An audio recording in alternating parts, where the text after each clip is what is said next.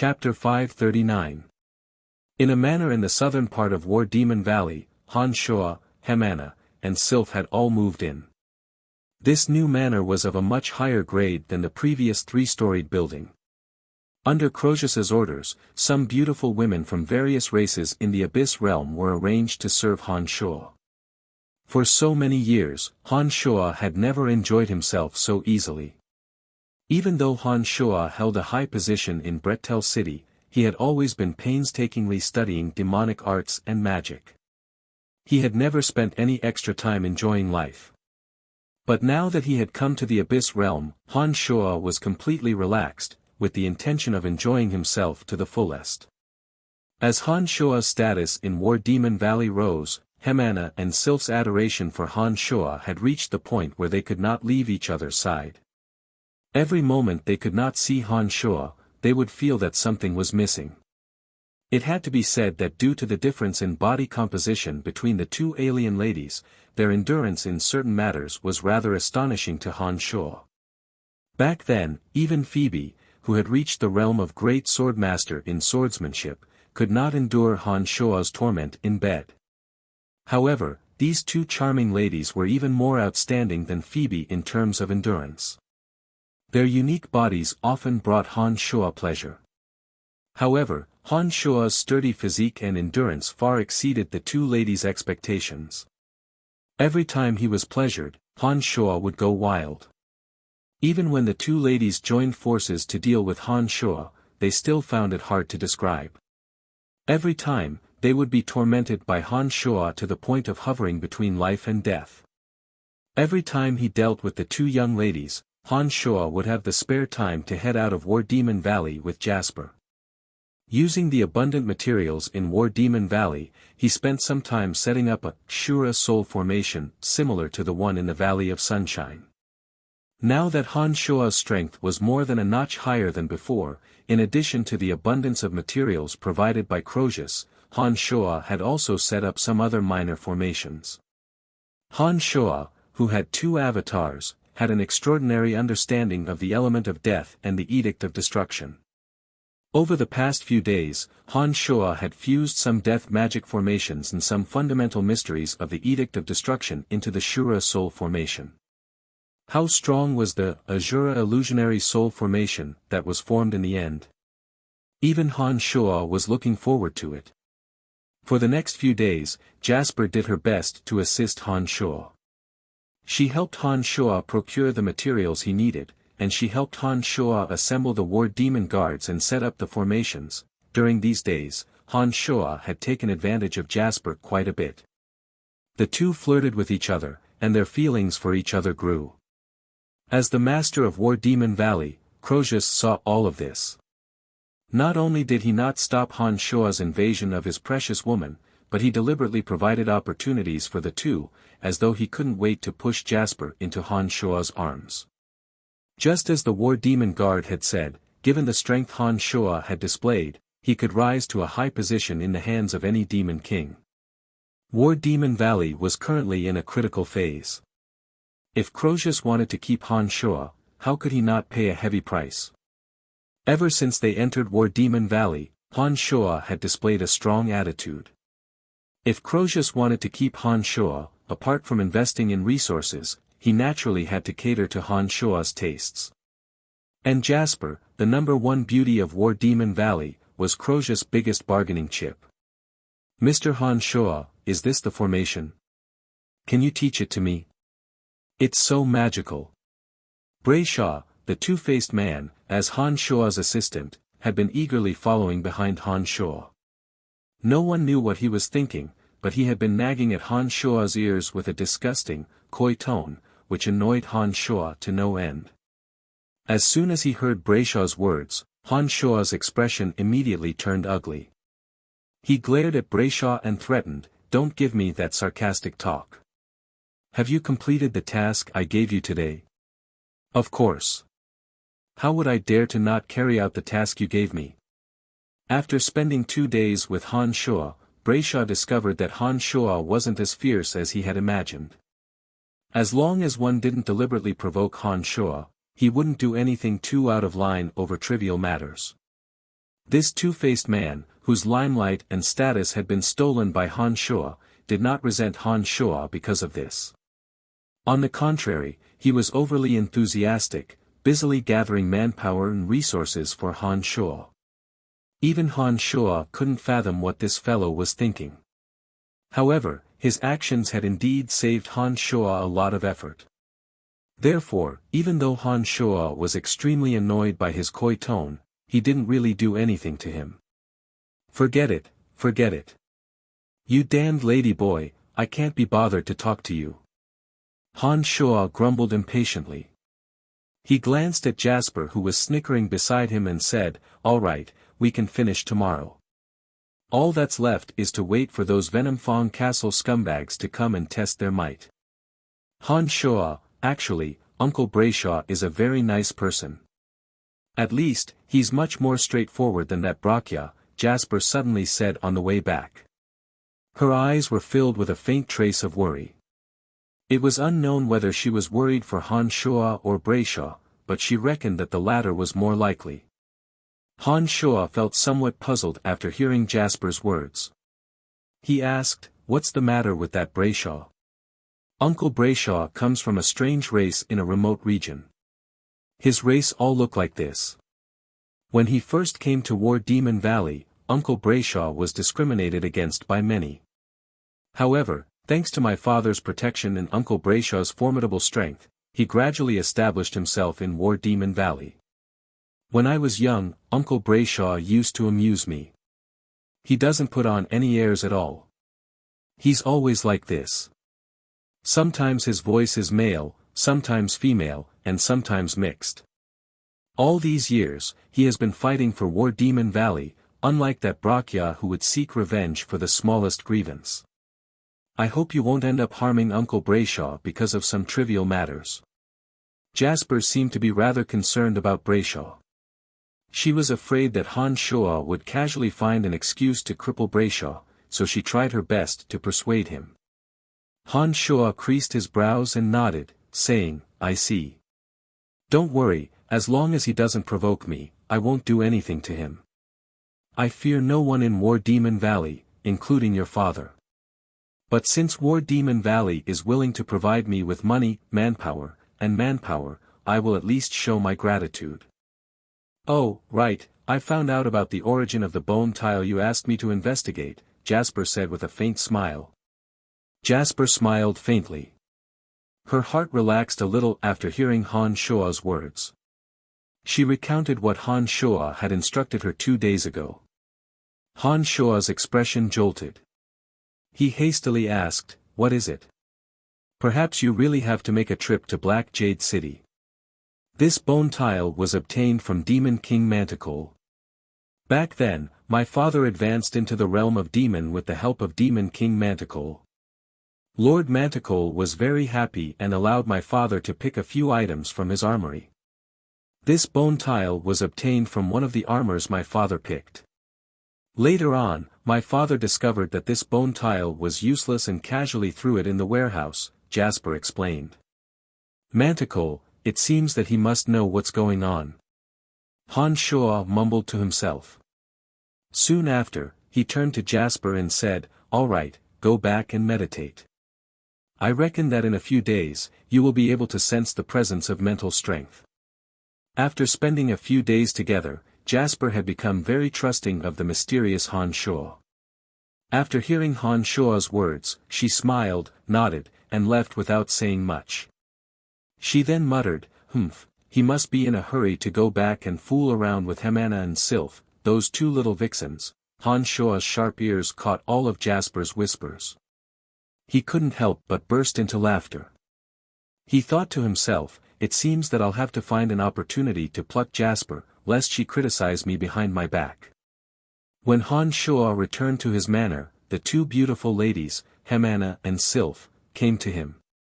They hooked their arms around the crook of Han Shuo's arm and led Han Shuo into his room with beaming smiles on their faces.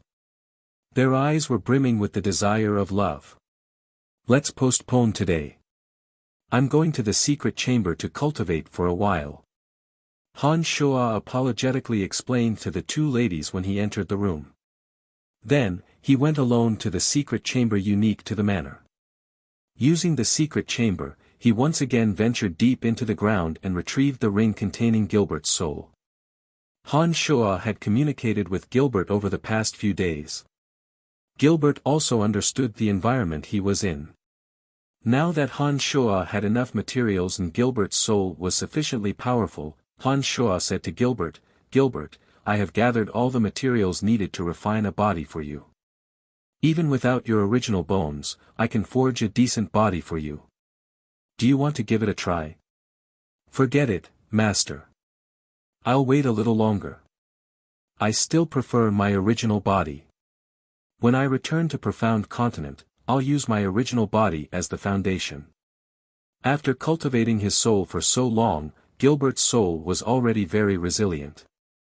When he had a new body, Han Shuo believed that with Gilbert's powerful soul, he would certainly make rapid progress.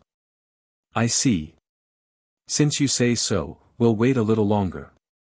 Don't worry, I already have an idea. After these 2 days, we'll immediately go to Black Jade City and figure out the problem with the interplanar transportation matrix." Han Shuo knew that Gilbert was getting impatient, especially after Han Shuo told him about the beauty of some alien ladies in the Abyss realm. This little lewd dragon had become restless. After comforting Gilbert, Han Shuo chanted an incantation to summon Little Skull and prepared to transfer the memories of necromancy magic to him. But when Little Skull arrived from the netherworld, Han Shuo was immediately astonished by the little skull before him. Chapter 540. A grayish-white tombstone was embedded in Little Skull's chest. The tombstone was engraved with complex and cryptic inscriptions. The inscriptions contained an extremely intense aura of death.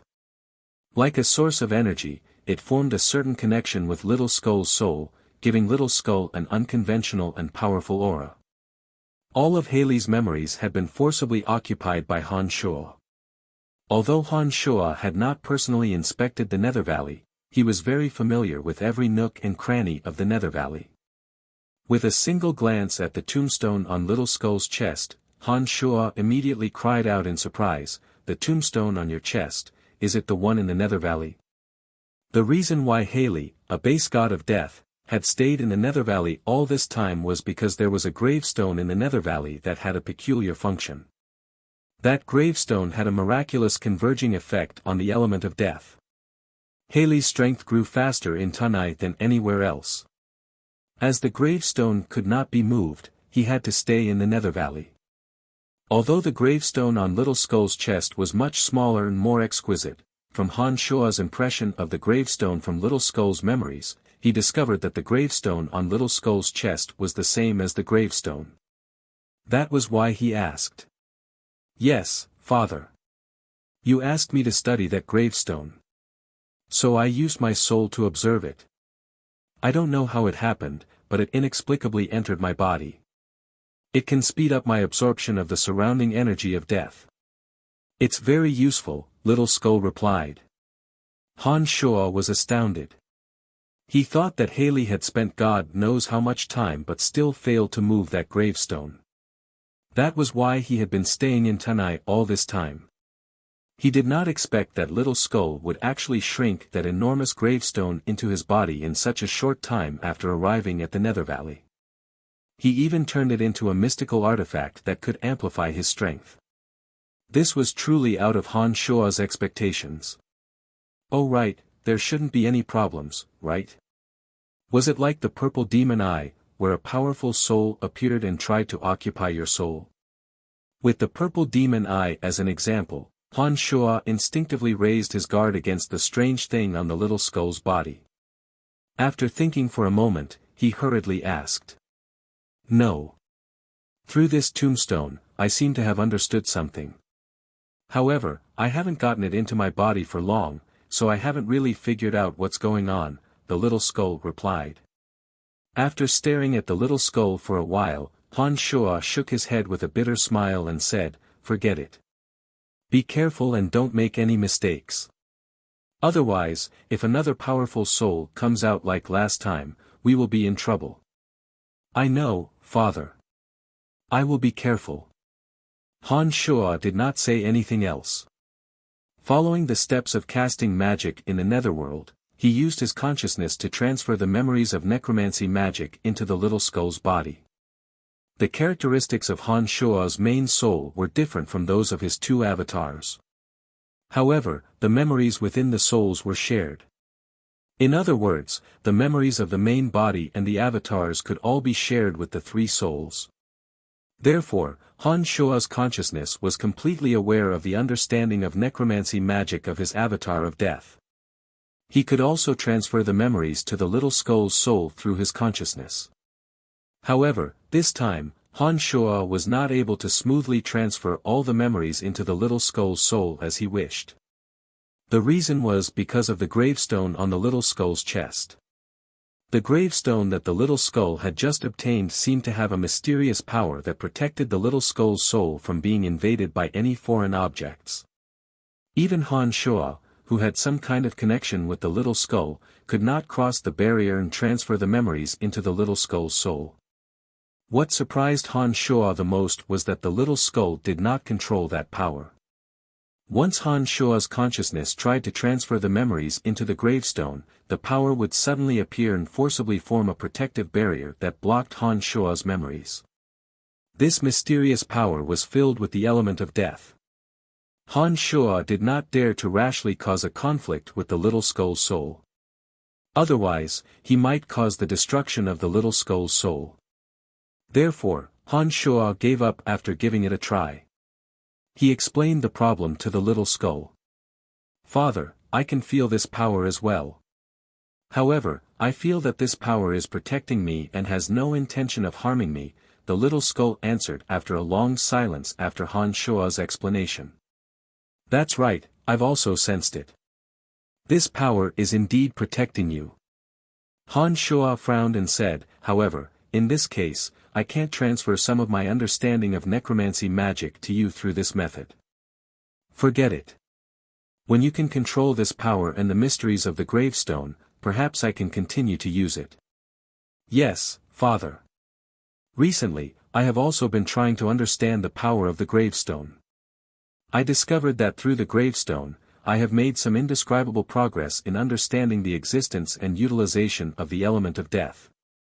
Perhaps, this gravestone can also help me improve faster," the little skull explained. Han Shuo was somewhat surprised by his words. After thinking for a while, he said, "All right then. For the time being, you should focus on studying the gravestone. When you understand its mysteries, I will transfer the memories I have obtained to you." With that, Han Shuo chanted a magical incantation and sent the little skull to the netherworld. What would come would eventually come. The enormous threat that was Venom Fong Castle was gradually closing in on War Demon Valley. In the short span of 2 days, all the hidden sentries within a radius of 100 miles around War Demon Valley were wiped out. When Crozius discovered the arrival of the enemies from Venom Fong Castle, he immediately issued an order for all the hidden sentries to return to War Demon Valley and stop wasting manpower. The people from Venom Fong Castle seemed to be waiting for something. They did not immediately launch an attack even after arriving at War Demon Valley. However, the citizens of War Demon Tanai, who were strictly forbidden from leaving the city, gradually realized that something was amiss. Unwittingly, the shocking strength of Venom Fong Castle gradually spread among the citizens of War Demon Valley. The 3 words Shadow Warriors became the most discussed term among the citizens of War Demon Valley. Every single citizen of War Demon Valley would reveal an expression of fear when they heard the words Shadow Warriors. In the short span of a few days, the entire War Demon Valley was shrouded in a tense atmosphere of preparation. All the War Demon guards came and went in War Demon Valley. The experts of the 6 Rakshasas, as well as a few visiting advisors that everyone in War Demon Valley knew of, all wore worried expressions. They seemed to be worried about this unusual battle. In War Demon Valley, Crozius, the 6 Rakshas, and the 5 visiting advisors stood shoulder to shoulder with Han Shuo at the entrance of the city wall that was as tall as a hill. A few days in the Abyss Realm was equivalent to more than a month on Profound Continent. Making use of this time, as well as the massive amount of resources provided by Crozius, the master of War Demon Valley, not only did Han Shuo successfully deploy the Shura Soul formation outside War Demon Valley, he also successfully refined 2 demonic weapons. Each of the 16 pearls of annihilation could cause a large-scale explosion. Within the explosion, there would be soul-piercing needles that were as sharp as needles shooting out. Anyone who was hit by the soul-piercing needles shot out by the Pearl of Annihilation would instantly perish if their soul wasn't strong enough. Even those with sufficiently strong souls would have to find a place to remove the vicious effects of the soul-piercers within a short period of time. Otherwise, the longer it dragged on, the greater the damage to the soul. Even a godly expert whose soul had fused with the elements of heaven and earth would instantly lose all combat strength upon being struck by a soul-piercer. If the damage was not dealt with in time, both body and soul would perish. The Jade Flame demonic shuttle was a vicious demonic weapon that could form a large area of green flames. Anyone who came into contact with even the slightest bit of it would have their soul incinerated from the inside. These 2 demonic weapons were painstakingly refined by Han Shuo using the resources of the Abyss Realm and spending some time and energy.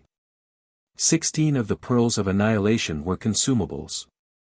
Their power would be tremendous after an instant explosion, but one used up would be one less. The Jade Flame demonic shuttle, on the other hand, could be activated using the mystical glacial spell fire. Like the Blood Seether, the energy source it required was Han Shuo's demonic yuan. With these 2 demonic weapons and 2 avatars, Han Shuo was full of confidence. He didn't pay too much attention to the invaders. Compared to Crozius and the others, Han Shuo appeared calm and unruffled. Mr. Han Shuo, is the so-called formation ready? How can it display such formidable power as you have described? Wuxia curled his lips in disdain as he gazed at the densely packed stone forest surrounding War Demon Valley, as well as the bizarrely shaped and colorful banners. Whether it's powerful or not, you might as well go in and give it a try. Hee hee. However, if Mr. Wuxia accidentally dies inside, I won't be responsible for it. Han Shuo looked at Wuxia smilingly, brimming with confidence. I believe that Mr. Han Shuo will definitely bring us some surprises. Crozius seemed to have a lot of trust in Han Shuo. However, when he looked at the densely packed stone forest, his gaze was somewhat odd. In Crozius' heart, he was more concerned about Han Shuo's strength. As he didn't know the true power of the formation, he thought that Han Shuo was merely using this method to loot his weapons and resources. He didn't really hold any hope for the formation. In less than half a day, Venom Fang Castle will launch their attack, said Han Shuo confidently. Seeing the puzzled looks on everyone's faces, Han Shuo put on a faint smile and said mysteriously, I can feel it. Chapter 541. Before the great battle, War Demon Valley was shrouded in a suffocating pressure. Almost every citizen in the city was mobilized to fight for the safety of War Demon Valley. The Abyss Realm was a place where every citizen was a soldier. Under the cruel competition, every high-level abyssal creature was a battle-hardened warrior. Although Venom Fang Castle's attack this time was different from the past, and everyone in War Demon Valley was fearful, when the time came, not a single one of them flinched. As Han Shuo expected, after half a day, abyssal creatures of all shapes and sizes appeared one after another in front of the stone forest that Han Shuo had deployed outside War Demon Valley. There were tens of thousands of enemies from Venom Fang Castle. Most of them were gigantic abyssal creatures that lacked high intelligence. Only a tenth of the abyssal creatures that had the appearance of humans and were powerful. Their leaders were the triops that Han Shuo had seen before. Under their command, more and more abyssal creatures gathered and stood outside the towering city walls of War Demon Valley.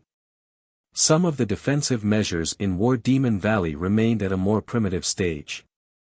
Sharp fences covered in spikes, giant bows and arrows were mounted on the city walls, and huge boulders that were ubiquitous in the Abyss Realm. An especially huge triops clad in pitch-black iron armor and wielding a 2-meter-long trident was riding on a 5-tailed warhawk. He stood proudly in the sky opposite War Demon Valley in an awe-inspiring manner.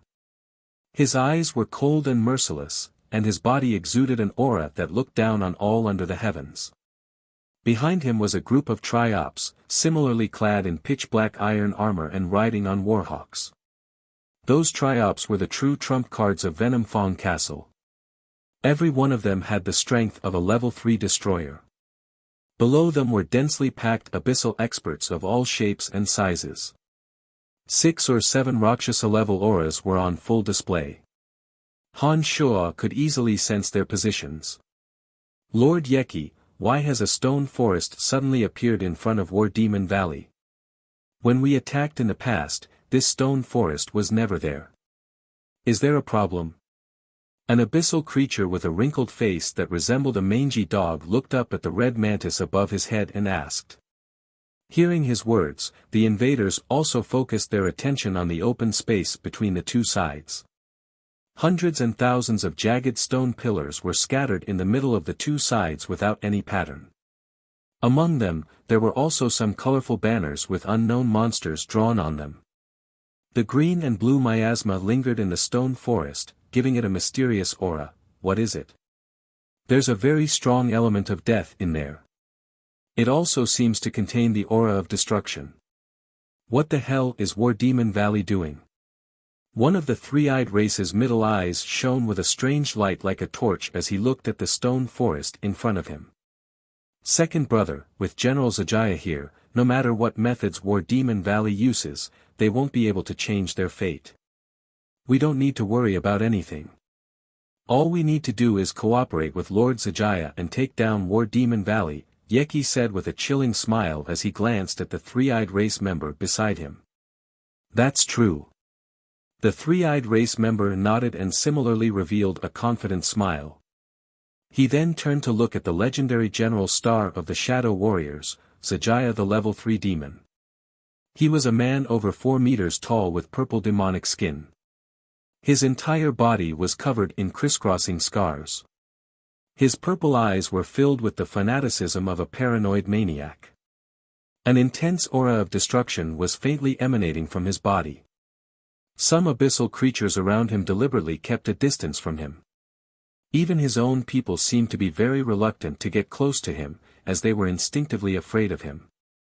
Only by completely conquering War Demon Valley and crushing Crozius to pieces can we return to see Lord Golander. Gazing at the tall and broad city walls of War Demon Valley from afar, Zajaya slowly said with an ear-piercing voice, Yeki, today is the perfect opportunity for you to end things with Crozius. Only by taking down War Demon Valley can your Venom Fong Castle be renamed to Venom Fong City. Only then will his lordship value you. Rest assured, Lord General Star.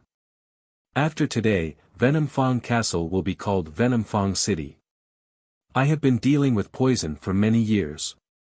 It's about time I join the ranks of cities, Yeki said with some excitement as he licked the corner of his mouth. Humph. Don't get too excited.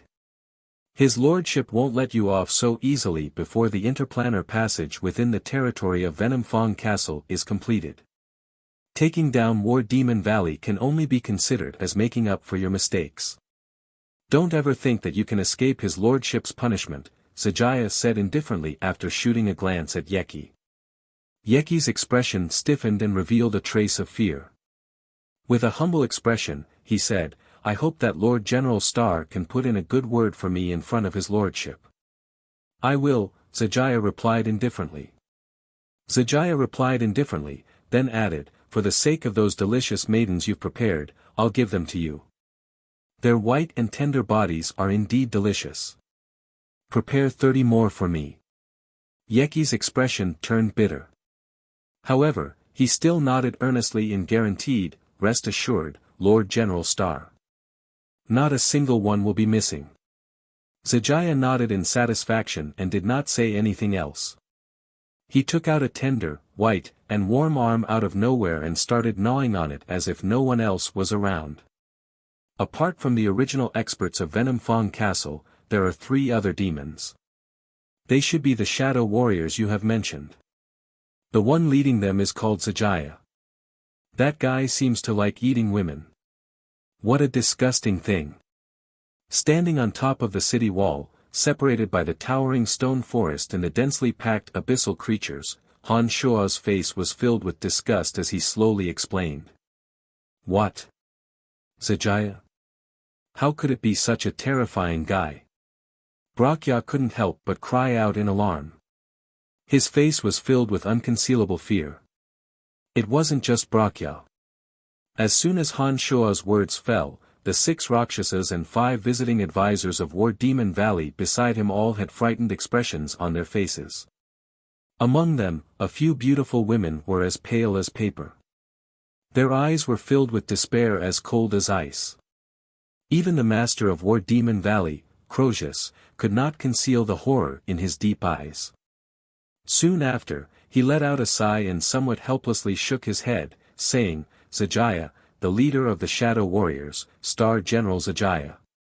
I didn't expect that there would be such a maniac who likes to eat women. This time, I wonder if we will be able to hold out until reinforcements arrive. Sigh. As though recalling something, Croesus abruptly turned to the pale-faced Jasper and instructed in a somewhat pained tone, if War Demon Valley falls, you should commit suicide ahead of time. Zijaya, that lunatic, likes to eat beautiful women alive. He doesn't let them die immediately during the process. To any woman, that is an unbearable and cruel experience. I understand. Jasper couldn't help but shiver when she heard Croesus's words. She didn't even dare to imagine that dreadful, scalp-numbing scene. Here, take this. If he dares to come close to you, throw this at him. But you have to be careful, this thing covers a very large area. You have to stay at least 50 meters away from it. Otherwise, even you won't be able to escape. Seeing that Jasper was trembling from head to toe, Han Shua took out a pearl of annihilation and handed it to Jasper, telling her how to use it. Grasping the pearl of annihilation handed to her by Han Shua, Jasper felt as though she had grabbed hold of a life-saving weapon. She resolutely said, I know what to do. However, you don't have to worry. With me here, I believe he won't even have the chance to get close to you. Han Shua smiled faintly and consoled Jasper. After Han Shua uttered Zijaya's name, all the surrounding experts of War Demon Valley paled. It was as though an invisible mountain was pressing down on their hearts. For a moment, the atmosphere was oppressive to the extreme. Only the sound of heavy breathing could be heard. Han Shua's calm and unruffled demeanor did not put the crowd at ease. They naturally believed that as an outsider, Han Shua simply didn't understand how terrifying Zijaya was. That was why he was acting so carefree. Looking at these people, Han Shua's eyes were filled with imperceptible contempt. Zijaya, an expert with the strength of a level 3 demon, was at best a pinnacle base god of destruction. Just by relying on that avatar of destruction with the strength of a low god, Han Shua could easily crush him. The one who should be afraid should be Zijaya. It was just that Zijaya couldn't sense Han Shua's powerful aura. It was only during the actual battle that he would understand how terrifying the enemy he was facing this time was. Charge, take down War Demon Valley. Under the oppressive atmosphere, the master of Venom Fong Castle, Yeki, suddenly raised his head and let out a shrill howl. His voice was as sharp as the wailing of a demon. The abyssal creatures that were everywhere, under the control of high-level experts, charged towards War Demon Valley with a courageous momentum. The densely packed stone forest was filled with these abyssal creatures in almost an instant. However, the so-called matrix that Han Shua claimed to be quite powerful didn't erupt with the slightest lethality that would astonish them. All it did was hinder the attackers a little. Mr. Han Shua, is this the power of the matrix that you spent a great deal of resources and a few days to build? Wuxia's face was ashen. It was unknown whether it was because he was afraid of Zijaya or something else. He was so angry that he became somewhat incoherent. Croesus's face was also somewhat unsightly. Although he did not say a word to Han Shua, his eyes expressed his dissatisfaction. There was not the slightest movement. As the master who had spent a great deal of resources, the fact that he did not fly into a rage and fall out with Han Shuo meant that he had cultivated himself to perfection. I haven't activated it yet. What's the rush? Let's wait a little longer. When more of them enter, I will make my move. Han Shuo, on the other hand, was unperturbed. He ignored the murderous gazes of the crowd and leisurely consoled them. Chapter 542. As expected, it's useless. That gave me a fright. I really thought there was some trick to it. Yeki sneered disdainfully as he gazed at his subordinates surging into the stone forest. Get ready. 3rd and 4th squads, charge in and take down War Demon Valley in one go. From today onwards, War Demon Valley belongs to our Venom Fong Castle, that three-eyed clansman shouted excitedly while licking the corner of his lips. Under his command, the swarms of Venom Fong Castle lined up in an orderly formation, mounted on huge, oddly shaped, low-grade creatures, and surged into the stone forest one after another. Zijaya, the leader of the Shadow Warriors, had been watching Venom Fong Castle's charge against War Demon Valley with cold eyes. He was nonchalantly gnawing on a fair, jade-like arm. The corner of his mouth was stained with blood. He appeared extremely cruel. The stone forest between the two formations occupied a vast area. It didn't seem crowded even with over 1,000 enemies surging in all at once. More and more enemies were entering the stone forest. The first to enter had almost reached the city wall. Crozius, the lord of War Demon Valley, first suppressed the fury in his heart and looked at Han Shuo. Only when the enemies were within reach did he gnash his teeth and give the order, "Get ready. Once the enemies get close, attack with all your might." Mr. Han Shuo, the enemies have already reached the city gate. Shouldn't we make our move? Brayshaw, that eccentric alien, was actually able to keep his composure. Even when Crozius, Wuxia, and the others no longer held any hope in Han Shuo, he still took the time to ask about Han Shuo. "Yeah, Han Shuo, it should be time to activate the matrix, right?" Jasper also looked anxiously at Han Shuo and said somewhat worriedly. Of all the people in War Demon Valley, Jasper could be considered as the only one who truly cared about Han Shuo. However, it was precisely because she cared about Han Shuo that she hoped that Han Shuo could truly make some contributions to prove to everyone, so that they wouldn't view Han Shuo as a worthless scoundrel who only knew how to take advantage of the situation to plunder War Demon Valley's resources. Forget it, I don't have high hopes for this so-called formation.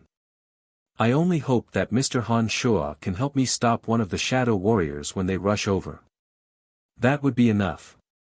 Crozius shook his head and sighed softly. His face was filled with disappointment. Han Shuo, who had been unperturbed all this while, still had that infuriating look on his face. He put on a faint smile, looked at the crowd, and said, "Those who have entered the stone forest are all low-level existences serving as cannon fodder. Although there are quite a few of them, I believe that the current defensive power of War Demon Valley is more than enough to handle them. My matrix won't waste energy on such trash. In that case, I would like to see what kind of power this so-called formation of yours can display." Wuxia, who no longer held any hope of survival in his heart, was faced with an almost undefeatable enemy. He no longer feared Han Shuo. He might as well die anyway. His speech was no longer as secretive as before. He directly expressed his anger and resentment towards Han Shuo. "You will see for yourself." Han Shuo smiled calmly. Wuxia had already regarded him as a dead man. There was no need for Han Shuo to bicker with him. As the few of them conversed, the first batch of Venom Fong Castle cannon fodder that had entered the stone forest had already crossed the stone forest and arrived before the city walls of War Demon Valley. All of a sudden, the hands and feet of the enemies, who did not bring any climbing tools, began to secrete a sticky substance. Under Han Shuo's astonished gaze, these enemies of Venom Fong Castle had already used their hands and feet to cling tightly to the walls, rapidly climbing up. Oh, the Abyss Realm is indeed the Abyss Realm. No wonder they didn't bring any ladders. So their hands and feet can secrete this sticky substance. No wonder. Han Shuo couldn't help but exclaim in astonishment when he saw those low-level abyssal creatures using their hands and feet to climb up like monkeys climbing trees. Kill. Beside Han Shuo, the master of War Demon Valley, Crozius, suddenly bellowed with a gloomy face. At his command, 1,000 men moved in unison. Boulders, sharp arrows, iron hooks, these simple yet highly lethal defensive measures were suddenly activated, all of them falling towards the enemies that were climbing down. Fresh blood splattered, bones cracked, and bodies were torn to shreds. In almost an instant, hundreds of low-level abyssal creatures were struck down by the boulders and sharp arrows like raindrops. All traces of life were lost forever between heaven and earth. Barbaric and backward places were often bloody and cruel. This was especially true in the Abyss Realm. The Abyss Realm, which was extremely lacking in science and technology, had always lived in the midst of slaughter and conquest. In every great war, the most precious lives were consumed. Here, blood and cruelty seemed to be the main theme. The never-ending battle between the two forces caused more and more warriors to become even more bloodthirsty and brutal. Below Han Shuo, that cruel scene was unfolding. The enemies who had come to invade War Demon Valley, even though they knew that the first to rush up to the city walls would only be throwing away their lives to buy time for those behind them, still pressed forward fearlessly. It was as if they didn't know the meaning of retreat at all. The people of War Demon Valley, who clearly knew that they were no match for them, were like that. The same was true for those who had come to die as cannon fodder. The Abyss Realm was indeed cruel. Kill. In the distance, Yeki of Venom Fong Castle let out a shrill howl. Soon after, he shouted, "Crozius, from today onwards, War Demon Valley is mine. I will cut off your head with my own hands." Yeki's shrill howl reverberated across the battlefield, greatly boosting the morale of the invaders of Venom Fong Castle. All the trump card experts who had been staying put were finally ready to take action. Following Yeki's shrill howl, they charged over like a swarm of locusts. Zijaya, the bloodthirsty maniac, appeared extremely calm at this moment. His eyes revealed an irrepressible bloodthirsty excitement. His mouth was still chewing on a broken bone, but his demon-like body had already soared into the sky. In the blink of an eye, he landed next to Qi Yen. The destructive aura of a peak base god instantly spread across the battlefield. With Sajaya's appearance, the other two shadow warriors finally revealed themselves. One was a muscular man whose body was as black as ink. He looked like a giant boulder. He charged towards War Demon Valley like a bulldozer. His tremendous aura was on full display. The other was a bewitchingly beautiful young woman. She had voluptuous breasts and plump buttocks. Her scarlet shoulder-length hair fluttered wildly in the wind. The corners of her mouth curled into a seductive sneer. She flew over like a butterfly. The three shadow warriors were in the vanguard, followed by all the experts of Venom Fong Castle. All of them flew over in the air. In order to boost the morale of their side, all of them revealed their powerful auras. It was as though they wanted to destroy the willpower of the people of War Demon Valley right from the start.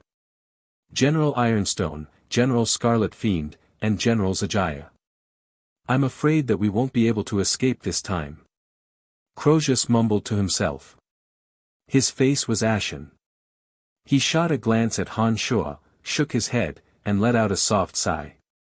As soon as the figures of the other two shadow warriors were revealed, the experts of War Demon Valley who were familiar with the strength of those two shadow warriors felt a chill run down their spine.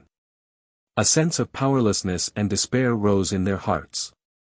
Even their willpower to resist seemed to have weakened by a lot. Although they didn't know how famous General Ironstone and General Scarlet Fiend were, from the way the crowd looked at them, they knew that in the Abyss Realm, these two should be terrifying characters that would make anyone pale with fright.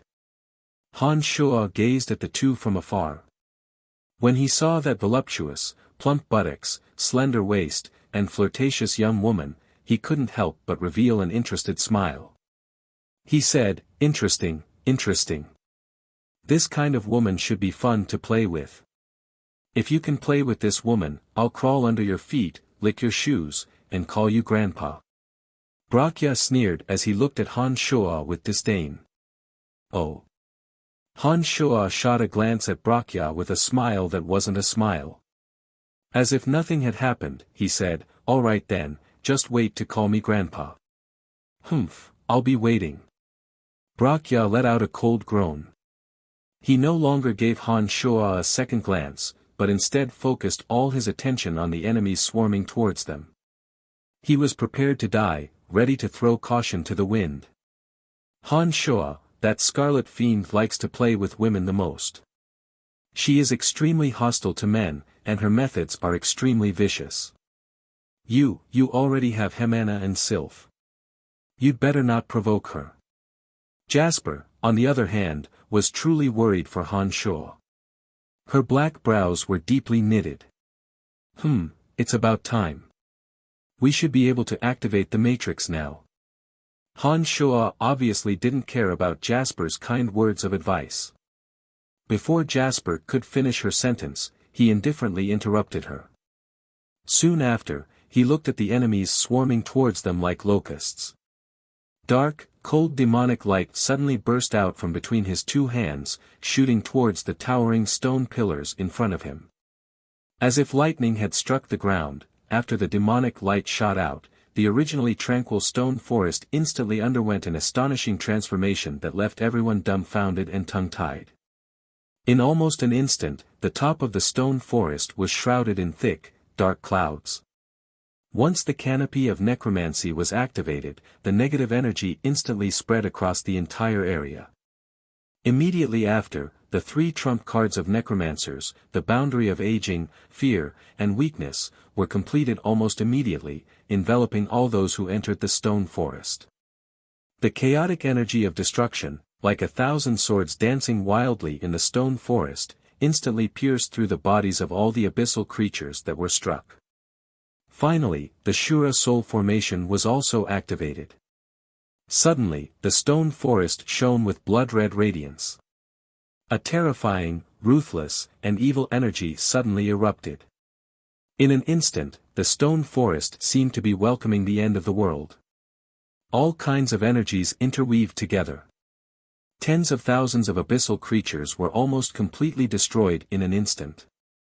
Some were penetrated by the destructive energy, some were turned into rotten bones under the boundary of aging, some were shrouded by the blood-red radiance, their blood boiling and exploding, and some were trapped in a boundless illusion, strangely stabbing themselves with sharp blades. Chapter 543. Rubble swirled in the air, blood splashed everywhere, and the aftershocks did not stop.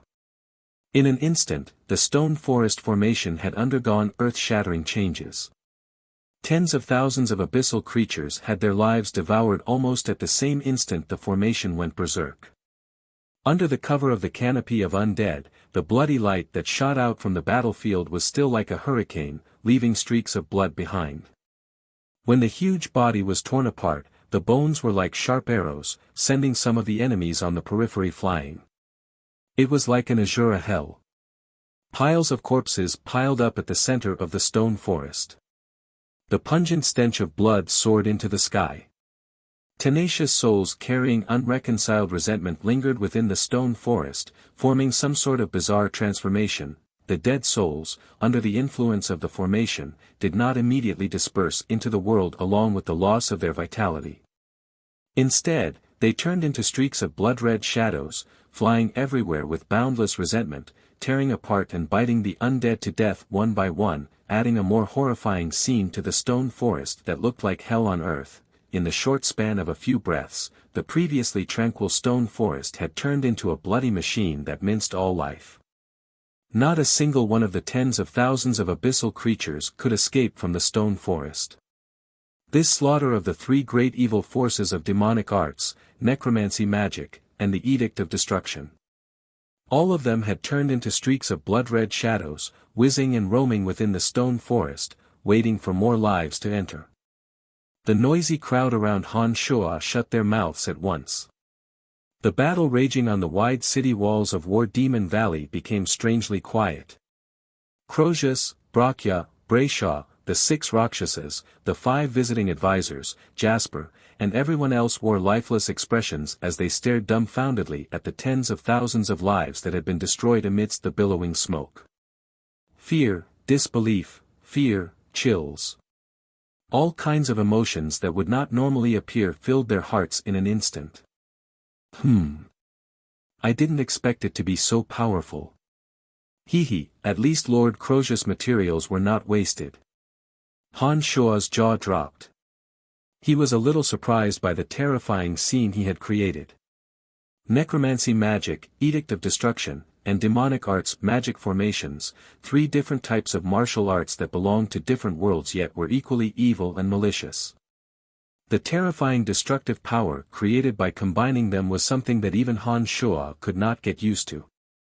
More than 10,000 elites of Venom Fong Castle were devoured by the stone forest created by Han Shuo in an instant. Not a single one of them survived. Such power was simply shocking to the extreme. Han Shuo, Mr. Han Shuo, this is the power of the formation. Crozius, the Lord of War Demon Valley, was actually stuttering at this moment. His deep eyes were filled with confusion, as though he still couldn't imagine what he had just seen. It should be. Lord Crozius, are you satisfied with the power? The corners of Han Shuo's mouth curled into a teasing smile as he blinked his eyes. Crozius was speechless. I'm convinced. Brayshaw, this eccentric fellow, his eyes sparkled with little stars that made Han Shuo feel disgusted as he stared fixedly at Han Shuo. Wuxia's snake-like body stiffened like a 1,000-year-old zombie. He maintained a strange posture of slightly leaning forward in preparation for battle. His face was filled with disbelief and fear as he stared blankly at the blood shadows dancing wildly in the stone forest. After a long while, Wuxia forced an ugly smile and muttered to himself, "It seems that I really have to call him Grandpa. Is this guy even human?" The people of War Demon Valley suddenly quietened down. Every one of them wore a lifeless expression. Their gazes towards Han Shuo were filled with reverence. A character who could annihilate tens of thousands of enemies in the blink of an eye was much more terrifying than those fiendish shadow warriors. Retreat, retreat. Damn it, don't enter that stone forest. Motherfucker, what the hell is going on? Yeki, who had flown over on his warhawk, felt as though his tenacious heart was filled with lead. His uncontrollable fear was clearly exposed in his trembling voice. His anxious and helpless voice seemed to carry a hint of sobbing. Yeki, what's going on? Why is it so terrifying down there? Didn't you say that War Demon Valley only has that little bit of strength and that we can easily take them down? As the leader of the Shadow Warriors, Sajaya had experienced all sorts of situations over the years. However, this was the first time he had encountered a scene where tens of thousands of experts were slaughtered in an instant. He too was panicking. Even this bloody butcher, who regarded human life as worthless, felt his scalp tingle and his heart flustered when he saw the unbearable sight of hell on earth below him. A human figure soared into the sky. His body was badly mutilated. Large chunks of flesh hung on his tough bones, as though they would fall off at any moment. Sajaya's face turned incomparably ugly as he looked at the figure that suddenly rushed out from the stone forest. He looked at the inhuman chunks of flesh and the horrifying bloody appearance. He suppressed his towering rage and asked, "Ironstone, is that you?" "Lord Star Warrior, it's me." What a terrifying attack. They're all dead. Everyone is dead. I'm the only one who escaped. Oh my God, what the hell is going on? Yeki, you deserve to die 10,000 times over. Who did you offend? The Granite General, who no longer resembled a human, trembled as he spoke incoherently due to his fear. Who the hell is it? Scarlet Fiend General's coquettish and beautiful body was also trembling in anger. Her towering chest was trembling, provoking endless wild and fanciful thoughts. I don't know what's going on either.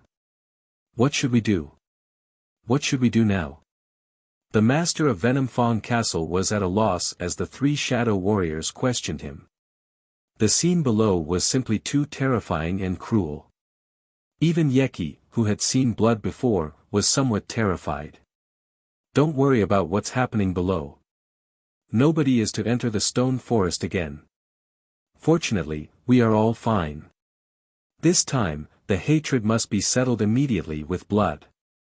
Otherwise, our shadow sect will not be able to answer to the king. He looked at the thousands of Yeki's trump cards riding on flying mounts behind him and said, either we take down War Demon Valley, or we all die in War Demon Valley. You all know what the king is capable of. We don't have a third option. As soon as Zajaya mentioned Demon King Golander, the party of Venom Fong Castle members, who were originally filled with fear, shuddered. Their gazes suddenly became resolute. They had made up their minds that even if they were to die here, they would not be able to infuriate Golander. Then, let's kill. Either everyone in War Demon Valley dies, or we all die. Yeki licked the corner of his mouth and revealed a cruel and sinister expression. Without waiting for Zajaya to say anything else, he waved his hand and fiercely roared, for the sake of our fallen brothers, today, we will kill everyone in War Demon Valley. Charge! Under Yeki's command, the remaining thousands of Venom Fong Castle elites, under Yeki's instigation, no longer looked at the bloody scene in the stone forest below. They fearlessly charged towards War Demon Valley. Everyone, be careful. The remaining ones are the strongest experts of Venom Fong Castle.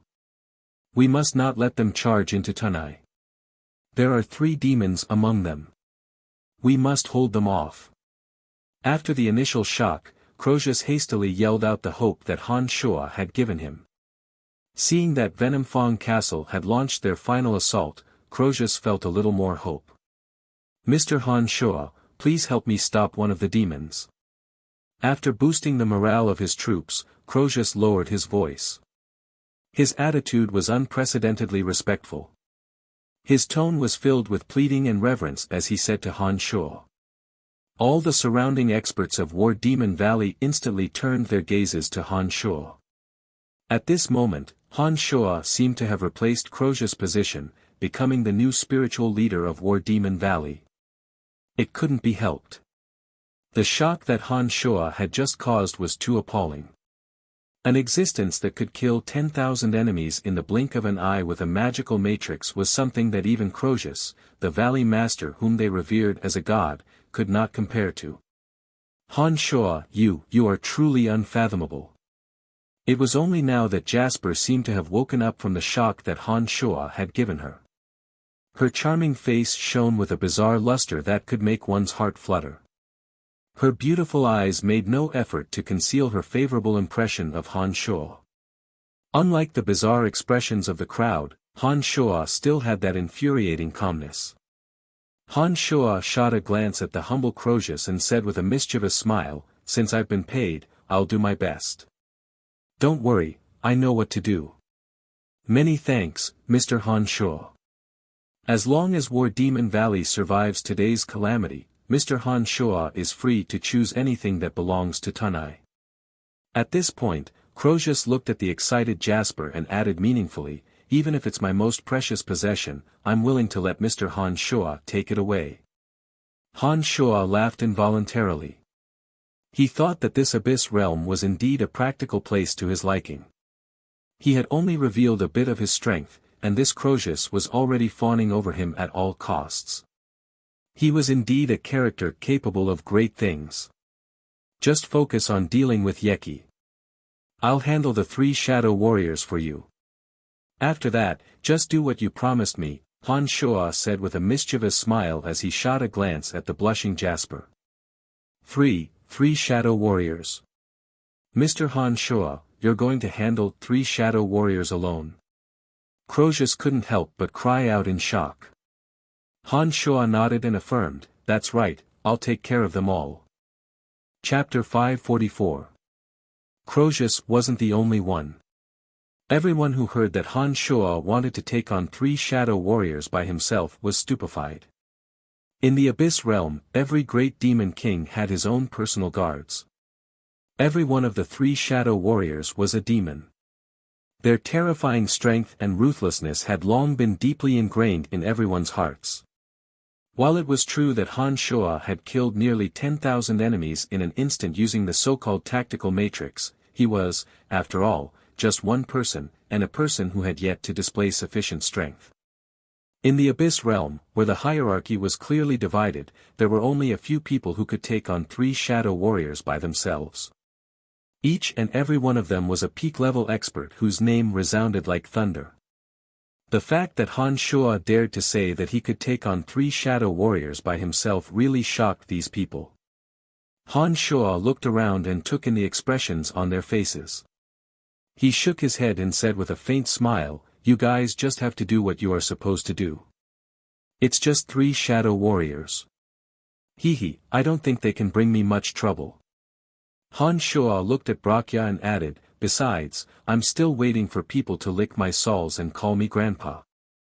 Wuxia's face turned ashen when he heard those words. However, he no longer dared to refute Han Shuo. He squeezed out an incomparably ugly smile and didn't say a word. His heart was filled with an unbearable bitterness. Kill them all. The shrill howls grew nearer and nearer. Finally, they reached the towering city walls of War Demon Valley. The remaining experts of Venom Fong Castle were either riding war eagles with thick serpentine tails, or true experts like Wuxia flying through the air. With his mortal enemy right in front of him, Crozius could no longer care about Han Shuo. He immediately shouted, "Kill!" Due to Han Shuo's devastating strike from the stone forest, those from War Demon Valley who had prepared many powerful defensive weapons were not put to use. It was only now that the last trump cards of Venom Fong Castle were nearing that they blasted out all at once. The sky was filled with iron, stone, and arrows that rained down on the crowd like hail. "Humph, that's all you've got?" Wuxia snorted with a cold face. His eyes shone with a frenzied light, and an aura of destruction erupted from his body. He took the lead and rushed forward. The law of destruction was activated in his palms, and most of the attacks were intercepted by him alone. Behind him, the rock warrior, whose body was so badly mangled that it was almost unrecognizable as a human, cultivated in the elemental energy of the earth. An earth armor covered his body that was riddled with holes. Unafraid of the barrage of arrows and stones, he smashed towards War Demon Valley like a small mountain. Scarlet Fiend cultivated in the elemental law of fire. Dense fire element shot out from between her hands and ignited upon landing on the ground. In a split second, the towering walls of War Demon Valley were enveloped in a sea of flames. Yeki, the master of Venom Fong Castle, let out a shrill howl as he charged straight at Crozius. He had already decided to fight to the death. The great battle broke out almost instantly. With 3 shadow warriors paving the way, not a single one of War Demon Valley's early attacks had any effect. The remaining experts of Venom Fong Castle charged unimpeded all the way to War Demon Valley, causing widespread casualties in the blink of an eye. Both sides had started fighting. Under Jasper's astonished gaze, Han Shuo finally soared into the sky. With the skeletal staff in one hand and the demon's lair edge in the other, Han Shuo entered the fray with a calm face. As soon as he landed in midair, Han Shuo let go of the skeletal staff and the demon's lair edge. To avoid shocking the world, he did not let his 2 avatars reveal their true forms, but only let them float in midair. As the skeletal staff floated in midair, the base god souls within it constantly released necromancy magic. Bone spears and bone spears flew out like scattered flowers. All kinds of necromancy boundaries were released in an extremely exquisite manner. The Grand Disintegrator, a necromancy magic with considerable destructive power, fell upon the invading enemies one after another, causing them to disintegrate and die one after another. The leader of the Shadow Warriors, General Starclaw Jia, was like a tiger charging into a flock of sheep.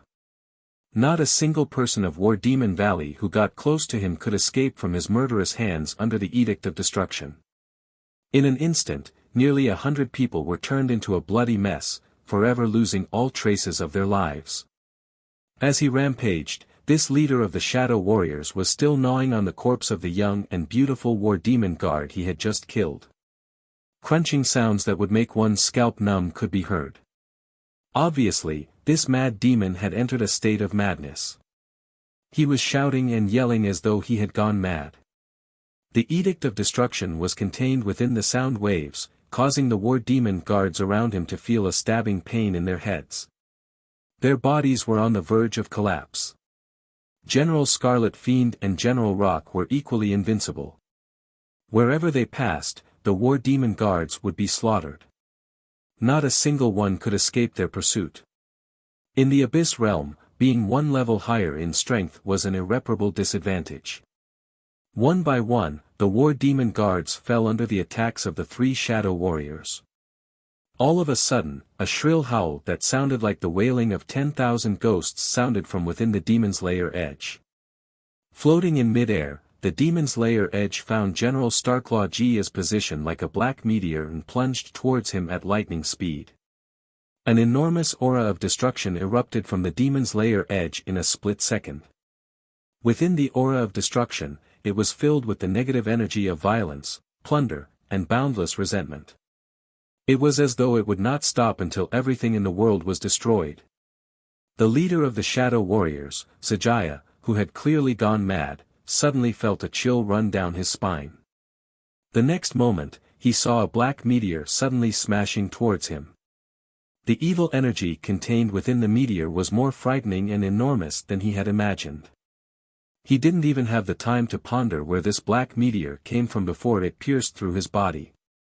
The Demon's Lair edge directly pierced through Zajaya's body.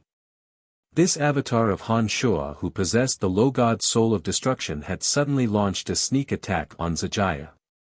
The Demon's Lair edge was a realm higher, and it contained the plundering energy of Dadera, as well as the resentment and death aura of tens of thousands of living beings contained within the Demon's Lair edge. Amir Zajaya would naturally die. After the Demon's Lair edge pierced through Zajaya's body, it suddenly turned around and gently pierced into the back of Zajaya's head. The base god soul that Zajaya had painstakingly cultivated for many years was instantly sucked into the Demon's Lair edge, along with Zajaya's comprehension of the Edict of Destruction and the remaining energy in his body. By the time the Demon's Lair edge flew out from the back of Zajaya's head, Zajaya's body was nothing but a bag of smelly flesh. He no longer had the slightest bit of valuable energy. Han Shoa's avatar of destruction in the Demon's Lair edge was one of the most bizarre existences. Not only did it possess the characteristics of demonic arts, it also possessed the plundering nature of Dadera. The fusion of the main soul and the origin crystal of destruction had formed an avatar of the Demon's Lair edge. Even Han Shoa himself wasn't too sure how this avatar should be classified.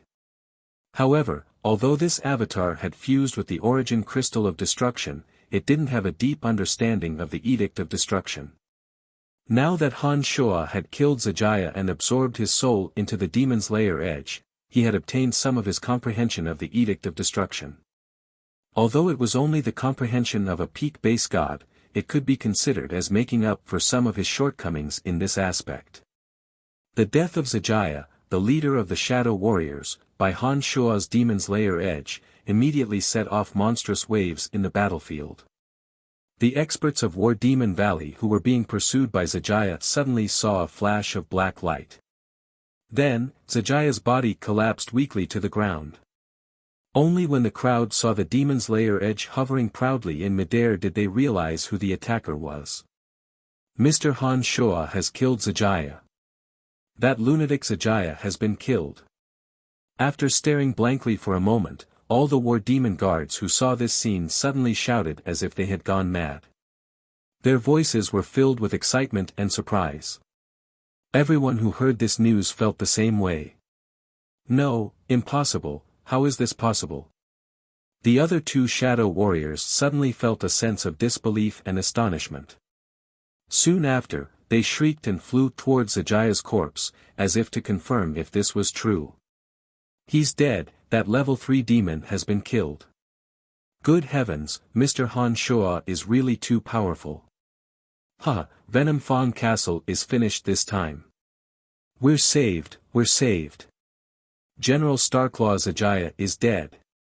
For a moment, the battlefield was filled with such excited clamors. Along with the clamor and cheers, the morale of War Demon Valley's side soared. Each and every one of them had reached their peak combat strength. On the contrary, the invaders of Venom Fong Castle had ashen faces. After experiencing consecutive blows, they were finding it hard to bear. "Ha, Yeki, you shall stay behind today." Crozius felt unprecedentedly carefree. Originally, he was worried about whether or not they could withstand the arrival of reinforcements. Now, he was thinking about how to maximize his gains. He attacked Yeki madly in high spirits, thinking that he would push Jasper to Han Shoa no matter what. The Abyss Realm worshipped the strong. Han Shoa, who had turned the tide and resolved War Demon Valley's crisis, instantly became the spiritual leader of War Demon Valley. Some young and beautiful alien ladies looked at Han Shoa with gazes filled with seductive lust. It was as if they couldn't wait to squeeze into Han Shoa's chest and let Han Shoa do whatever he wanted. "Break." Han Shoa shouted coldly. The demon's lair edge transformed into a streak of black light and flashed across the void. The next moment, that Ironstone general, whose body was as hard as a boulder, suddenly exploded. After killing that Ironstone general, Han Shoa stared at the voluptuous and seductive Scarlet Demoness with a playful smile on his face. He teased, "Beauty, do you want to live?" Chapter 545. Yes. The coquettish and flirtatious Scarlet Fiend looked at Han Shoa, the culprit who had turned the tides of the battle twice. She was terrifyingly calm. Then, before Han Shoa could think any further, the Scarlet Demoness suddenly smiled sweetly. Her body was like a ball of fire as she flew towards Han Shoa, taking the initiative to throw herself into his arms. Han Shoa wore a charming smile on his face as he gazed at the beautiful woman. It was only when the beautiful woman was right in front of Han Shoa that Han Shoa suddenly reached out and grabbed her snow-white neck. Under the horrified gaze of the Scarlet Fiend, Han Shoa tightened his grip. With a cracking sound, the Scarlet Fiend's neck was suddenly broken. Why? The Scarlet Fiend's body was as red as blood. She looked at Han Shoa in disbelief. She was not dead yet, but was still glaring hatefully at Han Shoa. "Hee, you want to kill me? Your method is a little clumsy." Han Shoa sneered. He did not wait for the intense fire element within her body to completely explode. He poured more force into her body and flung the beautiful woman far into the air. Rumble, a violent explosion suddenly resounded across the battlefield. The Scarlet Fiend's entire body was wrapped in blazing flames.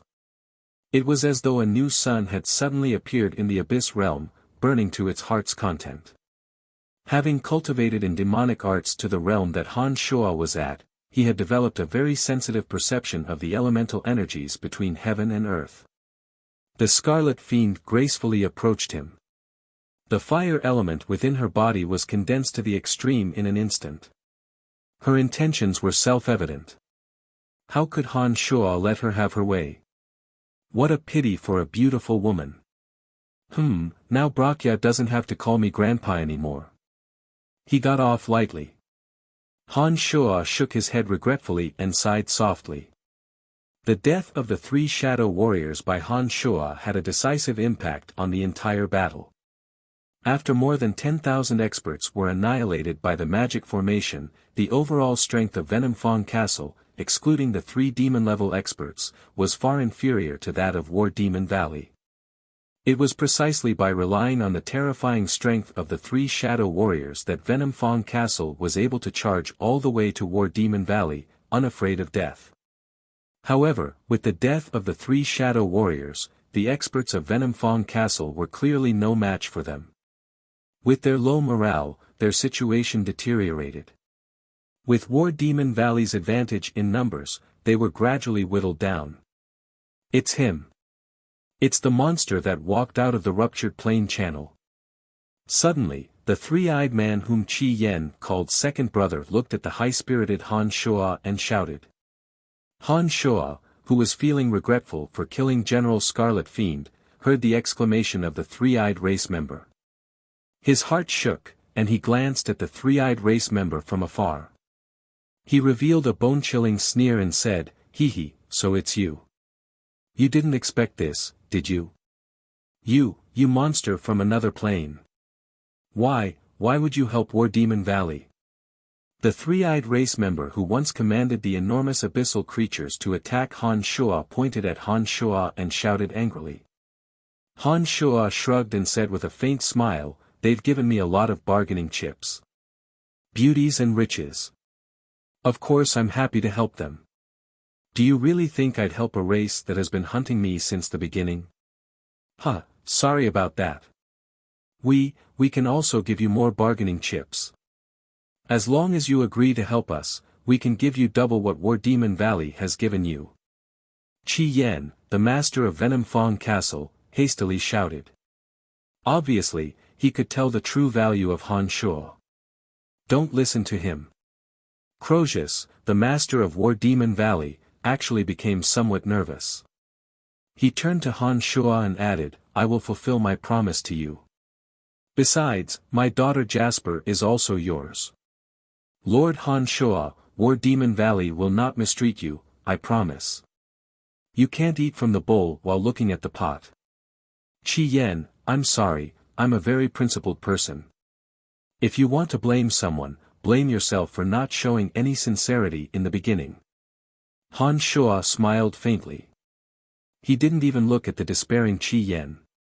Instead, he shot a glance at the bashful Jasper from afar and winked at her evilly. Jasper's attention was fully focused on Han Shuo. When she saw Han Shuo's meaningful gaze, she immediately panicked. She coyly turned her head away, not daring to look at Han Shuo's gaze that no one dared to look directly into. With the power of one man, Han Shuo had slain 3 shadow warriors, securing victory in one fell swoop. After receiving Han Shuo's reply, Crozius heaved a sigh of relief. Then, he sneered and said, "Everyone, let's put in more effort. Let's first annihilate these people. Then, we will kill our way to Venom Fong Castle and occupy this place that we have been fighting against for so many years." The crowd of War Demon Valley was in high spirits. Relying on their superior numbers and the existence of a super expert like Han Shuo, they immediately launched the final battle. On one side, their morale was high, while on the other, their hearts were filled with despair. One after another, those from Venom Fong Castle were drowned and killed by the sea of people from War Demon Valley. The sporadic resistance also grew weaker and weaker. Han Shuo walked straight towards Jasper.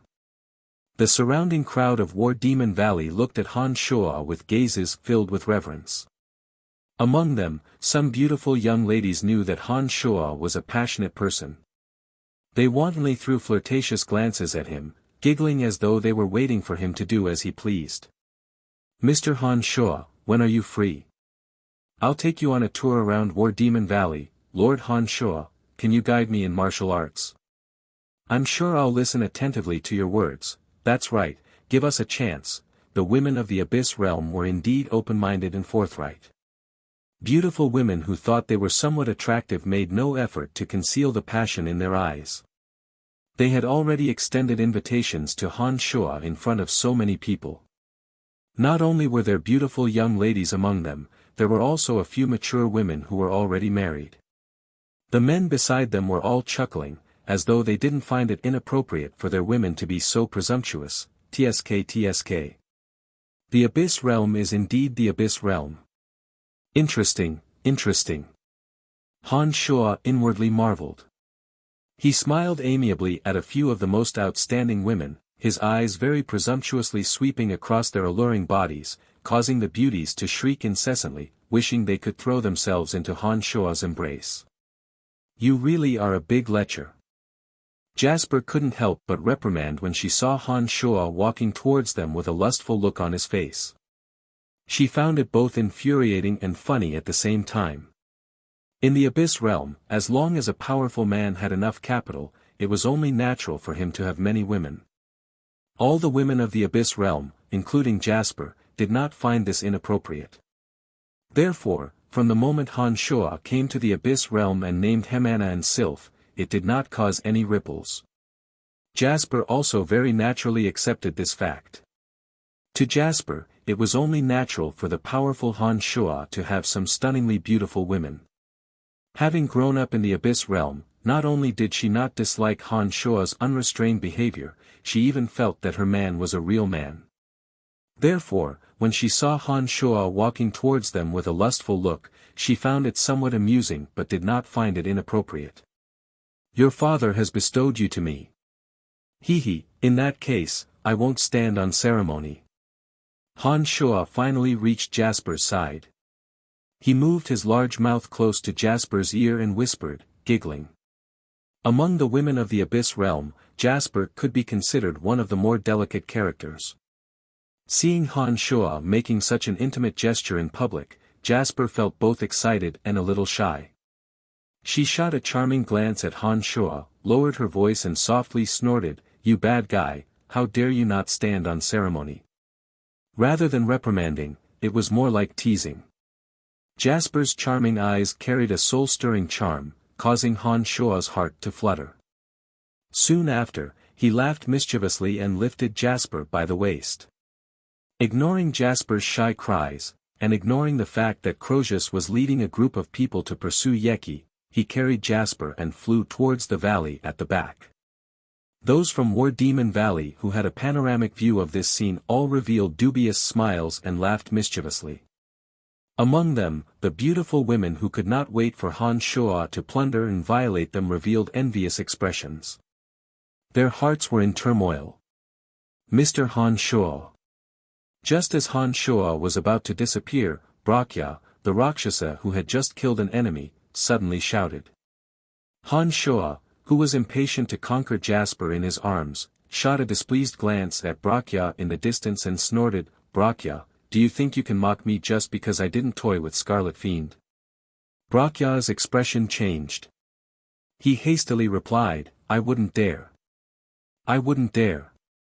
Under Han Shuo's cold gaze, Wuxia put on a long face and said, "I just want to tell you that this lowly one is convinced." It could be seen that when Wuxia said those words, his heart was filled with fear. He had sincerely expressed to Han Shuo that he would never dare to be his enemy again. It made sense.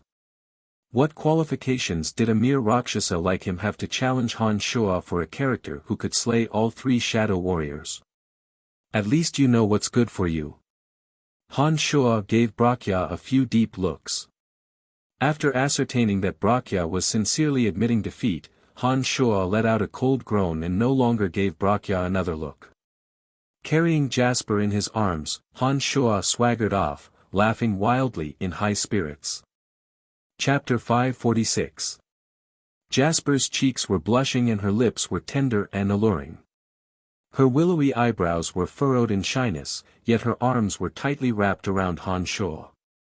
Her heart was thumping wildly with both anticipation and fear. Han Shuo chuckled all the way.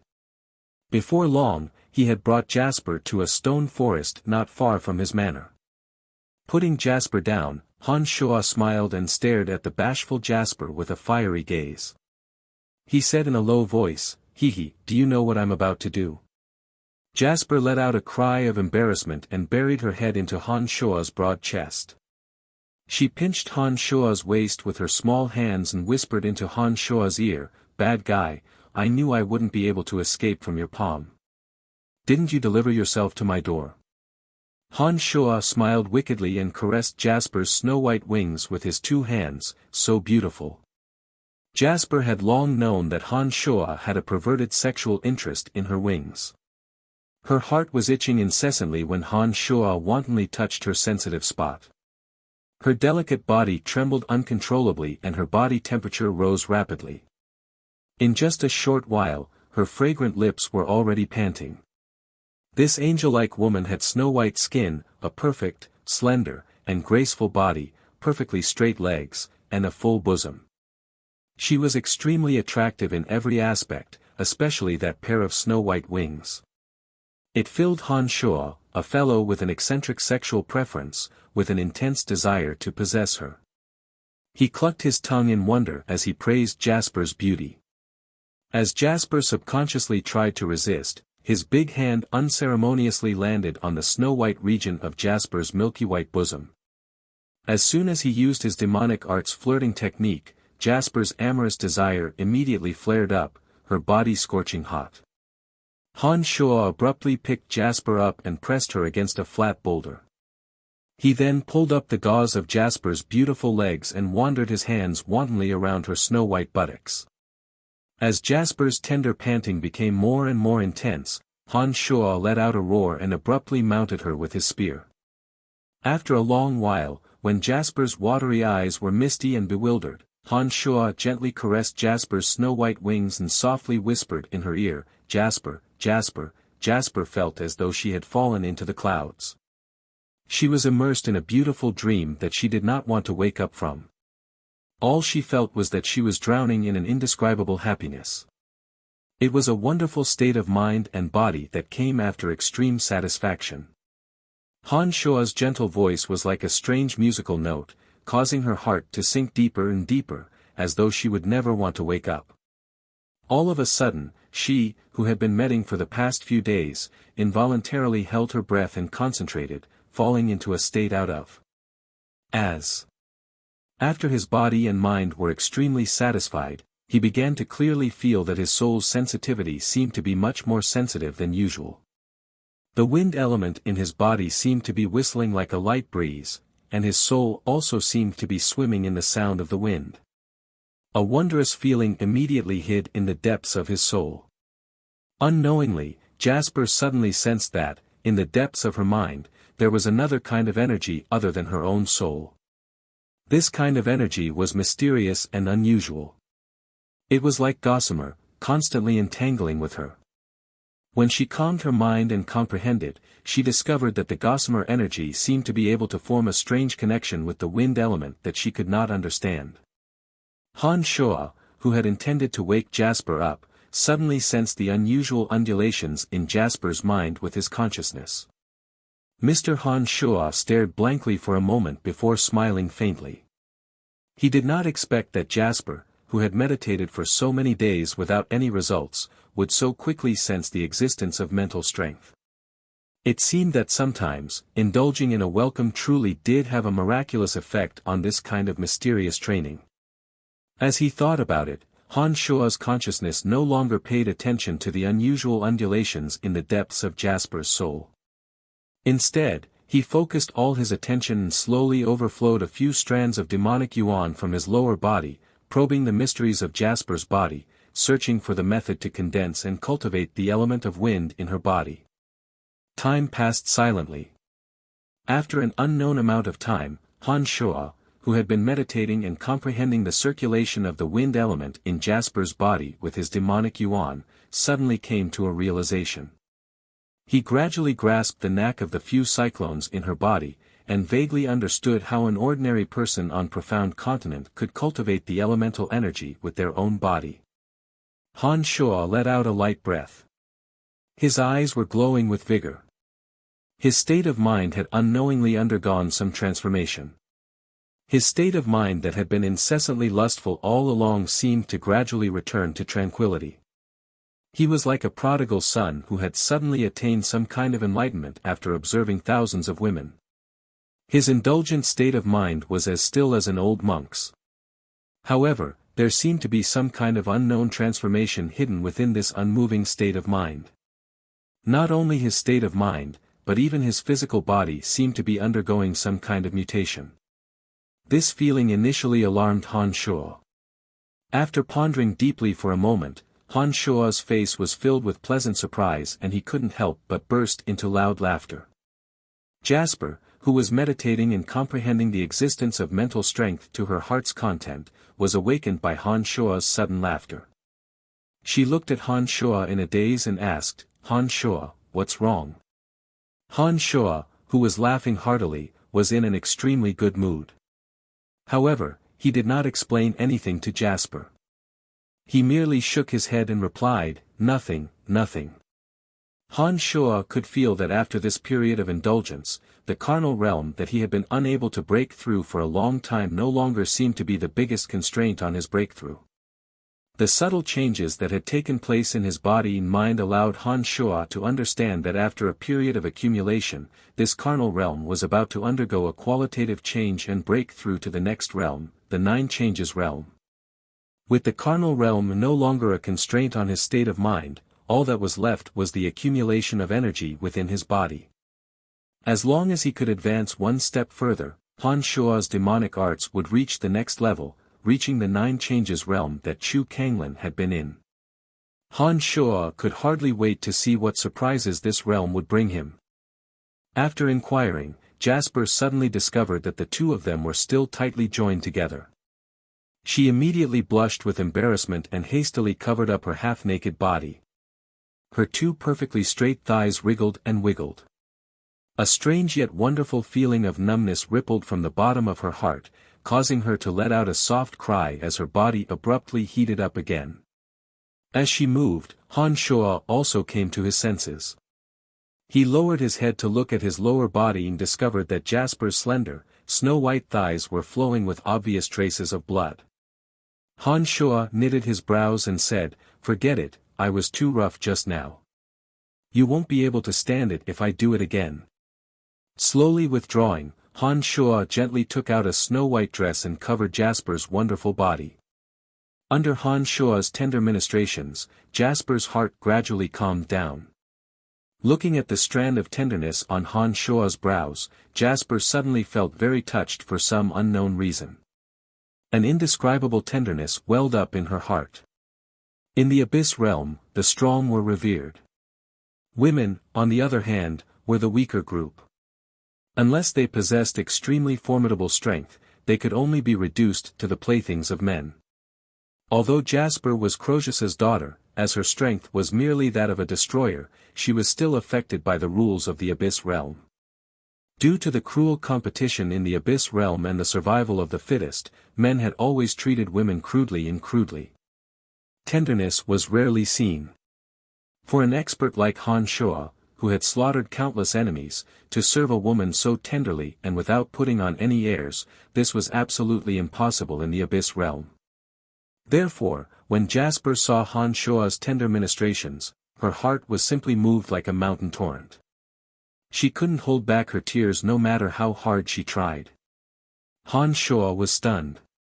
He did not understand why Jasper would suddenly cry. He hastily comforted Jasper and said some words of love that were commonly spoken on profound continent. With that, Jasper became even more inexplicably moved. Tears streamed down her face like a broken dam, leaving Han Shuo somewhat at a loss as to what to do. Thank you, Han Shuo. You are truly a good man. I'm just rejoicing at being able to become your woman." Jasper, who had been sobbing incessantly, revealed a smile as beautiful as a pear blossom and begonia as she explained in a low voice. Han Shuo scratched his head and looked at Jasper with a baffled expression. He did not know what to say. I sensed mental strength. Is it that kind of thread-like energy? Inside your brain? Jasper, who was crying tears of joy, suddenly exclaimed in surprise. She looked at Han Shuo and asked hastily, as though wanting Han Shuo to give her an immediate answer. Han Shuo nodded with a smile and affirmed, "That's right, your feeling is absolutely correct. That energy is the mental strength I told you about. In the future, as long as you meditate well, it won't be impossible for your soul to directly fuse with the element of wind." Jasper was wild with joy when she heard those words from Han Shuo. Suddenly, she thought of something and exclaimed, "In that case, does that mean I can use my space ring now?" "Of course. Try to use your feeble mental strength to enter the space ring and form your mental imprint within. In the future, with that mental imprint, you will be able to freely send in and take out items." Han Shuo said smilingly. "Thank you. Hee hee, I also have a space ring now. What a wonderful feeling. A small stone would disappear and reappear in Jasper's hand from time to time. She was having so much fun with it that she quickly figured out how to use the space ring. Han Shuo watched Jasper play around with a faint smile. After a while, he suddenly creased his brows and said, Demon King Manticore has sent someone over. Let's go and take a look. Chapter 547. Inside the War Demon Grand Hall, a middle-aged couple wore solemn expressions as they listened to Crozia's description of the battle. Just as the two of you can see, Venom Fong Castle is completely finished this time. At present, Quinoa is leading the experts of War Demon Valley towards Venom Fong Castle. If there are no accidents, Venom Fong Castle will be captured by us within a short period of time. Crozius, the master of War Demon Valley, looked at the couple in front of him and explained solemnly. The middle-aged couple wore solemn faces as they listened to Crozius' description of the battle. After Crozius had finished, the man said in a deep voice, that person called Han Shuo single-handedly killed 3 shadow warriors, including Zijaya. Crozius nodded. He seemed to have yet to recover from the shock. He took a deep breath and said with certainty, that's right. He single-handedly killed Zijaya, Crimson Fiend, and Rock Warrior. What's even more shocking is that the so-called matrix he built in front of War Demon Valley instantly wiped out nearly 10,000 experts of Venom Fong Castle. That's too terrifying. The charming woman gasped. Her face was filled with shock. That guy, where did he come from? When did such a terrifying guy appear in the Abyss Realm? The man asked anxiously as he stared at Crozius with a face of disbelief. Lord Board, Lord Zinnia, to tell you the truth, Han Shuo said that he came from the destroyed interplanar passage in the territory of Venom Fong Castle. Crozius said with a straight face. What? The two cried out in surprise. They looked at each other and exclaimed, Interplanar passage. Crozius nodded affirmatively. He forced a smile and said, really, I believe his words more. Because during the previous battle, Scarlet Fong, the second brother of Venom Fong Castle's Scarlet Fong had personally confirmed the accuracy of this information. Board and Zinnia stared blankly for a moment. Soon after, their eyes lit up as they looked at Crozius. Board said, Crozius, this time, you have made a great contribution. Crozius, who had long expected this, smiled and said, from the moment this person came to War Demon Valley, I noticed that he was extremely unusual. Therefore, I have been deliberately trying to win him over. It is also because of his existence that Venom Fong Castle was completely annihilated this time, saving our War Demon Valley from the crisis. Now, he has requested to see Lord Manticore. I believe that as long as your lordship can satisfy some of his harmless requests, our side will be able to gain the upper hand in the 5-way battle. Yes, that's why his lordship will definitely reward you handsomely this time, Board said with a gratified expression. He then continued, I heard that you even gave your daughter, Jasper, to him. Well done, you didn't waste His Excellency's guidance. Lord Board is flattering me. Crozius was secretly delighted. He was glad that he had made a wise decision a few days ago. Alright, Crozius. Lead us to that so-called formation. We are very curious about that formation that can instantly exterminate tens of thousands of lives. Zinnia smiled at Crozius and suggested. When Han Shuo and Jasper returned to the battlefield together, they discovered that the battle had already ended. Everywhere along the way, there were huge, disgusting, grotesquely shaped abyssal creatures that were chewing on the corpses that littered the ground, regardless of friend or foe. At a glance, Han Shuo discovered that every single person on the side of War Demon Valley had joyous expressions on their faces. They were excited by that hearty, unrestrained battle. When they saw Han Shuo appear with Jasper, all of them actually started chanting Han Shuo's name. For a moment, cheers that came from the bottom of their hearts resounded from every direction of the battlefield. At present, those that remained in War Demon Valley were not the main force. They were just some low-level abyssal guards who were responsible for guarding the safety of War Demon Valley and cleaning up the battlefield. However, the simultaneous cheers from every direction were still extremely impressive. It gave Han Shuo quite a fright. Han Shuo, look at their eyes. They worship you. Jasper explained while pointing at the abyssal guards scattered all over the battlefield. Han Shuo shot a glance at the crowd. He could tell from their eyes that what Jasper said was true. These warriors who worshipped the strong would only worship the truly strong. Although the great demon King Manticore was their true spiritual leader, it was a pity that very few of them had seen him with their own eyes. To them, although Manticore was powerful, he seemed somewhat unreachable. On the contrary, it was Han Shuo, an outsider who had just arrived at War Demon Valley, who proved to them what it meant to turn the tide with his own strength. Nodding and smiling, Han Shuo dragged Jasper, who seemed to be enjoying this wonderful feeling, and flew straight out of War Demon Valley. He asked amusedly, "What are you so excited about?" To see one's man being worshipped by others, this is something that all women in the Abyss realm would feel happy about. Hee, looking at them, looking at you as if you were a demon god, I feel that my judgment is correct. In the Abyss realm, beautiful women would rather become a demon's plaything than be worshipped by a low-level abyssal guard like a goddess. Jasper explained. Oh. Han Shuo was very interested in Jasper's novel explanation. When he thought about the cruelty of the survival of the fittest in the Abyss realm, he had to admit that this approach was correct. Becoming a demon's plaything would at least ensure one's safety. On the other hand, as a goddess of an abyssal guard, one could very well be killed at any time for no reason. In the Abyss realm, death was the most frightening thing. Thinking about it this way, Jasper's words did make some sense. While weighing Jasper's words in his mind, Han Shuo did not stop moving. In the blink of an eye, he had landed on the city wall of War Demon Valley. Looking at the bloody shadows that were still fluttering in the stone forest, and then at the 3 demon-level experts standing above the stone forest, the corners of Han Shuo's mouth curled into a playful smile. With one thought, the demon's lair edge suddenly whizzed out from his body. A streak of black lightning fell into the stone forest in a split second. Suddenly, the 10,000 bloody shadows that were darting about in the stone forest seemed to have smelled something fishy. All of them flew toward the demon's lair edge that was hovering in the middle of the stone forest.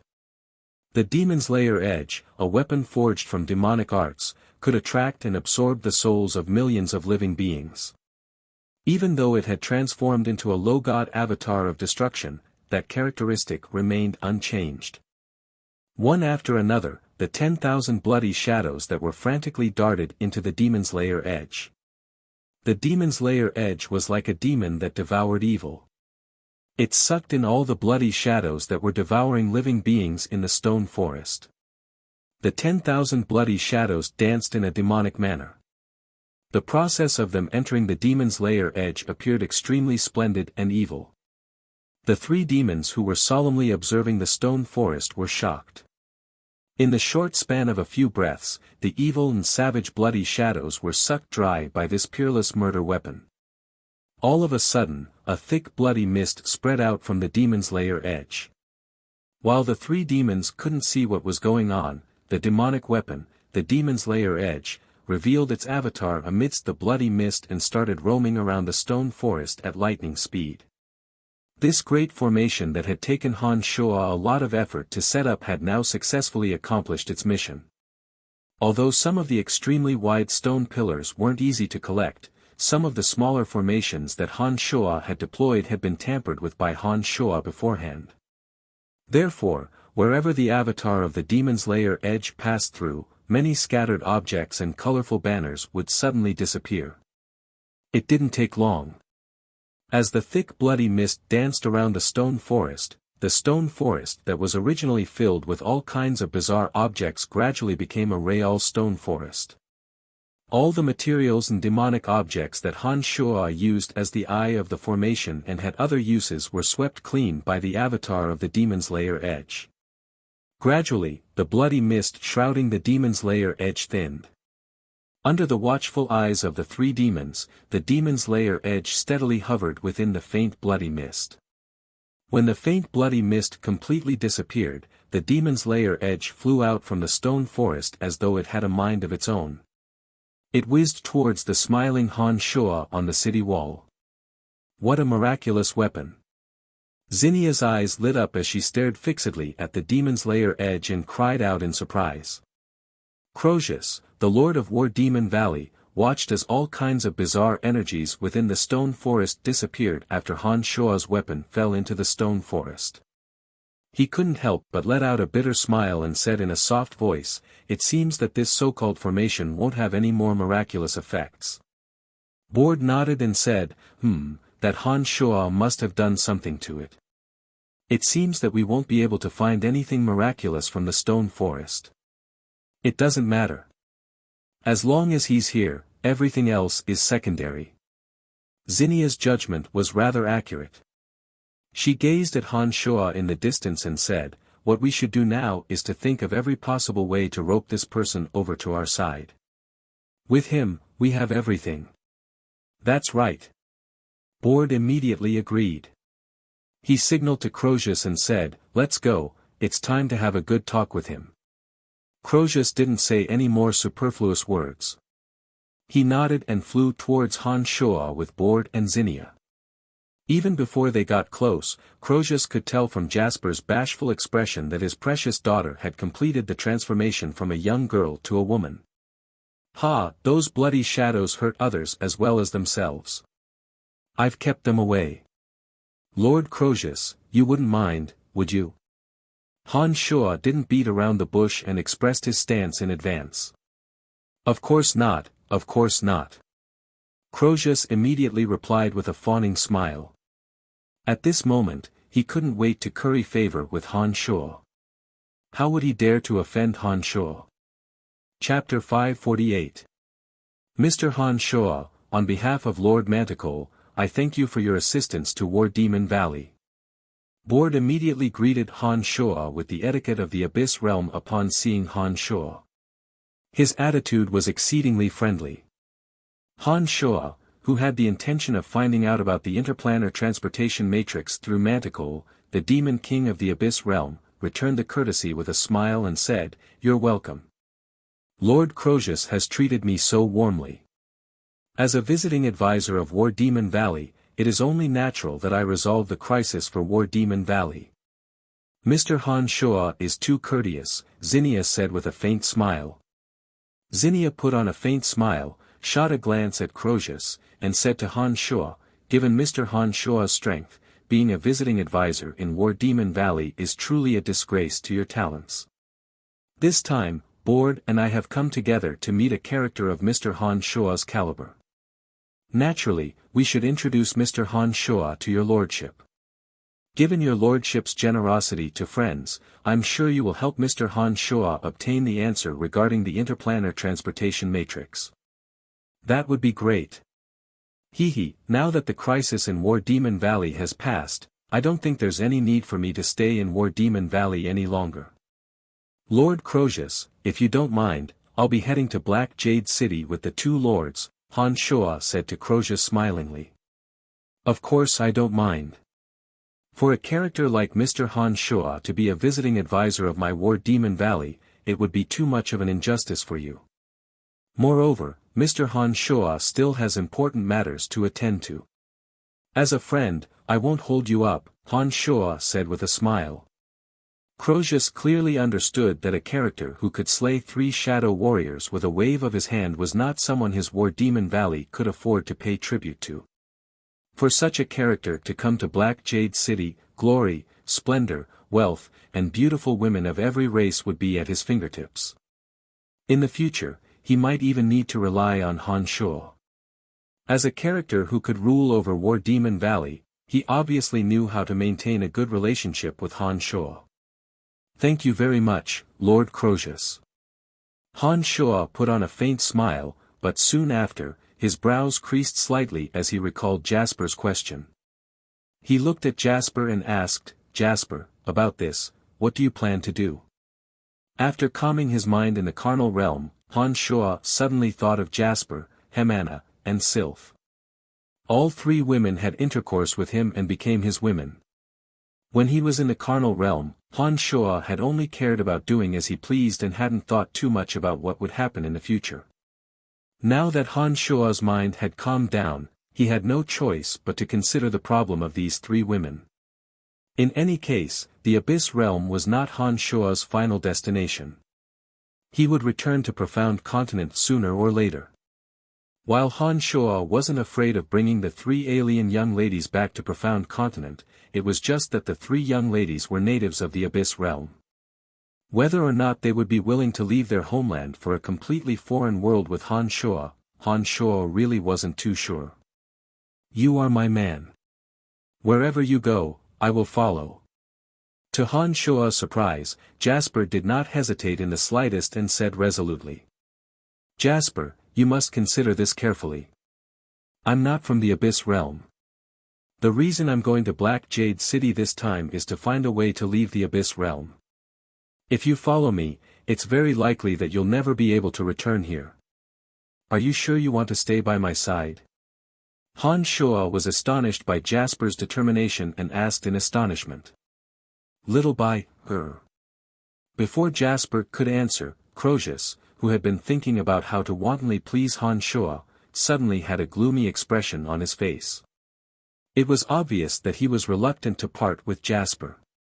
After calling out Jasper's pet name, he looked at Jasper as if he wanted to say something.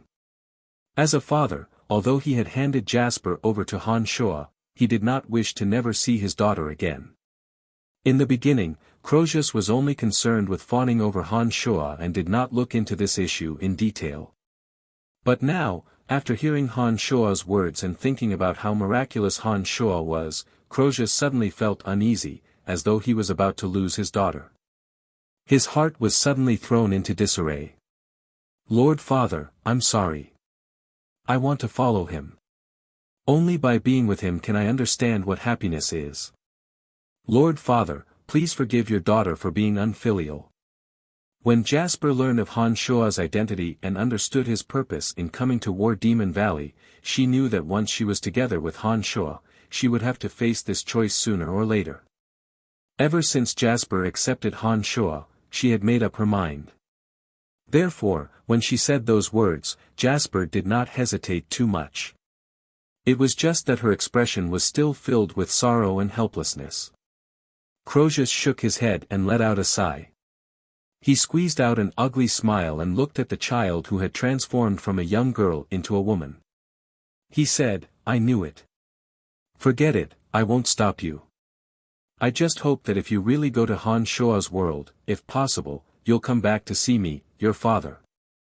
"I understand. As long as it's possible, I'll definitely come back to see you." Jasper's eyes reddened as she said those words. Although she had made up her mind long ago, it was still very difficult for her to maintain her composure when she was about to leave her only family. Just like her, Croesus's eyes were also slightly red. He looked at Jasper with a helpless and bitter smile, as though he was trying to engrave Jasper's appearance in his heart, and stared deeply at her. "Since I can come to the Abyss Realm, I'll definitely have the opportunity to come back again as long as I can find my way back. Don't worry, if possible, I'll still come back to the Abyss Realm. This place seems to suit me very well." Han Shuo suddenly recalled the existence of the Cemetery of Death. He felt relieved and comforted the two with a smile. All right. If Mr. Han Shuo doesn't mind, you can set off with us. It will take some time to reach Black Jade City from here. I believe his lordship will be very interested in Mr. Han Shuo," Board said smilingly. "Wait, there are still two women. I'll make a trip back to the manor and ask for their opinion," Han Shuo said apologetically. When he thought of Hemana and Sylph, the two alien girls, Han Shuo couldn't help but feel warmth in his heart. These two talented and beautiful girls could bring joy to Han Shuo that he had never experienced before. Han Shuo was really reluctant to part with them. "It's fine. We'll go with you. After you've settled everything, we can set off together." We're not in a hurry anyway, Zinnia said smilingly. Zinnia said with a smile. She thought to herself that this fella was truly a romantic character. It had only been a few days since he arrived at War Demon Valley, and he had already hooked up with 3 beautiful girls. It seemed that after arriving at Black Jade City, she would definitely inform His Excellency about his temperament. If she worked on this aspect, perhaps this fellow would be so happy that he would forget home and home, forever staying at Black Jade City. From the attitudes of Board and Zinnia, Han Shuo could see his own value. He smiled and nodded. He then took a glance at Crozius, thought for a moment, and took out a space ring. He handed it to Crozius and said, "This space ring is for you.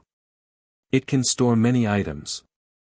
In addition, as you cultivate in the elemental energy of Earth, there is a magic staff inside that space ring that can amplify the element of Earth. Try using it, it might be able to inspire you in your cultivation." Upon finishing those words, Han Shuo explained the method of opening the space ring to Crozius. Crozius' body and soul had completely fused with the element of Earth. As an expert at the base god realm, all Han Shuo had to do was to give a slight hint, and Crozius could immediately sense the faint presence of mental strength. He easily opened the space ring. What a huge space! This ring is too magical. Although Crozius' mental strength was weak, he immediately understood the magical use of the space ring the moment he entered it. He immediately cried out in surprise. Also, the mental strength that you can sense. If you meditate and comprehend it, it will form a wonderful harmony with your soul, allowing your element of Earth to have other uses. Han Shuo smiled faintly and reminded Crozius. In any case, Crozius had been generous enough during the few days he spent in War Demon Valley. He had not treated Han Shuo unfairly. In the end, even his only daughter, Jasper, had been given to Han Shuo so generously. Han Shuo indeed felt rather apologetic. Therefore, he expressed his gratitude a little. "The One Ring. It's the One Ring." Board suddenly cried out in surprise. He stared at the space ring worn by Crozius with a face of disbelief. "Oh." Han Shuo stared blankly for a moment before he asked, "You know the use of this space ring?" "Of course, Lord Manticore also has such a One Ring. It can store many things inside and is extremely magical. His lordship has always worn it as a real treasure. There's no doubt about it." Board explained to Han Shuo as he looked at Crozius with a face full of envy. Although the way he addressed it was different, from Board's words, Han Shuo understood that he indeed knew the use of the space ring. In order to manufacture a space ring, not only must one have a precise understanding of the Edict of Space, one must also understand some alchemy, and some special materials. Although the Abyss realm was vast, the term alchemy had never been used. The materials required to manufacture a space ring also didn't seem to exist in this world. Therefore, it seemed that even if there were people in the Abyss realm who cultivated in the Edict of Space, it would be difficult for them to manufacture a space ring. The fact that a demon king like Manticore actually had a space ring in his possession immediately gave Han Shuo some ideas. "Thank you." Crozius hastily expressed his gratitude after learning about the miraculousness of the space ring. "You're welcome." Han Shuo took one last look at Crozius, nodded, and left with Board, Zinnia, and Jasper. Hemana and Sylph, just like Jasper, were extremely determined to follow Han Shuo and leave War Demon Valley with him. Chapter 549. 3 days later, at Black Jade City. Looking at the enormous buildings over 100 meters tall, bustling crowds of people, and all kinds of abyssal creatures of all shapes and sizes, Han Shuo had to admit that War Demon Valley was indeed just a small valley compared to Black Jade City where Manticore resided. At a glance, tall buildings that pierced through the clouds were everywhere. Among them, buildings that were over 500 or 600 meters tall could be seen everywhere. Han Shuo had seen dozens of abyssal creatures that were even larger than the primordious dragons along the way.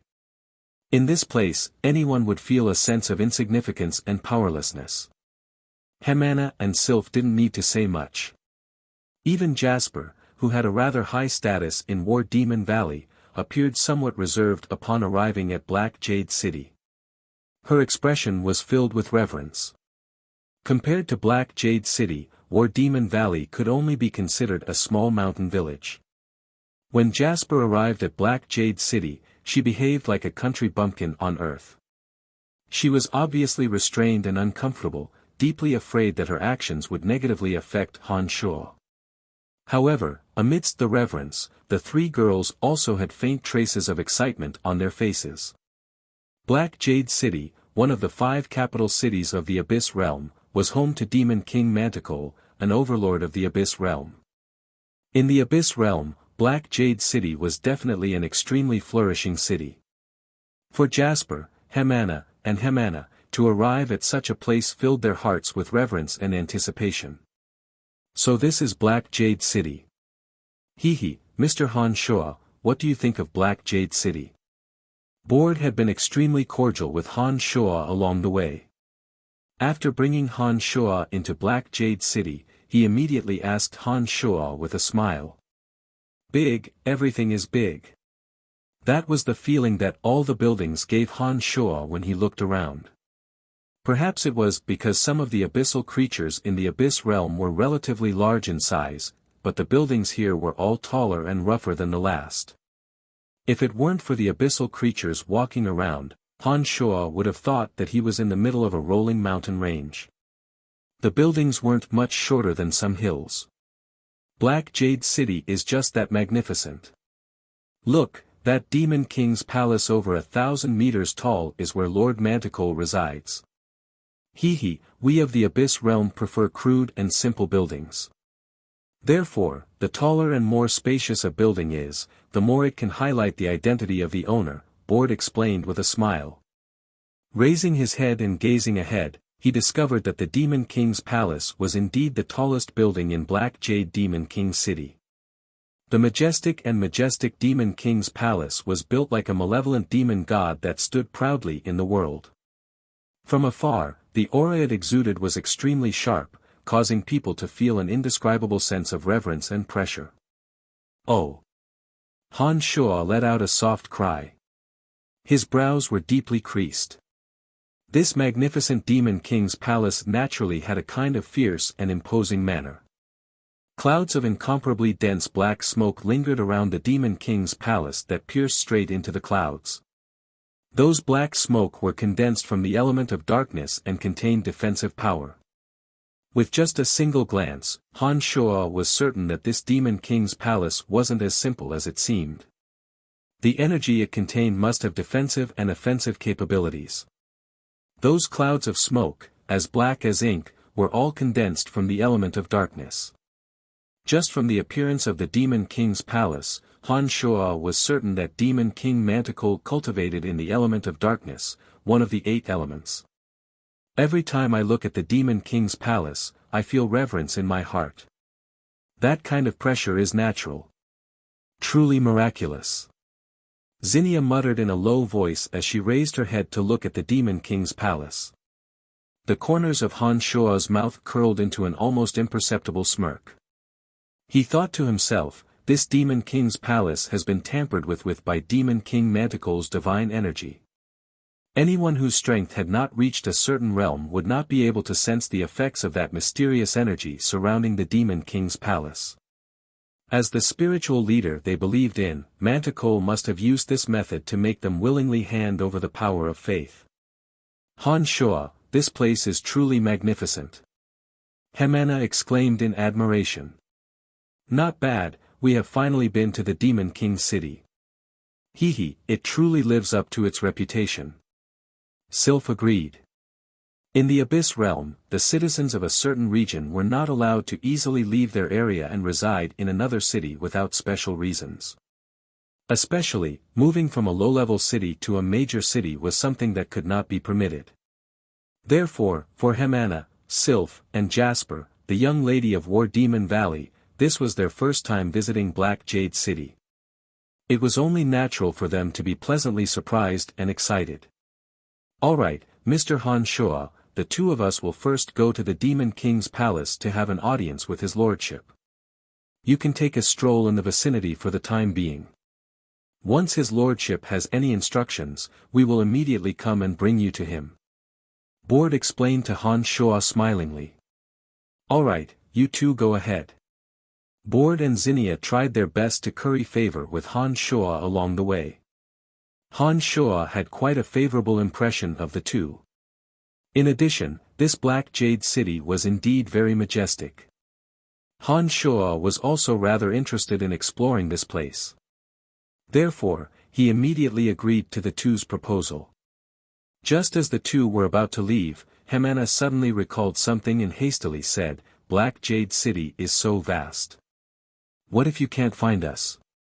Hearing these words, Zinnia giggled and said confidently, Don't worry, little sister. It's too easy for us Black Jade guards to find anyone in Black Jade Devil King City.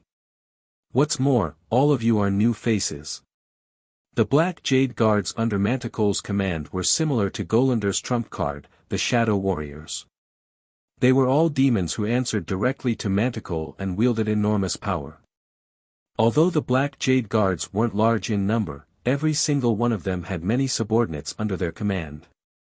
In Black Jade City, the Black Jade guards were responsible for the safety of the entire city.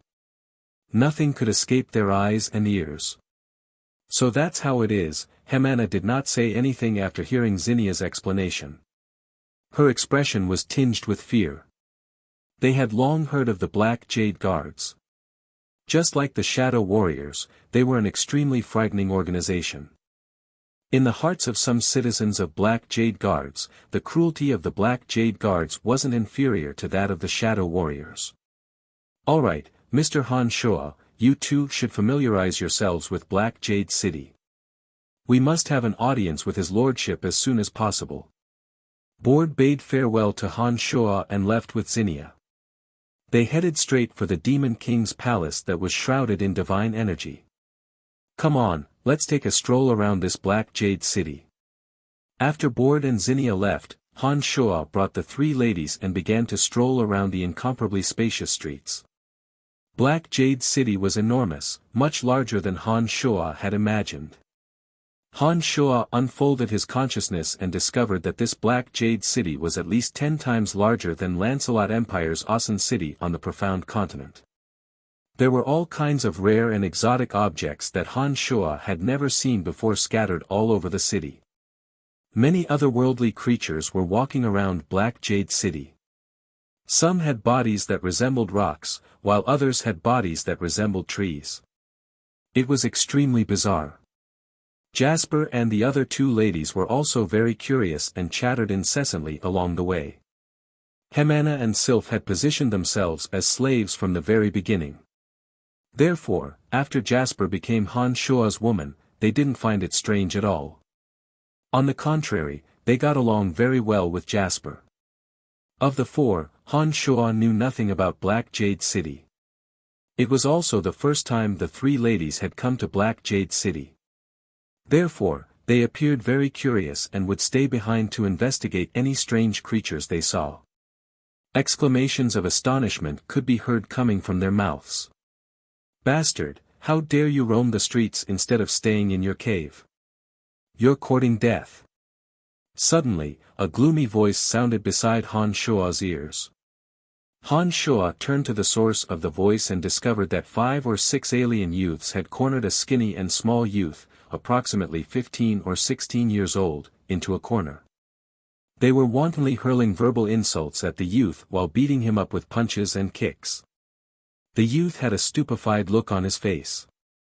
He curled up his body and covered his head, silently allowing the youths to beat him. The heavy sounds of the kicks pounded on his body, but he calmly endured them. Only, the hatred in his eyes was bone-chilling. It could be seen that this young man had an unforgettable hatred for those young men from the foreign races. However, because he didn't have much strength, he could only allow them to attack him without putting up any resistance, firmly protecting his head to prevent himself from being crippled. In any material plane, such scenes of the strong bullying the weak were unavoidable. Han Shuo wasn't the kind of person who liked to meddle in other people's business. Moreover, this was the Abyss realm, where only the fittest survived. Everyone should adapt. Gradually, the youth with resentful and stubborn eyes seemed to be unable to withstand the repeated blows. He could no longer protect his head with his hands. It seemed that it wouldn't be long before the youth was beaten to death. Just as Han Shuo was about to leave with the three ladies, he suddenly noticed that the youngster's body had suddenly turned as red as blood. It was as though the blood in his body was about to seep out from his pores. Han Shuo couldn't help but reveal a rather astonished expression. Suddenly, Han Shuo seemed to have recalled something. His consciousness moved and circled around the youngster's body. Han Shuo's brows suddenly twitched as he blurted out, "Body of Sanguis." What? Jasper stared blankly at Han Shuo, puzzled. Without answering, Han Shuo's body flashed, instantly piercing through layers of human silhouettes, and abruptly landed beside the curled-up youth. He reached out with his big hand and lifted the skinny youth up. Looking at the dying youth whose eyes were brimming with stubbornness and resentment, Han Shuo asked in a deep voice, "Child, do you want power?" Chapter 550. Power, power. The youth murmured intermittently.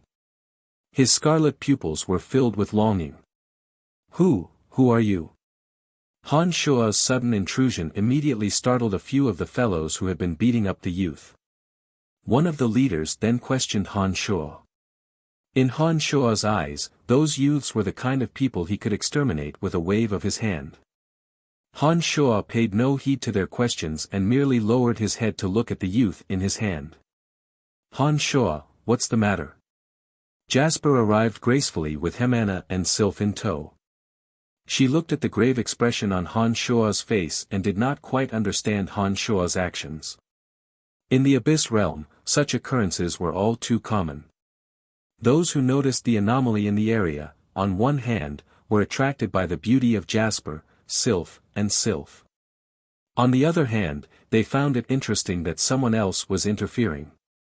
Each and every one of them wore a faint smile on their faces as they observed. "Oh! Three beauties." The youth in the lead wore a delighted expression and impudently whistled. His eyes roamed over the bodies of Jasper, Sylph, and Sylph in a frivolous manner. "Child, do you wish for power?" Han Shuo ignored the commotion around him and continued to look at the youth with a stubborn face and a body as red as blood. Of course I want power. But, can you give it to me?" The youth murmured as he gradually regained his strength. His scarlet pupils stared blankly at Han Shuo as he asked blankly. Han Shuo smiled faintly and put the youth down. He extended his large hand and placed it on the back of the youth's neck. A few wisps of demonic yuan entered the youth's body and began to circulate in a mysterious trajectory. The youth's body, which was originally as red as blood, became even redder after Han Shuo's demonic yuan entered. A faint smell of blood overflowed from his body, as if blood was seeping out from every pore of his body. That's right, it's the sanguiner body, Han Shuo was certain. Once a person with the sanguiner physique lost control of their emotions, the blood in their body would flow at a high speed, giving people the impression that they had been splashed with blood. This special body was the best candidate to cultivate the Blood God Sutra, as it could allow one to cultivate the Blood God Sutra to an extremely high realm in a short period of time. From Chu Kanglin's memories, Han Shuo understood the details of the Blood God Sutra. Back then, when Chu Kanglin was a supremacy of the demonic path, he had an expert who cultivated the Blood God Sutra. That subordinate was quite strong, but because he did not have the body of a sanguiner, he was unable to cultivate the Blood God Sutra to the highest realm even though he cultivated diligently. Legend had it that only a person with the body of a sanguiner physique could cultivate the Blood God Sutra to the extreme and become a blood demon. However, a person with the body of a sanguiner physique could only be found by chance, not sought. Back then, Chu Kanglin had also wanted to find a person with the body of a sanguiner physique and pass the Blood God Sutra to him, so that he could create a powerful subordinate. However, he never had the chance to find one. Unexpectedly, in this abyss realm, Han Shuo actually met a young man with the body of a sanguinary physique. This young man had a firm and unswerving heart, like a piece of unpolished gold or unpolished jade. If he cultivated the Blood God Sutra with the body of a sanguinary physique, he would definitely improve at lightning speed, and become an expert that no one would dare to underestimate. Han Shuo was calculating in his heart. Suddenly, he withdrew his hand, and the dark red body of this young man, who was on the verge of death, returned to normal. His pair of lifeless eyes were filled with excitement as he stared at Han Shuo and said, You can really give me power." Nodding his head, Han Shuo smiled and said affirmatively, "Acknowledge me as your master, and I will give you power that is beyond your imagination. But, I have cultivated all 8 elemental energies, but I have never been able to cultivate any of them. Can I really possess power?" Although the young man believed in Han Shuo, because he had tried all kinds of methods over the years, his strange body had never been able to give him the power to take revenge. Therefore, he still had doubts in his heart. The young man was only 15 or 16 years old, but he had a firm will and a sanguinary physique. In the eyes of Han Shuo, he was a real piece of unpolished gold or unpolished jade. As long as he imparted the Blood God Sutra to him, this young man would definitely be able to turn into a dragon and soar between heaven and earth. Looking at this young man, Han Shuo smiled and explained, "Your special body is indeed not suitable for cultivating the 8 elemental energies. With your aptitude, there will naturally be a wider path waiting for you. The 8 elemental energies and the 4 laws are not the source of all the power in the world. Follow me, and you will understand." Hey, that fella, mind your own business." As Han Shuo and the young man were talking, the young man who was the leader suddenly shouted, "Ha!" With a cold snort, Han Shuo turned around and glanced at those young men. His body released a murderous aura, and a frightening evil force instantly enveloped an area of several dozen meters. Those young men, who were about to do something arrogantly, looked at Han Shuo and suddenly felt an indescribable fear. They were so frightened by the evil force on Han Shuo's body that they trembled and didn't dare to say a word. It wasn't just the few of them. Some of the excited onlookers around them, regardless of their strength, were all scared out of their wits. However, under the cold gaze of Han Shuo, none of them dared to leave. They could only tremble and look at Han Shuo pleadingly, hoping that Han Shuo would spare their lives that could disappear at any time. "Get lost!" Han Shuo shouted in a low voice. When those young men heard Han Shuo say this, they didn't dare to stay a moment longer and left the place, drenched in sweat. Some of the onlookers were the same. Regardless of their strength, they didn't dare to stay and watch. They all left faster than ghosts. Who the hell is that guy? What a terrifying aura. I don't know. That guy's face is very unfamiliar. He must be a foreign expert. It's too scary. As a level 3 destroyer, I don't even dare to move. This is a true expert. Hurry up and leave. I don't even dare to speak while looking at him.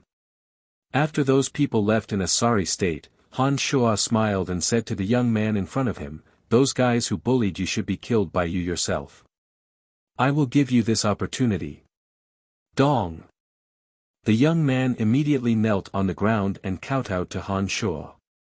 He said in a deep voice, "Thank you, master." The young man wasn't stupid. The strength that Han Shuo had suddenly revealed was terrifying beyond his imagination. In particular, when the young man discovered that the few people around him who were usually high and mighty were actually trembling in fear because of the strength that Han Shuo had suddenly revealed, he no longer hesitated. He promptly kowtowed and acknowledged this unknown but evil master. "Get up. No matter what your previous name was, don't use it anymore. From today onwards, you will be called Sanguiner." Han Shuo nodded with satisfaction. He pointed to the 3 women beside him and said, "Those 3 are your master's wives." Dong, dong, dong. Sanguiner kowtowed 3 more times before he stood up from his kneeling position. He respectfully greeted Jasper and the other 2 women, master's wives. Jasper, Hemana, and Sylph calmly acknowledged Sanguiner's address. Soon after, the 3 women exchanged glances and looked at Han Shuo with puzzled expressions. They didn't understand why Han Shuo would suddenly want to accept them as his disciples. Sanguiner, do you have any relatives? Han Shuo knew nothing about this disciple of his. Now that Sanguiner had acknowledged him as his master, Han Shuo should ask about Sanguiner's origins. Sanguiner's face was dejected and his eyes were red. He said in a low voice, "No. My mother has just passed away from illness. I haven't had the time to bury her." Raising his head to look at Han Shuo, Sanguiner continued, "My father used to be a powerful warrior. It's just that he died in battle a long time ago. My father and my mother were of 2 different races. My body was born different from ordinary people and I couldn't cultivate in any elemental energy. For so many years, my mother and I depended on each other for survival. Our days were very bitter. Because I couldn't cultivate in any elemental energy, I was called trash and a bastard. I've long gotten used to being bullied and humiliated. Those fellows today, their families used to be my father's subordinates. Before my father died, each and every one of them deliberately fawned on me and never dared to speak ill of me. But after my father died, they became very mean. My mother also suffered some very terrible treatment. Even her death was because of those beasts." As he spoke, Sanguiner's eyes turned scarlet again. There seemed to be a ruthless and ferocious beast hidden in his body. Although this beast had a ferocious aura, it seemed to be tightly bound and couldn't display its ferocity to its heart's content. "Don't worry. You can obtain enough power from me. It won't be long before all those who have harmed you and your mother will suffer 100 times the price." Han Shuo looked at his new disciple and promised. "Master, give me power. I want power. I want power that can kill all of them." Sanguiner looked deeply at Han Shuo and said with extreme desire. "Calm your mind. Don't think about anything. Open your soul." Han Shuo's voice was low. He suddenly stretched out his left hand and gently placed it on Sanguiner's forehead. He imprinted the most basic cultivation method of the blood mantra into Sanguiner's memory. Follow the most basic cultivation method of the blood mantra and cultivate it seriously. As long as you master all these basic cultivation methods, you can kill your enemies with your own hands. Han Shuo withdrew his hand and said with a smile. With regards to this new disciple, Han Shuo didn't know if he could truly trust him for the time being. In addition, he didn't want him to be greedy, so he didn't imprint all the cultivation methods of the blood mantra to him. Sanguiner's eyes shone with excitement. His body trembled as he suddenly knelt down and kowtowed 3 times. He said excitedly, "Master, this cultivation method seems to have been specially created for me. It's amazing." Han Shuo nodded and smiled without saying a word. Chapter 551. Black Jade City, Talia District. In a dilapidated little stone house, there were only a few simple and crude pieces of furniture, a table, a chair, and a bed. Apart from that, there was only an iron pot. On that stone bed, a woman in coarse hemp clothes lay quietly. She had long since lost all signs of life. Sanguiner silently walked into the room and knelt down in front of his mother's stone bed. Without saying a word, he kowtowed a few times and stood up with a stupefied expression. He turned to look at Han Shuo and said, "Master, I want to bury my mother." Nodding his head, Han Shuo did not say anything else. He took out a few shiny black stone coins from his space ring and placed them on the cracked table in the middle of the room. Regardless of the material plane, burying a dead person required a large sum of money. Naturally, the Abyss realm was no exception. The reason why Sanguiner had left home was to earn some money to bury his mother. He did not expect to run into some old friends who were hostile towards him on the road and almost got beaten to death. If it hadn't been for Han Shuo, this impoverished youth likely wouldn't have been able to earn enough money to bury his mother by the time her corpse rotted away. Towards this newly acknowledged master, Sanguiner did not show too much hypocrisy. He looked at the huge amount of black stone coins that Han Shuo had placed on the stone table and said in a stupefied manner, "Thank you, master." In the Abyss realm, black stone coins were the most widely circulated gold coins. One black stone coin could be exchanged for 10 blue stone coins or 100 yellow stone coins. Under normal circumstances, a few blue stone coins would be enough to bury a dead person properly. The black stone coins that Han Shuo had placed on the table were definitely enough for Sanguiner to squander. "Alright, you can finish your business first," Han Shuo nodded his head. He looked at Jasper and the other two ladies standing outside the door and indifferently retreated. As long as I have enough black stone coins, it won't take long," Sanguiner answered. He didn't bother to exchange pleasantries with Han Shuo and walked out of the room as well. He said to Han Shuo, "Master, and madams, please wait here. I'll be right back." "Go ahead," Han Shuo agreed. With the black stone coins in hand, Sanguiner quickly left. This youth had a kind of morbid obsession towards power. Ever since he'd obtained the basic training method for the Blood God mantra, he'd been painstakingly pondering over the training method. Han Shuo had long since noticed this from his furrowed brow expression and the abnormalities in his blood. "Han Shuo, this child has a very strong will."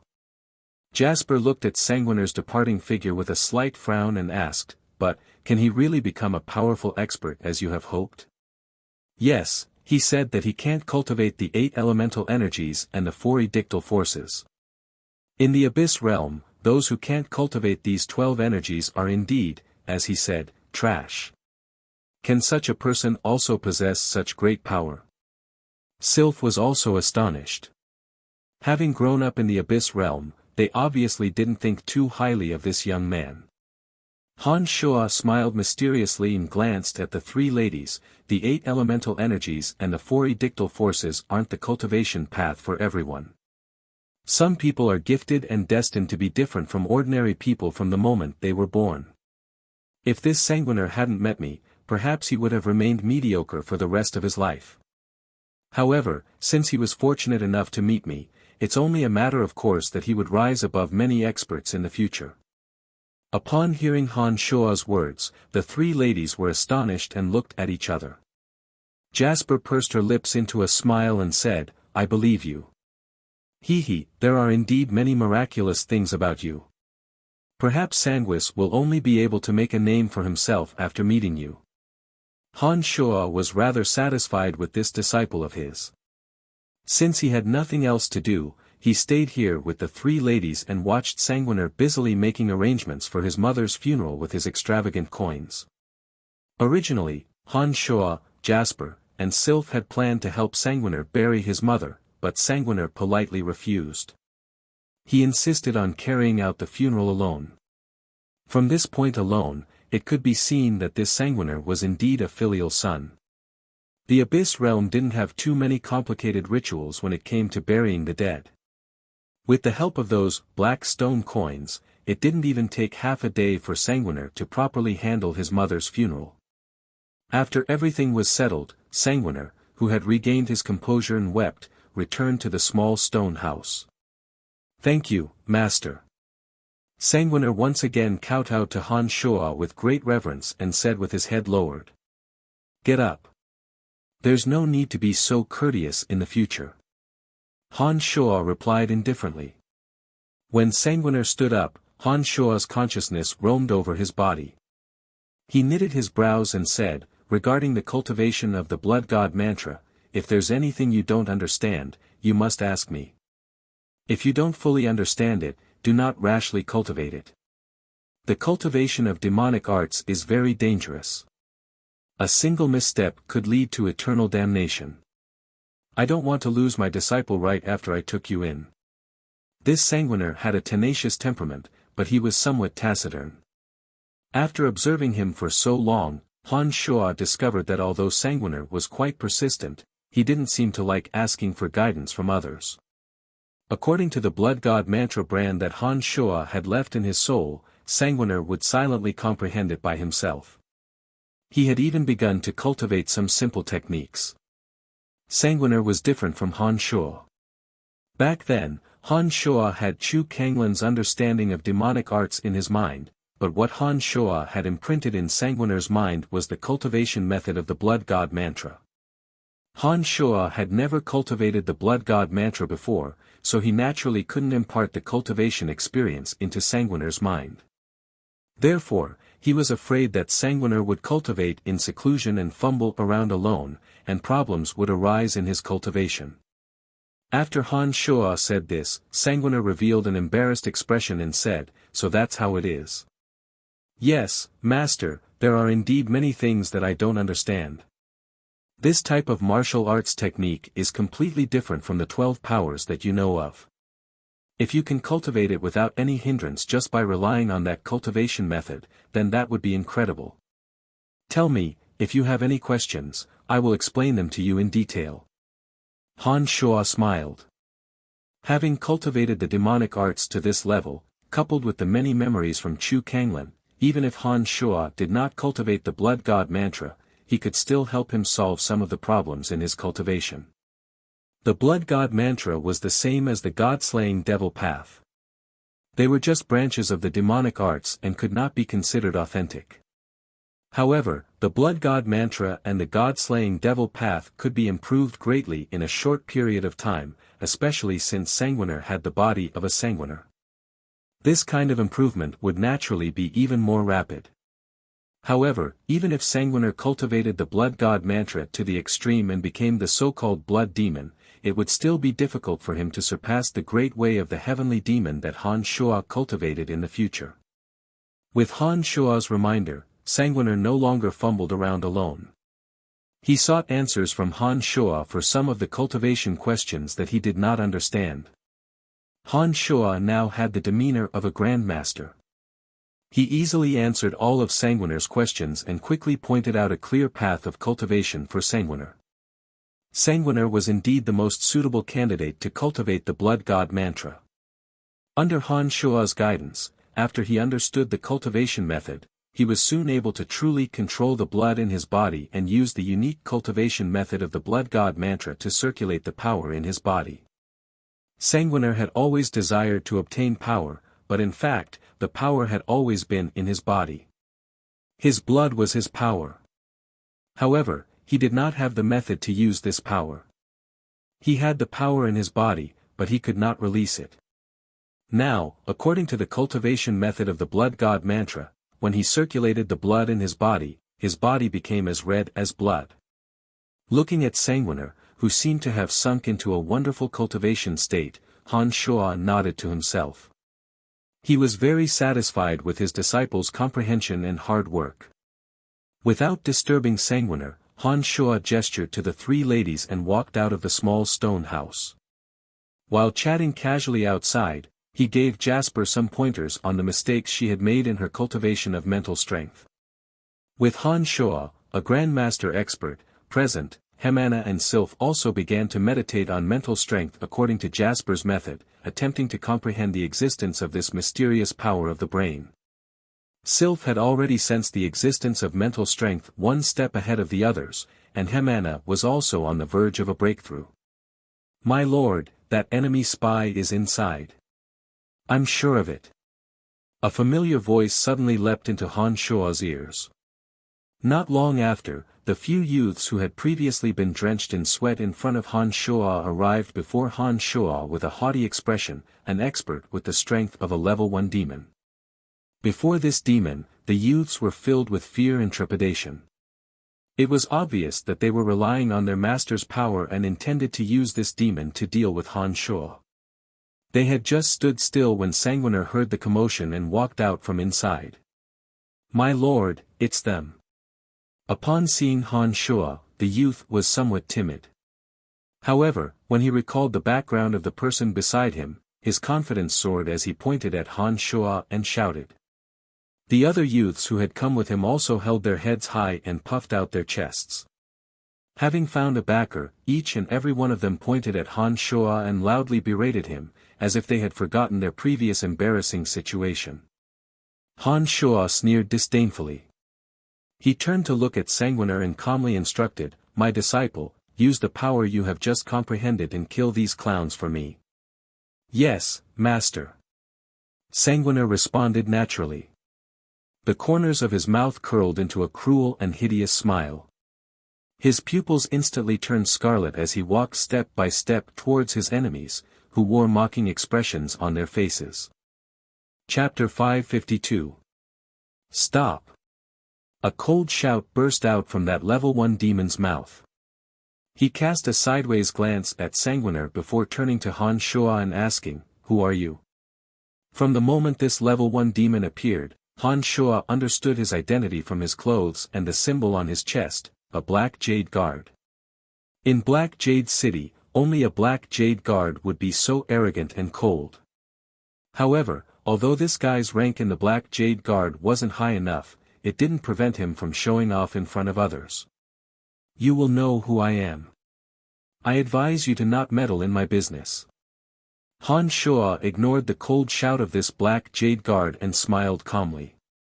He shot a glance at Sanguiner, who had abruptly stopped after being shouted at by this level 1 demon, and instructed in a deep voice, "Kill those clowns for me. You don't have to worry about anything else." It was obvious that Sanguiner also recognized this level 1 demon. In Black Jade City, the Black Jade Guards were equivalent to the left and right arms of Demon King Manticore. Their strength and authority would cause anyone to revere them, not to mention Sanguiner, who was at the bottom of society. That deep-rooted fear and cowardice had long seeped into the depths of Sanguiner's soul. As expected, it wasn't something that could be reversed in a short period of time. After Han Shuo's deep voice instructed, Sanguiner hesitantly looked at that Black Jade Guard whose face was filled with gloom and callousness, then turned to look at this mysterious master of his who had a leisurely aura. After secretly pondering for a moment, that stubborn streak of his flared up. Sanguiner's eyes suddenly hardened like steel. He no longer looked at that Black Jade Guard, lowered his head, and concentrated his venomous gaze on the leader of the group.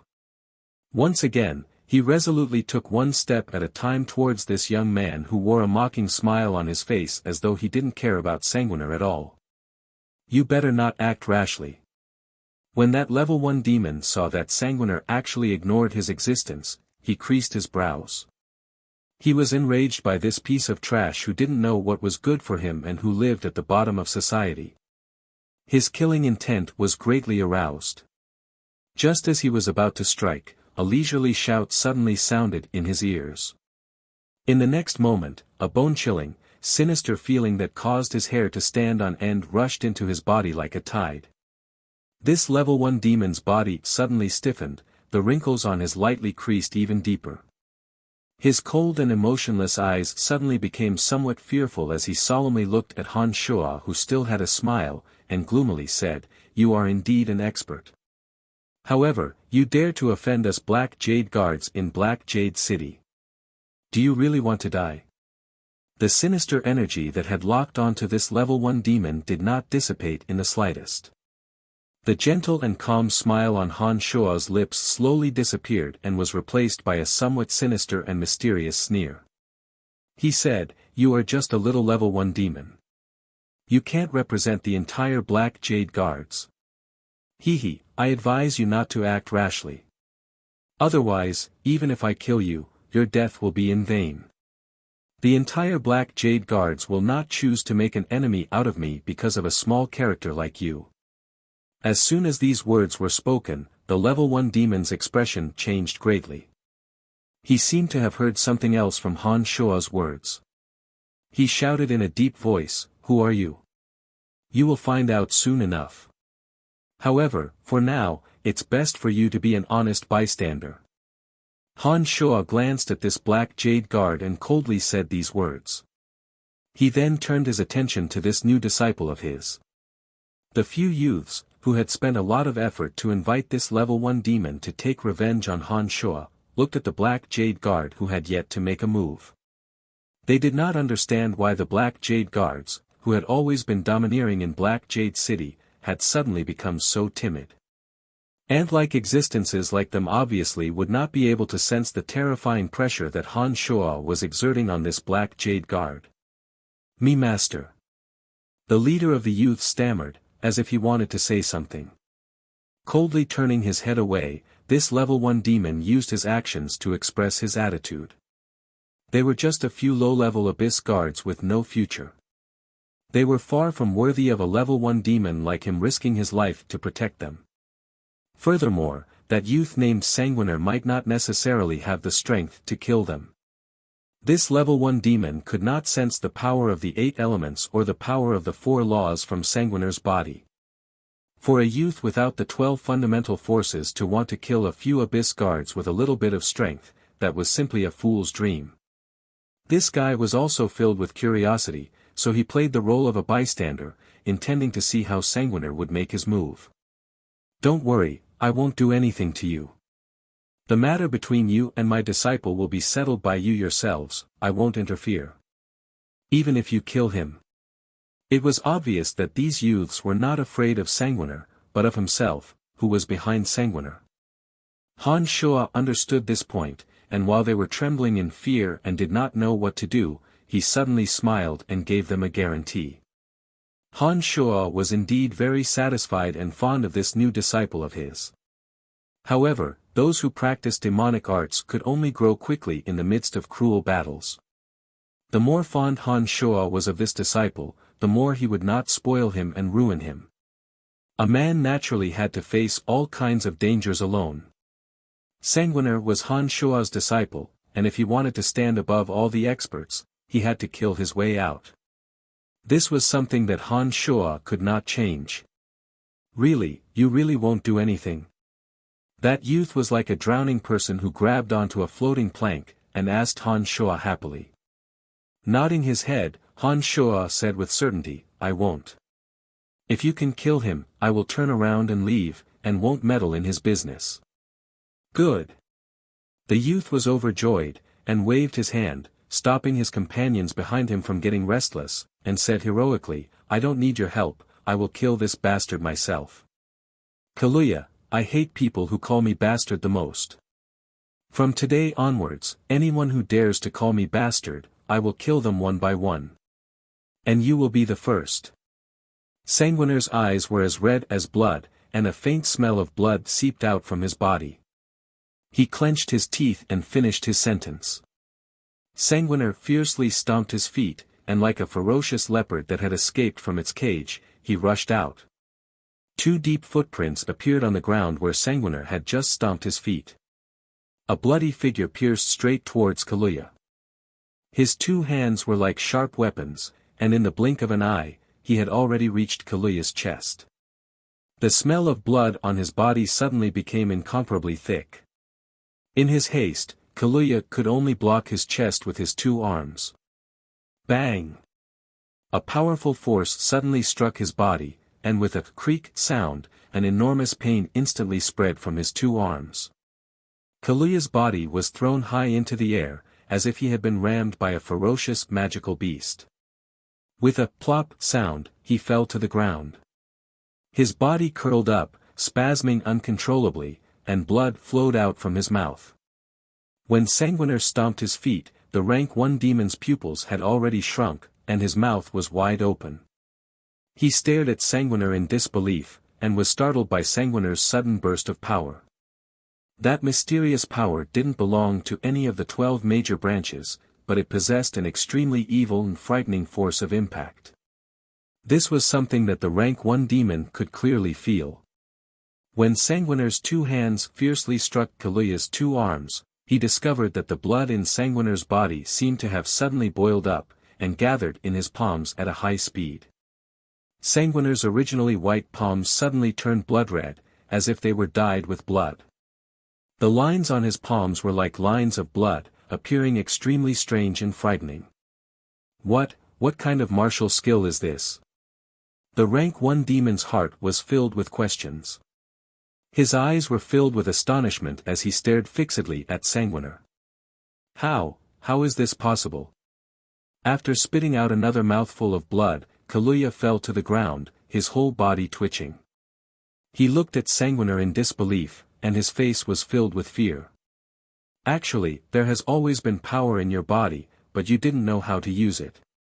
Sanguiner suddenly recalled Han Shuo's words, and couldn't help but gratefully turn around to look at the smiling Han Shuo.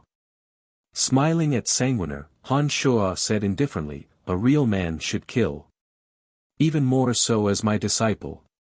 As long as there is hatred in your heart, release that hatred, and release it in the way that you are most willing to release it. You don't need to care about how others look at you. Even if they think you are a homicidal maniac, so what?" Before Sanguiner's mother died of illness, she was still somewhat beautiful. In front of him were several youths whose elders had wantonly violated Sanguiner's mother. These youths had also added fuel to the fire, and had even personally violated Sanguiner's mother. This kind of hatred had always been buried deep in Sanguiner's heart. The reason why he thirsted for power was also for revenge. After obtaining the answer from Han Shuo, Sanguiner closed his eyes and took a deep breath. When he opened his eyes again, his scarlet eyes were filled with cruel killing intent. With a sinister laugh, he suddenly flew in front of Kaluya, who was still struggling in pain. He laughed maniacally as he pressed on Kaluya's body, and used his sharp nails to tear Kaluya's body apart bit by bit. In the midst of a scalp-numbing cry, Kaluya, who had always cursed Sanguiner as a bastard, was slowly tortured to death by Sanguiner in an extremely bloody and cruel manner. "And you guys?" Getting up, Sanguiner looked at the other youths, who were trembling in fear and didn't know what to say, and laughed maniacally. "I beg you, please spare us." The youths were scared witless by Sanguiner's madness, and could only mechanically repeat these words. "I have said these words many times before. But have you ever spared me?" Sanguiner laughed maniacally. Like a savage beast, he pounced on the youths who were trying to escape, and used the power he had just obtained to decisively kill them one by one. Chapter 553. The uneventful massacre soon ended. None of the 6 youths, including Kaluya, managed to escape from Sanguiner's grasp. All of them were cruelly killed by him, and their deaths were extremely gruesome. Things like this were commonplace in the Abyss realm. Even Jasper, Hemana, and the other 2 ladies did not show the slightest bit of sympathy. Especially after the 3 ladies learned of what happened to Sanguiner's mother, they did not feel that there was anything wrong with Sanguiner's way of doing things.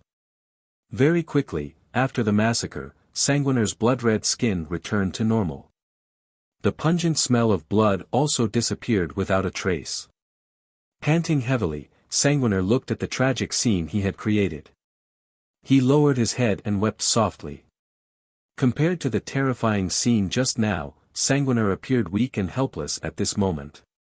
As his master, Han Shuo leaped up and stood behind Sanguiner.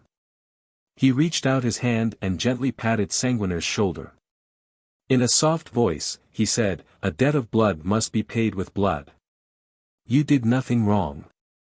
This is your first time killing someone, so you may have lost control of your emotions. However, I believe that you will be like me in the future. You will gradually become numb to it, and your emotions will no longer be affected by killing someone. Master, I did not lose control of my emotions because of them. I was crying for my mother. I believe that if my mother knew that I had avenged her, she would be gratified." Sanguiner raised his head and looked at Han Shuo with tearful eyes. He revealed an embarrassed smile and explained. Han Shuo was stunned. Soon after, he nodded and smiled, "Not bad, my good disciple. Your master was right about you." Sanguiner's eyes gradually became resolute. Under Han Shuo's gaze, he said in a low voice, "Kaluya and the others' fathers are even more hateful. I will not let a single one of them off. Don't worry. Very soon, none of them will be able to escape from the palm of your hand." Han Shuo understood that compared to Kaluya, those adults had caused more pain to his family, especially when they were his father's subordinates. This was something that Sanguiner could not forget. Ahem. The level 1 demon that had been watching coldly from the sidelines suddenly coughed. When Han Shuo looked at him with an inquiring expression, he frowned and said, although Black Jade City doesn't prohibit fighting, this child's actions have indeed exceeded the scope of some rules. As his master, you should be thinking about his future instead of continuing to encourage him to continue making mistakes. Oh. Han Shuo shot a glance at the level 1 demon with a smile that was not a smile, and ridiculed, since when did the Black Demon Guard start to think for others? Hee, as far as I know, the Black Demon Guards don't have such leisure time, do they? Somewhat embarrassed, the level 1 demon looked at Sanguiner and argued, that's because I think this child has potential. That's why I'm thinking about him. Don't worry, you don't have to worry about my disciple. Han Shuo stared at the level 1 demon and said resolutely, no matter what trouble he causes, I will take responsibility for it. You don't have to worry about it. Thank you, Master. Sanguiner was greatly reassured. He was subdued by the domineering attitude of this mysterious master. He had lived in Black Jade City for many years, but had never seen anyone who dared to speak to a Black Demon Guard in such a domineering manner. The Black Demon Guard coldly snorted, feeling somewhat embarrassed. With a stiff expression, he said, anyone can talk big. Although you are very strong, you are not someone who can cover the sky with your strength alone. I don't believe that you can do whatever you want in Black Jade City. He can do it. An affirmative shout suddenly rang out. When the words were spoken, Bord and Zinnia had already appeared in front of Han Shuo. Lord Bord, Lord Zinnia, why have you come? The level 1 demon was startled and hastily bowed respectfully towards the two. Of course it's not for you. Bord said disdainfully. Soon after, he went before Han Shuo and sincerely said, Mr. Han Shuo, Lord Manticore has officially invited you to come with us to the Demon King's palace. When that level 1 demon saw his superior, who was usually aloof and remote, so respectfully invite Han Shuo, and in the name of that character, he was immediately dumbstruck. He blankly looked at Han Shuo and his mind suddenly went blank. Sanguiner too had a face full of astonishment. He stared blankly at this mysterious master who descended from the sky. When he heard the invitation of that unreachable character, his heart thumped wildly. He felt that his master at this moment had suddenly become incomparably lofty. So lofty that he felt as though this master of his was a beautiful dream gifted to him by the heavens. It gave him a feeling of dizziness and shock. Under the incredulous gazes of that level 1 demon and Sanguiner, Han Shuo faintly nodded and said with a faint smile, there's no hurry. I have just accepted a new disciple. There are some matters that need to be handled quickly. I will go see Lord Manticore after I finish my disciple's matters. That level 1 demon and Sanguiner, who were staring blankly at Han Shuo, were greatly alarmed when they heard those words from Han Shuo. In their hearts, Manticore was an unreachable existence, and also the lord of their faith. In their hearts, no one would dare disobey Manticore's orders. Therefore, when Han Shuo said, there's no hurry, they were naturally greatly alarmed. Manticore held absolute authority in their hearts. His callousness and cruelty had long been deeply ingrained in their hearts. All kinds of legends about Manticore had spread widely. However, they had never heard of anyone who dared to disobey Manticore's will and still live. Therefore, at this moment, the two citizens of Black Jade City who were well aware of Manticore's fearsomeness were greatly alarmed. The next moment, the two suddenly felt as though their hearts had stopped beating, because Bord smilingly said, it's all right. His lordship has said that if Mr. Han Shuo wishes to stay in Black Jade City for a little longer, the two of us will accompany him. His lordship can wait for Mr. Han Shuo. Who was Manticore? One of the 5 great demon kings of the Abyss realm. The fully deserving hegemon of Black Jade City. A character who could kill every citizen of Black Jade City with a single thought. A character who wielded great power in the Abyss realm. Only others would wait for him, but when had he ever waited for others? At first, that level 1 demon painfully thought that Lord Bord must be lying, that this superior of his had betrayed his faith. However, after thinking about it carefully, he immediately understood that this was absolutely impossible. Given the loyalty of the Black Jade Guards to Lord Manticore, it was absolutely impossible for them to betray their master. Then, this level 1 demon was thoroughly stupefied by this fact. Looking at that calm and smiling face of Han Shuo, he thought in astonishment, who the hell is this guy? Why would Demon King Manticore be willing to delay for him? While thinking about this level 1 demon inwardly rejoiced. He rejoiced that he was wise enough not to recklessly attack Han Shuo.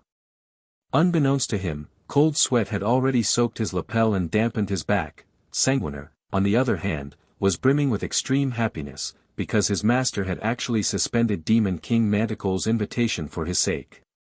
What a great favor this was! Sanguiner felt as though he was in a dream, as though he was in a fantasy. That's fine too. With the two of you here, I can save myself a lot of trouble. Han Shuo put on a faint smile. Soon after, he looked at that level 1 demon and said, "Tell me, can I assume that my disciple will bear all the risks?" With a thud, that level 1 demon kneeled on one knee and said in a trembling voice, "I'm sorry, Mr. Han Shuo. This lowly one didn't know your identity. If I have offended you before, please forgive me." Oh. Board's face turned cold. He glanced at Han Shuo and said, "This impudent fella, did he do something to displease you? Do you want me to properly teach him a lesson?" Waving his hand, Han Shuo smiled faintly and said, "Not at all. He's a very sensible fellow. He didn't offend him, so there's no need to make things difficult for him." "Then forget it, get lost. We don't need you here anymore," Board lightly groaned and impatiently urged Han Shuo. "Thank you, Mr. Han Shuo. Thank you, Lord Board. I'll take my leave, I'll take my leave." This level 1 demon didn't dare to say another word. He bowed and quickly disappeared in front of Han Shuo and the others. "Sanguiner, let's go. I want to see you resolve everything. This kind of hatred can't be delayed even for a moment." Han Shuo smiled and looked at his disciple. "Thank you, Master. Sanguiner will remember your great kindness and never forget it," Sanguiner said solemnly. His eyes were red, the kind of red that comes from being touched. All right. Only by releasing all the grudges in your heart can you focus on your cultivation without distractions. Let's go," Han Shuo urged. He looked down at the corpses beside him and frowned. He asked Board, "These corpses, do you think, my subordinates will take care of such a small matter?" "Let's go." Board smiled and raised his head to let out a soft whistle. After 3 breaths, a few gloomy guards dressed in black suddenly appeared in front of Board. "Clean up these people," Board ordered. "Yes, Lord," the leader replied in a low voice. "Let's go." Han Shuo glanced at Sanguiner and took the lead to leave. Sanguiner looked back at the house he had lived in for many years with nostalgia. He secretly clenched his fists and turned his head away. He only followed behind Han Shuo with a resolute expression. Chapter 554. With Board and Zinnia, the 2 tyrannical Black Jade City Black Jade Guards around, Han Shuo and Sanguiner arrived at the first towering building without any obstruction. "This is Kalia's family. His father was once my father's subordinate," Sanguiner took a deep breath and said in a deep voice when they arrived at Kalia's doorstep. Han Shuo extended his consciousness and took in all the auras of the people inside. He nodded and said to Sanguiner, "I won't go in. As long as you use the power in your body, none of those people will be able to escape from your grasp. Master will be watching from outside. If anyone escapes, I'll help you take care of them." "All right." Sanguiner did not waste any time. As soon as Han Shuo finished speaking, he seemed to recall the hatred that this family had inflicted on him and his son. His eyes turned scarlet as he charged in with a murderous look in his eyes. Sanguiner's unique body allowed his blood to contain a considerable amount of power. Once he understood the basic cultivation method of the Blood God mantra, once Sanguiner released the power of his blood, his strength could not be underestimated. With such a good foundation, as long as he diligently studied the blood god mantra, the power of his blood would become stronger and stronger. Sooner or later, he would reach the heights that Han Shuo hoped for. Dong Bala, you old fart, come out. A murderous roar suddenly came from Sanguiner's mouth, followed by a series of clanking sounds. It's you, you little bastard. Are you crazy? How dare you come to my house to die? A woman's angry voice came from inside the house. Ha, I'm crazy. Your son Kalia is dead. Now it's your turn, Sanguiner laughed maniacally, followed by a series of crackling sounds. A shrill scream suddenly came from the woman's mouth. The news of Kalia's death had driven this woman completely insane. She recklessly charged at Sanguiner. Sanguiner, who had already made up his mind to bathe this place in blood, did not hesitate at all. After reporting the news of Kalia's death, he immediately began the massacre. One scream after another came from inside the house. Han Shuo wore a faint smile on his face as he listened to the commotion inside. He said to Jasper beside him, "This kid is courageous in killing. In time to come, he will definitely be a good helper for me." Mr. Han Shuo, what martial technique does he cultivate? Why does his body reek of blood? Bored and Zinnia had long sensed something unusual from Sanguiner, and could not help but ask. In any case, it's not the 12 fundamental forces that you know of. The martial technique that I teach is different from what you practice, Han Shuo replied with a faint smile. Upon hearing these words, Bored and Zinnia, the two black jade guards, immediately put on a solemn expression. Zinnia inquired, "Mr. Han Shuo, since you come from another material plane, it's only natural that you would have some unusual martial techniques. What do you think about the martial techniques that we practice? Is there anything that we should improve on?" Han Shuo was taken aback. He looked at Bored and Zinnia in astonishment, only to see the solemn and humble expressions on their faces.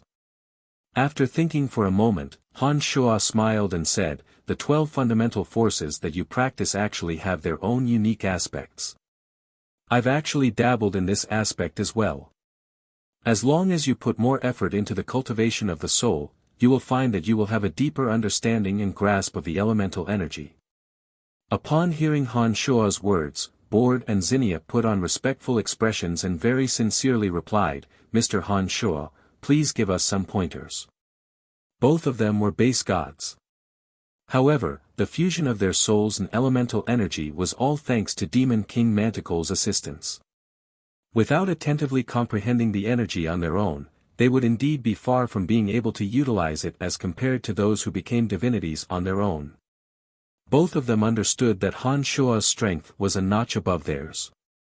Therefore, they humbly asked Han Shuo for pointers. Han Shuo, who was proficient in the energy of necromancy, destruction, and demonic arts, had a very deep understanding of the cultivation of the soul and elemental energy back on Profound Continent. Therefore, he had a lot to teach these two black jade guards. However, Han Shuo naturally wouldn't share some of his precious insights with them. Instead, he gave them some ambiguous explanations regarding his understanding of the soul. As base gods, the two were of rather high realms. Therefore, although Han Shuo's explanations were ambiguous, they were still deeply enlightened. They put on pensive expressions as they pondered over Han Shuo's words for a while. They seemed to vaguely understand something. After a long while, they joyfully expressed their gratitude. "Many thanks, Mr. Han Shuo. Mr. Han Shuo is indeed a true expert." Han Shuo shook his head smilingly without saying a word. He thought to himself, "These fellas of the Abyss realm have an unimaginable obsession in the pursuit of strength. If they were to go to Profound Continent and comprehend something from the martial techniques and cultivation methods on Profound Continent, they would surely become even more terrifying in the future." While Han Shuo was thinking about this, miserable howls continuously sounded in his ears. When Han Shuo focused his attention, he discovered that the battle was coming to an end. Sure enough, not long after, a bloodied Sanguiner gradually walked out of the room as the sounds in the room died down. The dark red blood obviously didn't come from Sanguiner. It was just that when the blood splattered on Sanguiner's skin, there seemed to be faint specks of light that were absorbed by Sanguiner's skin, causing the stench of blood on Sanguiner's body to grow thicker and thicker. Those who cultivated in the blood god mantra could obtain energy from the blood of living beings. The more powerful the owner of the blood, the more energy would be contained in their blood. Naturally, Sanguiner, with his extraordinary talent, would be able to obtain more energy from the blood. Just by watching the blood on Sanguiner's body gradually fade until it completely disappeared, Han Shuo knew that Sanguiner had grasped the key to the art. He was very pleased with Sanguiner's perception. Silently walking up to Han Shuo, Sanguiner's expression returned to normal. As expected, he didn't have the excitement of killing for the first time. He took a light breath to calm himself down and said calmly, "A total of 12 people. I've killed all of them." Nodding, Han Shuo smiled and said, "Very well, let's go to the next one." It didn't take long for a total of 7 enemies who had a deep grudge against Sanguiner to be personally annihilated by Sanguiner, who had endured for many years, under the instigation of his master, Han Shuo.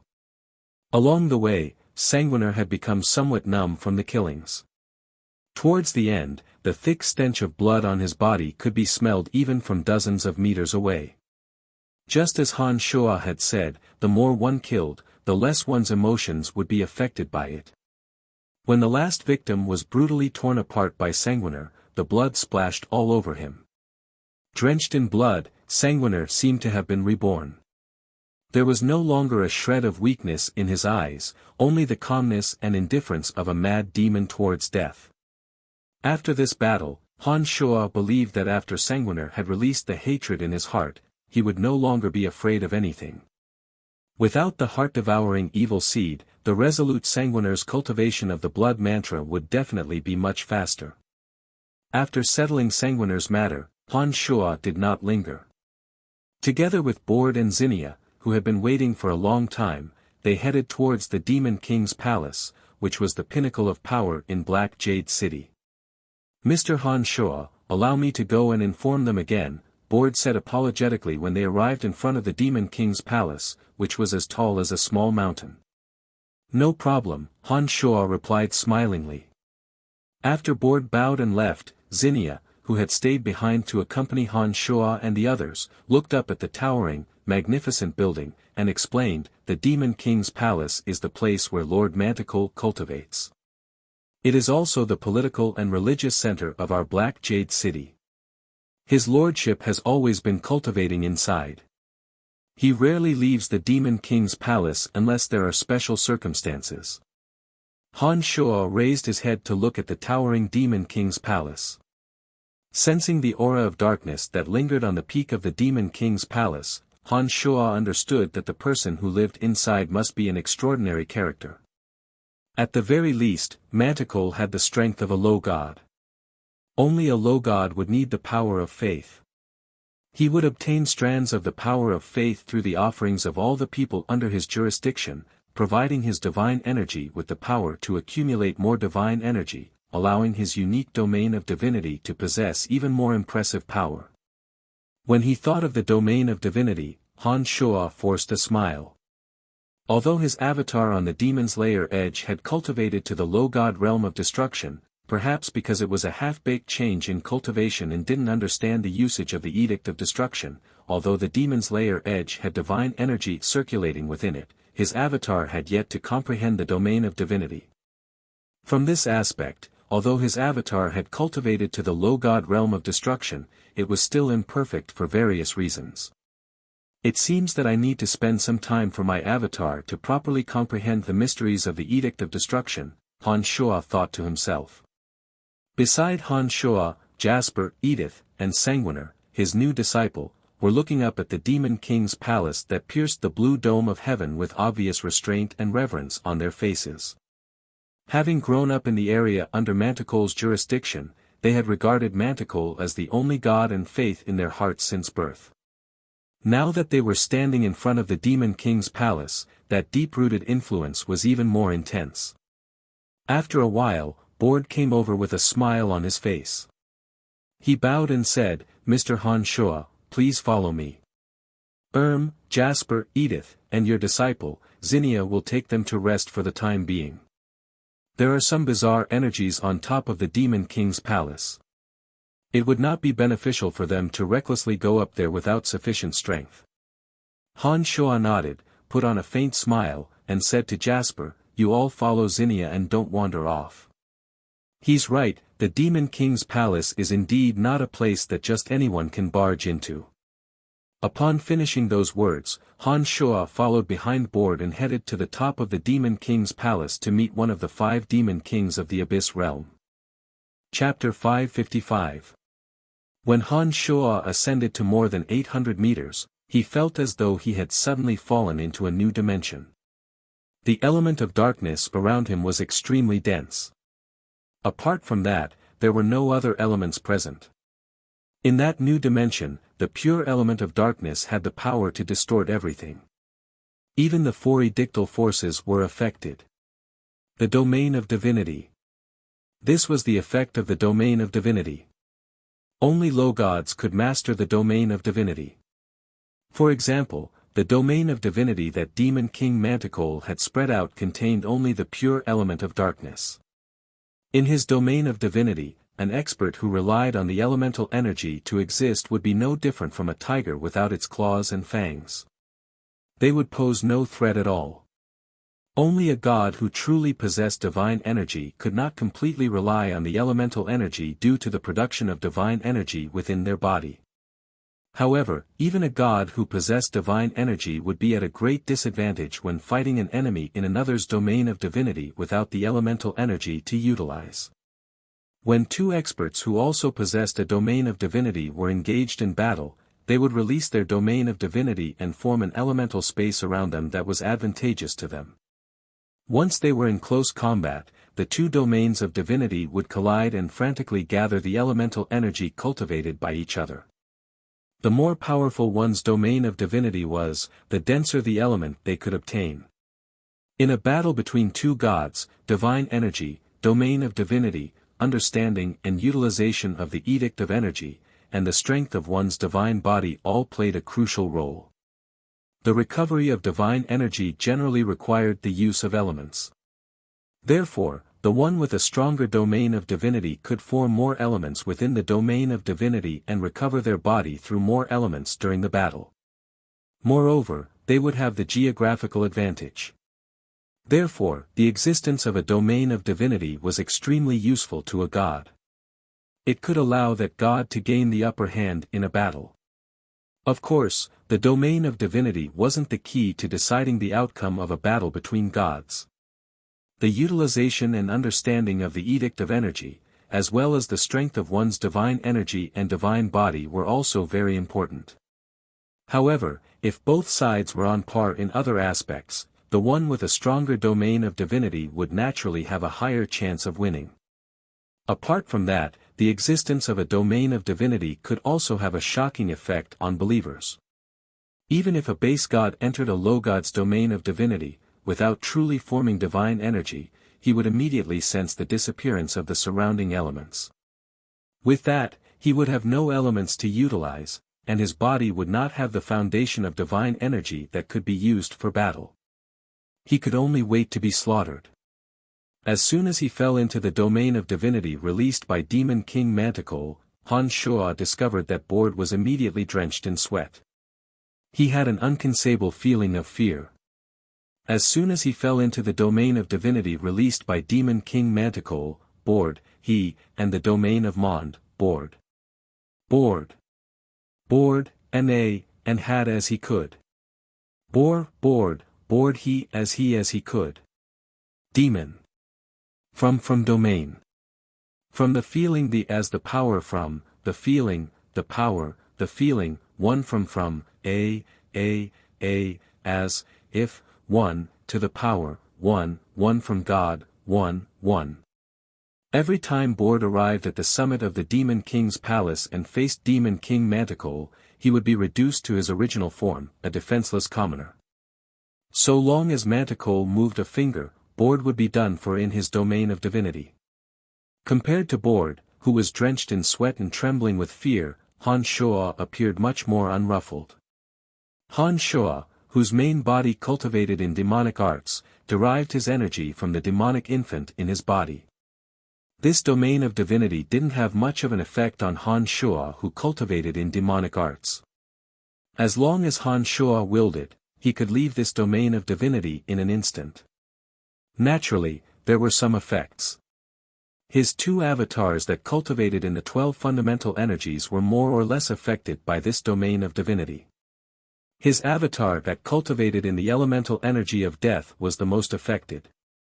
Without the element of death in this domain of divinity, this avatar would become as mediocre as Borde. As for his avatar that cultivated in the Edict of Destruction, due to the special nature of its formation, the effects it received were also very limited. Although the Edict of Destruction was somewhat distorted in this domain of divinity, as Han Shuo's avatar did not delve too deeply into the Edict of Destruction to begin with, and his avatar's body was formed from the energy of the demon's layer edge, the effects were minimal. Although Han Shuo appeared to be in a very passive position after entering Manticore's domain of divinity, that wasn't actually the case. As long as Han Shuo willed it, he could use demonic arts to immediately leave this domain of divinity at high speed. Once he left this domain of divinity, Han Shuo's two avatars would no longer be affected in the slightest. If they attacked from a distance, the power of the three souls combined into one would be absolutely terrifying. The domain of divinity wasn't the deciding factor in a battle. Depending on the level and strength of a god, the power and range of the domain of divinity would be different. This domain of divinity of Manticore only covered an area of a few dozen meters. Based on the standards Han Shuo knew, he guessed that Manticore was no more than a low god. A low god's domain of divinity could only cover an area of a few dozen meters.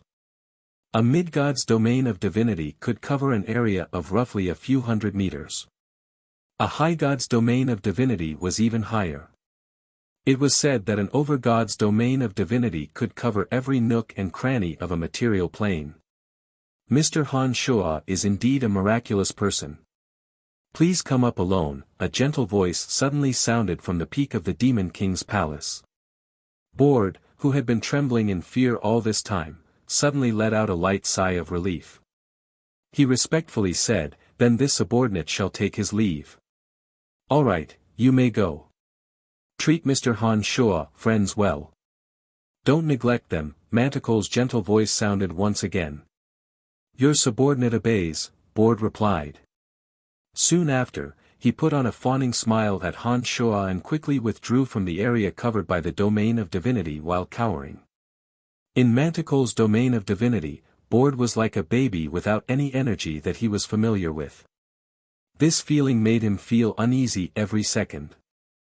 Therefore, as soon as Manticore finished those words, he immediately withdrew from the domain of divinity as though he had been granted amnesty. After Borde left, Han Shuo put on a faint smile and calmly walked along the black stone steps towards the peak of the Demon King's palace. It was a spacious stone chamber that was completely empty. There was only an ordinary-looking middle-aged man with inch-long hair and a gentle face sitting cross-legged at the center of the chamber. That middle-aged man was wearing a gentle and harmless smile as he curiously sized up Han Shuo, who just walked in. Han Shuo sized up his surroundings in a strange manner, then turned to look at Great Demon King Manticore, who was sitting cross-legged in front of him. He smilingly said, "This place of yours is rather simple and crude. Those who come here do not have the qualifications to sit down. Besides, I have been sitting here and cultivating all year round. What's the use of installing some worldly possessions?" Manticore was much easier to talk to than Han Shuo had imagined. He had a gentle smile on his face all the time, making him look like an amiable elder. However, Han Shuo understood that this was just the surface. Every one of the 5 great demon kings of the Abyss realm was a tyrant whose hands were stained with blood. In the cruel and competitive Abyss realm, a demon king with such a gentle side would absolutely not be able to gain the trust of ruthless black jade guards like Bord and Zinnia. Moreover, Han Shuo could sense that concealed fierceness from Manticore. That's true, Han Shuo thought for a moment and replied with a faint smile. Han Shuo wasn't a benevolent fellow either. Even though his hands were stained with blood, he wasn't the slightest bit reserved when facing this Manticore. I can sense many wonderful things from your body. If my guess is correct, apart from cultivating in energies that I'm not clear about, you have also cultivated in the energy of death and the energy of destruction. I can sense the aura of these two energies from your body. This is truly bizarre. I didn't expect that someone could cultivate in two energies at the same time. This is truly inconceivable. Manticore exclaimed in admiration as he looked at Han Shuo with narrowed eyes. Of the 8 elemental energies and 4 edictal forces, nearly every character who could stand at the pinnacle of strength would only focus on one type of energy and be engrossed in it. This material plane was incomparably vast. There were also some characters who could separate their souls and use other substances to form a physical body to cultivate in another energy. However, the souls of such characters were not as independent as the avatars formed by demonic arts. They had too many fatal drawbacks. In the end, due to the lack of energy and distractions, they would not be able to cultivate at the same time. Instead, they would achieve nothing and would never be able to climb to the pinnacle of strength. Therefore, although there were many geniuses on every material plane, almost all of them, without exception, specialized in one type of energy. People like Han Shuo, who cultivated in 3 different energies, and one of them was a mysterious and unfathomable demonic art, were truly rare. Of course, the 2 avatars created by the unfathomable demonic arts were very miraculous. The demonic arts allowed Han Shuo's cultivation to exceed the limits of the 12 fundamental energies, breaking the conventional understanding. Han Shuo's 3 souls shared all of their memories, yet still maintained the integrity of each individual. From this aspect, although Han Shuo was a single person, he had the energy and memories of 3 people. There was no such thing as not being able to take care of both at the same time. This was because, with 3 bodies and 3 souls, each of them specialized in one type of energy. When Manticore saw that Han Shuo was silent and pondering, he waited for a while. When Han Shuo's gaze landed on him, he put on a faint smile and said, "I know you want to leave the Abyss realm. However, the interplanar transportation matrix of the Abyss realm is inside the Void, and the Void is the most frightening and mysterious place in our material plane. Even we, the 5 demon kings, have to open it before we dare to enter it with reverence. Are you sure you want to go to the Void?" When martial arts and magic were annihilated in the previous era, human history entered the era of tattooed spirits. A soul from the kingdom of China transmigrated to become the son of a nouveau riche. How did the Golden Bell Canopy, Dragon Claw, Overlord Elbow, Wood Burning Blade, and Mad Demon Cudgel shine so brilliantly in this world of tattooed spirits? Chapter 556. The Abyss? What kind of place is that? Han Shuo was extremely flabbergasted. A place that even the 5 great demon kings would enter with reverence. What kind of terrifying dangers and evils did it contain? The Abyss is the foundation of our realm. There is chaotic energy wreaking havoc in there. It naturally forms all kinds of offensive boundaries and peculiar scenes. It is extremely terrifying. When Manticore mentioned the Abyss, his face turned grave. He seemed to have some apprehensions about that place. Whether the Abyss was terrifying or not, Han Shuo didn't care. He had no desire to explore its depths. All he wanted was to leave the Abyss realm. After thinking for a moment, Han Shuo took out the bone tablet he obtained from War Demon Valley's warehouse from his space ring, waved it in his hand, and asked Manticore, "Crozius said that he got this bone tablet from you. Can you tell me where you got this bone tablet from?" A bone tablet that had not lost its imprint was the key to opening the cemetery of death. Since the bone tablet appeared in this place, the cemetery of death should also exist. As long as he could learn the origin of the bone tablet from Manticore and find the location of another cemetery of death, Han Shuo could use the planar coordinates to directly descend upon the transportation matrix at the center of the cemetery of death on Profound Continent. He wouldn't need to use the transportation matrix in this world at all. Oh, it's this thing. Manticore put on a faint smile, looked deeply into Han Shuo's eyes, and said, "That little tablet is exactly what I got from the abyss. Even this magic ring of mine came from the abyss. To be honest, it is only in that place that there would be some peculiar objects that are not found in the abyss realm." Upon hearing those words, Han Shuo was stunned. He stared at Manticore with sparkling eyes, thinking that Manticore wouldn't deliberately lie to deceive him, would he? From Manticore's tone, Han Shuo discovered that he seemed to want him to explore the void. However, it was obvious that Han Shuo wasn't particularly interested. Manticore must have noticed this as well. Could it be that Han Shuo was deliberately lying because of this? After scrutinizing Manticore for a good while, Han Shuo discovered that Manticore's expression was calm and collected. He couldn't make out any clues from Manticore's face. Han Shuo couldn't help but ask in puzzlement, could it be that the void is a hub that connects to another material plane? Otherwise, how could there be so many peculiar things here? Manticore forced a smile, shook his head, and asked, just how was the void formed? Is it a hub that connects to another plane? I don't know. I only know that the abyss is the most mysterious place in our world. Legend has it that the interplanar teleportation matrix is in the center of the abyss. I've been to the abyss twice and found some very mysterious things there. According to my speculation, the abyss is more like a battlefield because I've found divine artifacts, divine crystals, and divine souls that have lost their consciousness and only have pure memories left. A divine artifact. Divine crystals. Divine souls. Han Shuo was taken aback and shrieked, "How is that possible?" A divine artifact was a weapon forged by a god that could be infused with divine energy. Divine artifacts forged by gods of different levels would be different. High-grade divine artifacts could unleash the full divine energy of their masters, and even possess the wonderful effect of amplifying their divine energy. Divine crystals were also extremely miraculous objects. They were a kind of bizarre substance that no one knew how they were formed. Although the divine crystals of the 12 fundamental energies were different, gods of the same fundamental energy could absorb the energy contained in the divine crystals of the same fundamental energy to enhance their own divine energy.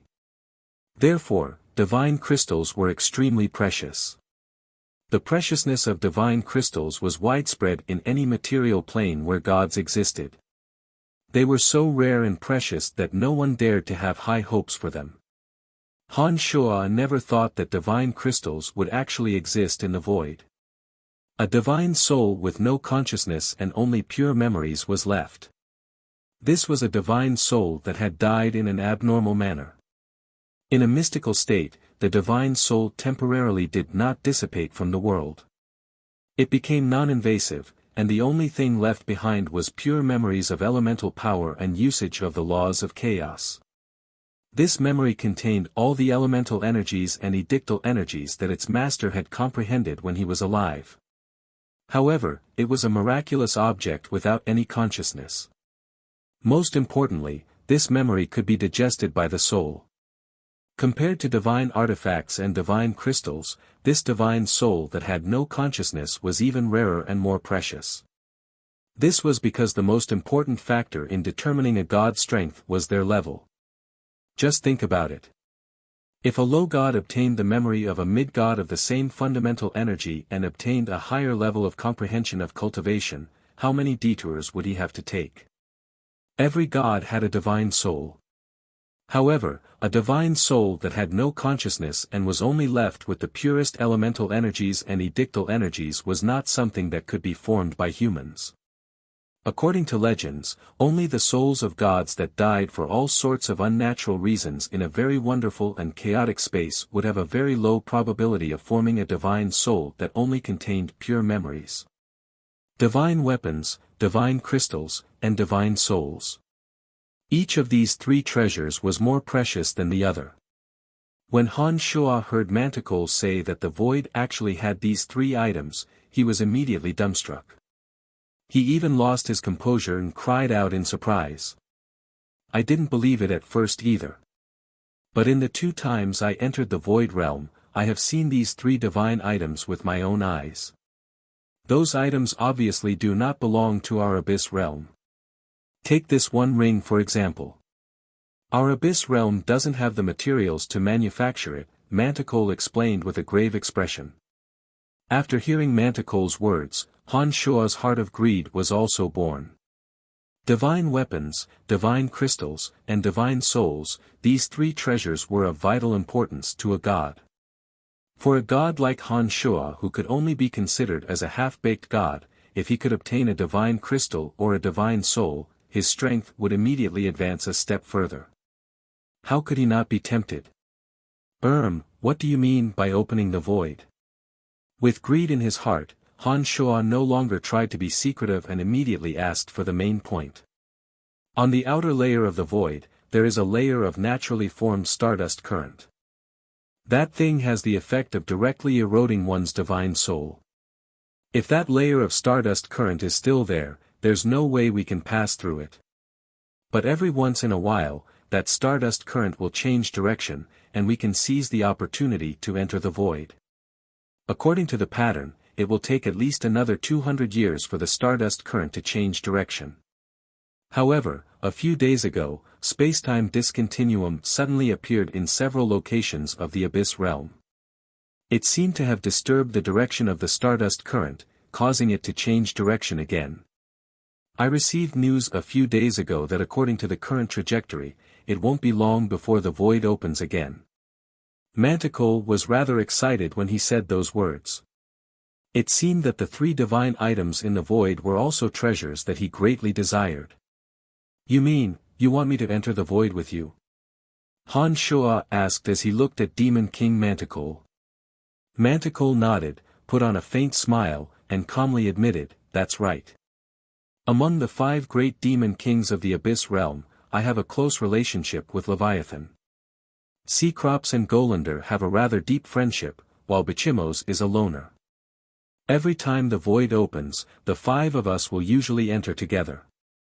While we are inside, we often fight over benefits. This time, if you are with us, I believe we will have a greater chance of success. Oh. Han Shuo stared blankly for a moment. After thinking for a moment, he understood the gist of the matter.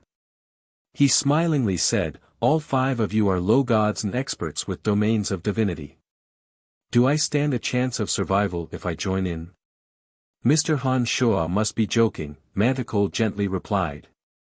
Manticore gently said, to be able to kill 3 shadow warriors in an instant, this is sufficient to prove that your strength has far surpassed that of a demon. I can sense an intense aura of destruction from your body. Although you have yet to form a domain of divinity, your cultivation in the Edict of Destruction must have reached the low god realm. With this alone, you have the strength to protect yourself. Moreover, with Leviathan and me together with you, we can look out for each other. There shouldn't be any major problems.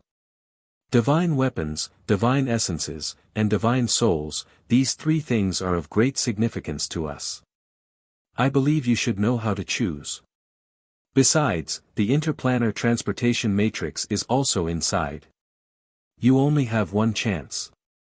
I believe you will know how to choose. With Manticore saying so, Han Shuo basically had no leeway to choose. Putting aside Han Shuo's greed for those 3 treasures, just the interplanar transportation matrix inside the void alone was enough for Han Shuo to take the risk and venture deep inside.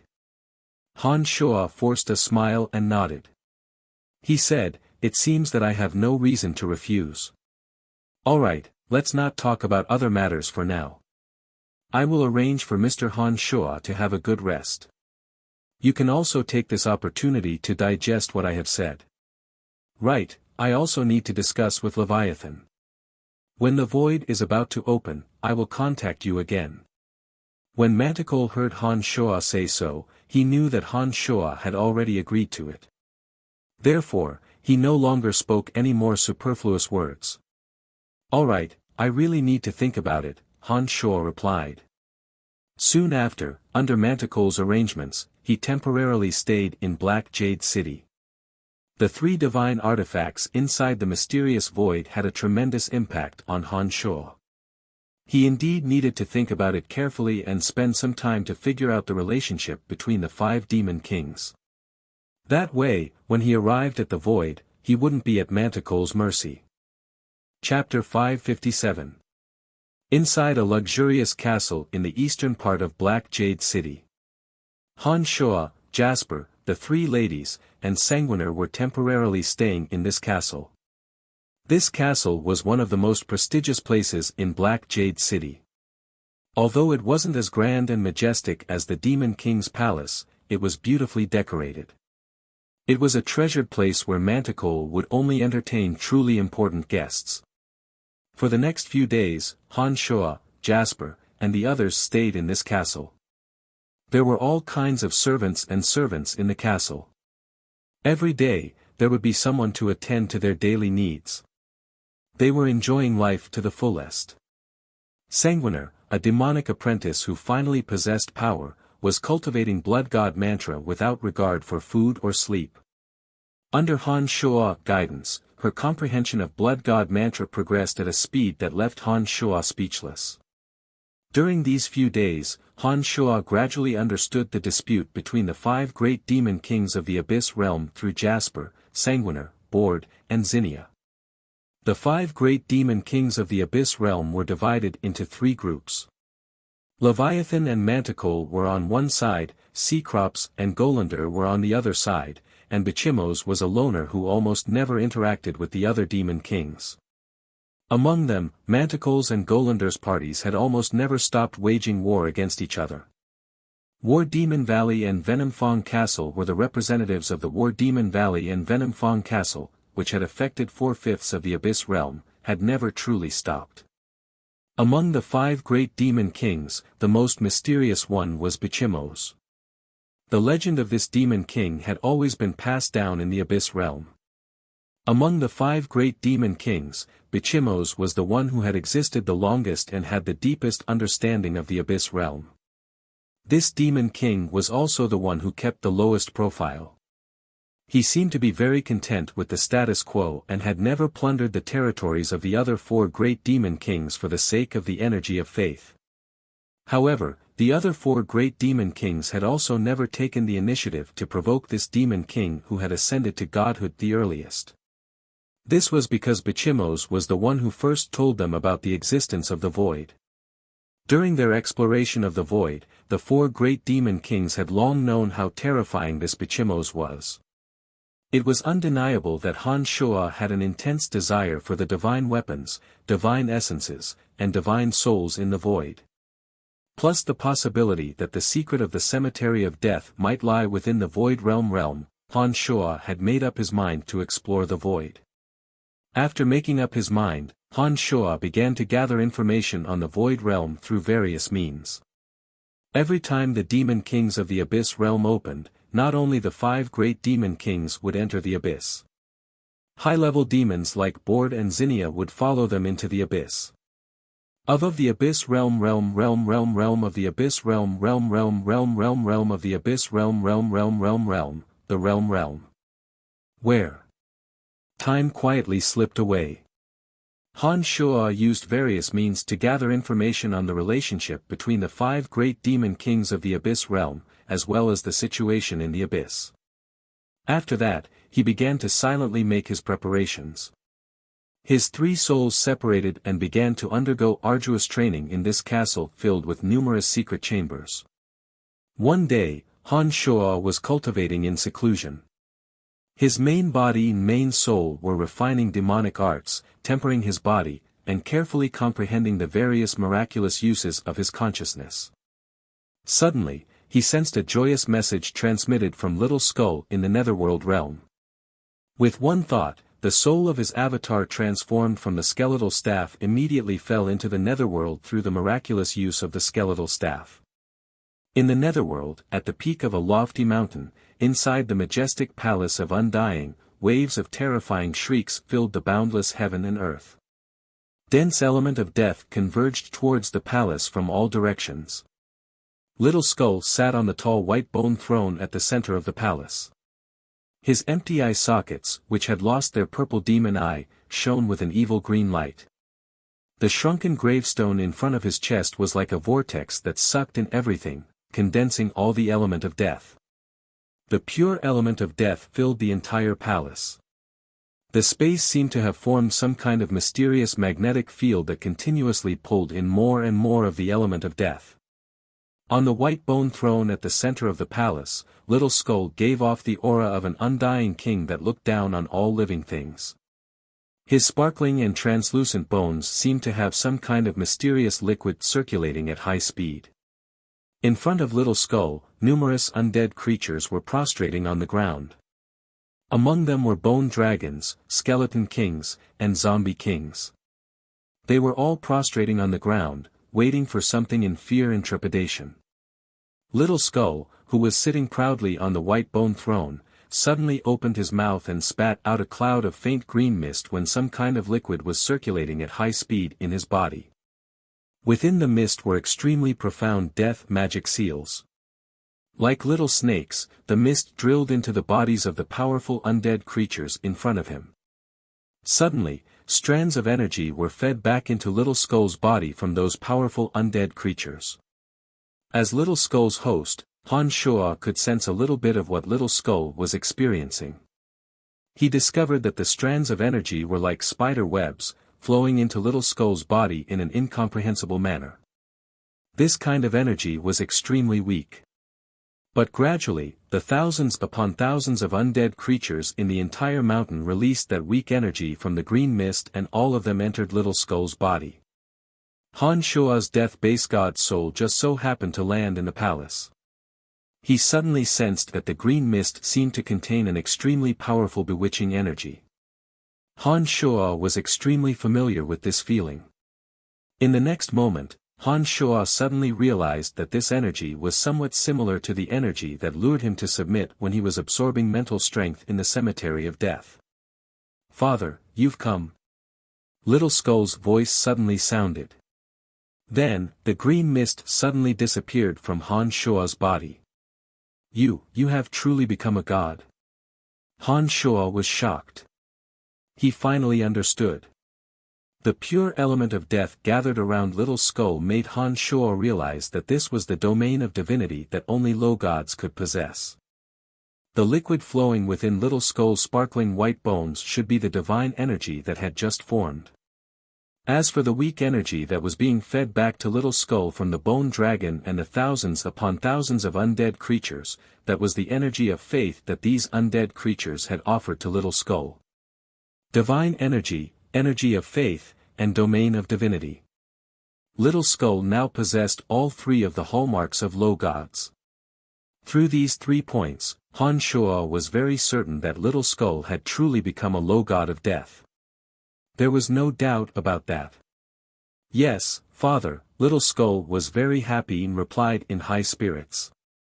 How could it be so fast? Han Shoa was very puzzled.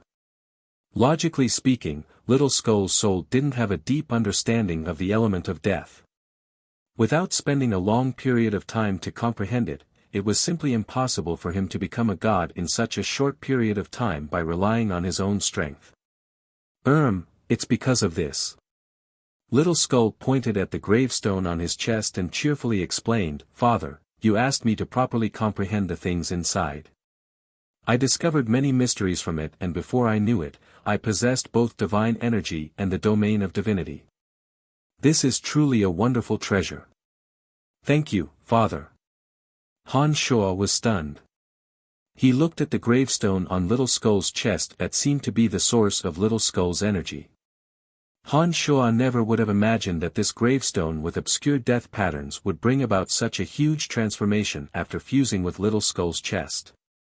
It allowed him to truly become a low god of death in such a short period of time. Incredible, truly incredible.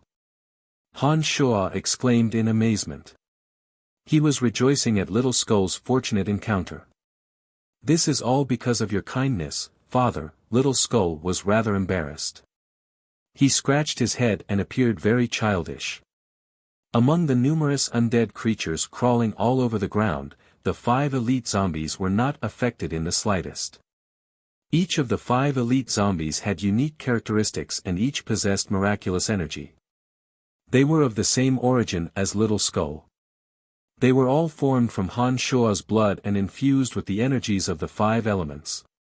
Among them, wood, fire, and metal elite zombies all possessed treasures of their respective elements. Their individual strengths were also sufficiently powerful. Naturally, like Han Shuo, they were not affected by Little Skull's divine aura.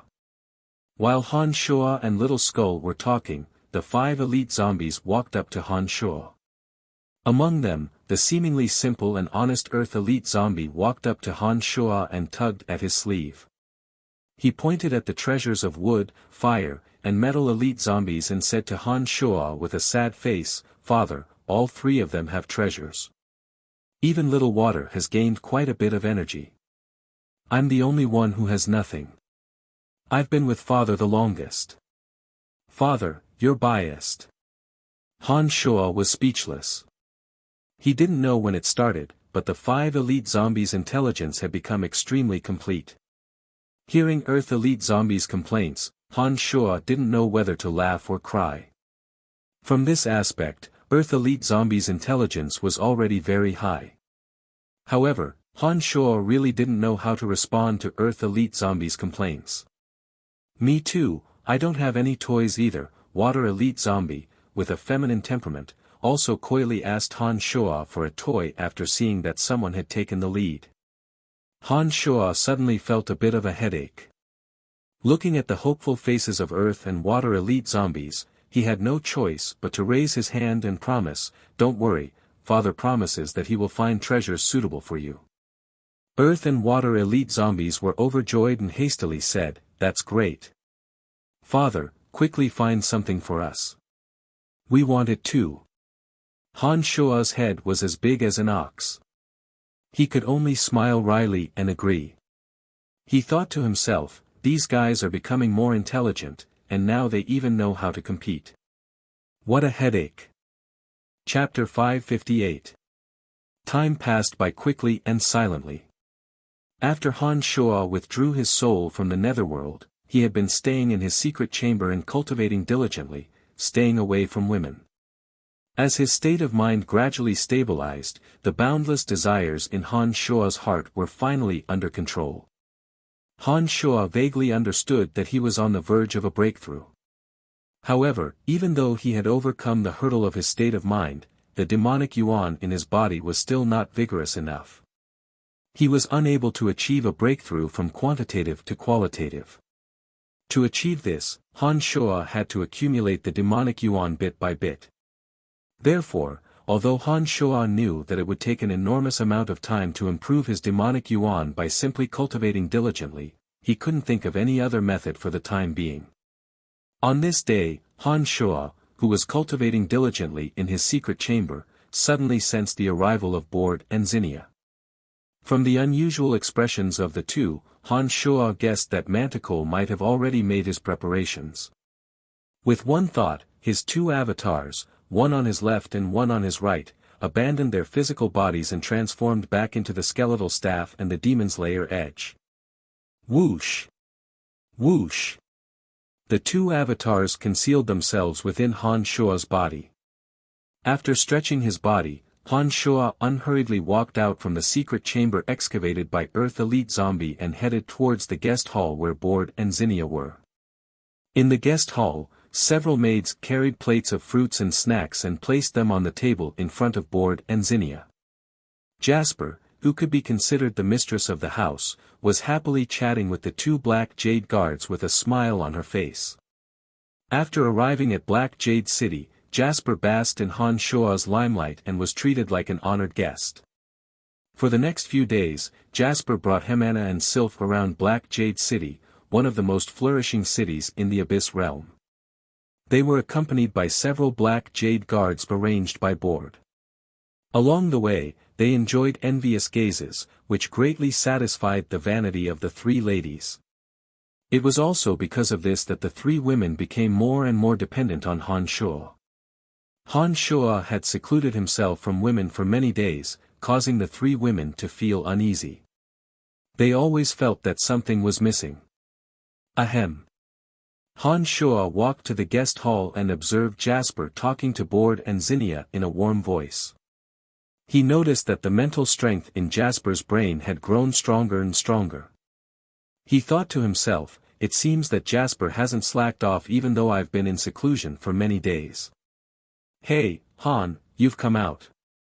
Upon hearing Han Shua's soft cough, Jasper turned her head to look at him. Her beautiful eyes were filled with longing and joy. After being nourished by Han Shua for a period of time, Jasper's skin was as translucent as jade. A faint fragrance was wafting from her body, making her extremely attractive. Looks like you didn't slack off. Han Shua looked at Jasper smilingly. Soon after, he walked to Board and Zinnia, and asked, has Demon King Manticore made the necessary preparations and asked the two of you to invite me over? The two nodded at the same time. Board respectfully replied, that's right. The opening of the void is imminent. His lordship has already made the necessary arrangements in Black Jade City. Now, the two of us are to inform Mr. Han Shua to accompany him to the void. Alright, wait here for a moment. I will make the necessary arrangements and leave with you immediately, Han Shua casually replied. Then, he spread out his consciousness. Sanguiner, Hemana, and Sylph, who were in seclusion, simultaneously received a message from Han Shua in their minds. During this period of time, Han Shua had been in seclusion and had become even more adept at utilizing his consciousness. Using his consciousness to influence the consciousnesses of those with weak souls at short distances was one of the wonderful uses of his consciousness. Sanguiner and the others, who were in the midst of cultivation, suddenly received a message in their minds. They could clearly sense that this message came from Han Shua. The three were aghast and roused from their cultivation. Following Han Shua's message, they soon arrived at the center of the guest hall. Master, were you the one who transmitted the message into our minds? Sanguiner immediately asked in astonishment after arriving. Han Shua put on a faint smile and replied, that's right. I am about to leave Black Jade City and head for the void. The reason I asked you to come over is to inform you. Also, if you have any difficulties in cultivation, take this opportunity to ask me. I might need some time to return. That's too miraculous. You actually managed to leave a message in our minds from so far away. Truly inconceivable. Sylph cried out in surprise after hearing Han Shua's affirmation. Board and Zinnia looked at each other, shook their heads, and forced a smile. They were amazed by Han Shua's mysterious ability. Master, why didn't you bring us with you to the void? Sanguiner asked. You are not strong enough for the time being, including you, Sanguiner. Although you have made rapid progress, you currently only have the strength of a destroyer. From my understanding of the void, not only is it useless to enter the void without the strength of a demonic demon, you will only become a burden. Stay here and cultivate for the time being. Wait for me to return from the void. If I find a transportation matrix, I will bring you away, Han Shua explained. After hearing Han Shua's words, Sanguiner suffered a great blow. With a dejected look, he muttered, so, in Master's eyes, I am still a burden. Han Shua smiled and consoled him, although you are talented, how long have you been cultivating? In such a short time, you have become a destroyer from a weakling without the strength to truss a chicken. This is already enough to prove your potential. If you could become a demonic demon in such a short time, then I, your master, would not need to mingle around anymore. Don't be discouraged. Give yourself a little more time, and it won't be long before you become a powerhouse with the strength of a demonic demon. After hearing Han Shua's words, Sanguiner felt a little better. Soon after, he thought for a while and asked Han Shua about some of the cultivation problems he had encountered in the past few days. When Bored and Zinnia saw Sanguiner asking Han Shua for advice, they awkwardly tried to avoid it. No matter where it was, when a master was teaching a disciple, outsiders were generally not allowed to listen. Bored and Zinnia obviously understood this and were quite self-aware. Waving his hand, Han Shua smiled and said, "No need to avoid it, it's fine." Bored and Zinnia were delighted. They exchanged glances and respectfully stood aside, listening attentively to Han Shua's explanation. The demonic arts that Han Shua was teaching were completely different from the cultivation techniques of this world. Moreover, the blood god's mantra was even stranger. It would be strange if Bored and Zinnia could understand it. Ignoring the two beside him, Han Shua answered some of the problems Sanguiner had raised. Sanguiner understood tacitly and nodded with a smile. Bored and Zinnia, on the other hand, were at a loss. They were confused by unfamiliar terms like meridians, acupuncture points, blood energy, and so on. They simply did not understand what Han Shua was talking about. When Han Shua finished explaining, Sanguiner said excitedly, "Thank you, Master."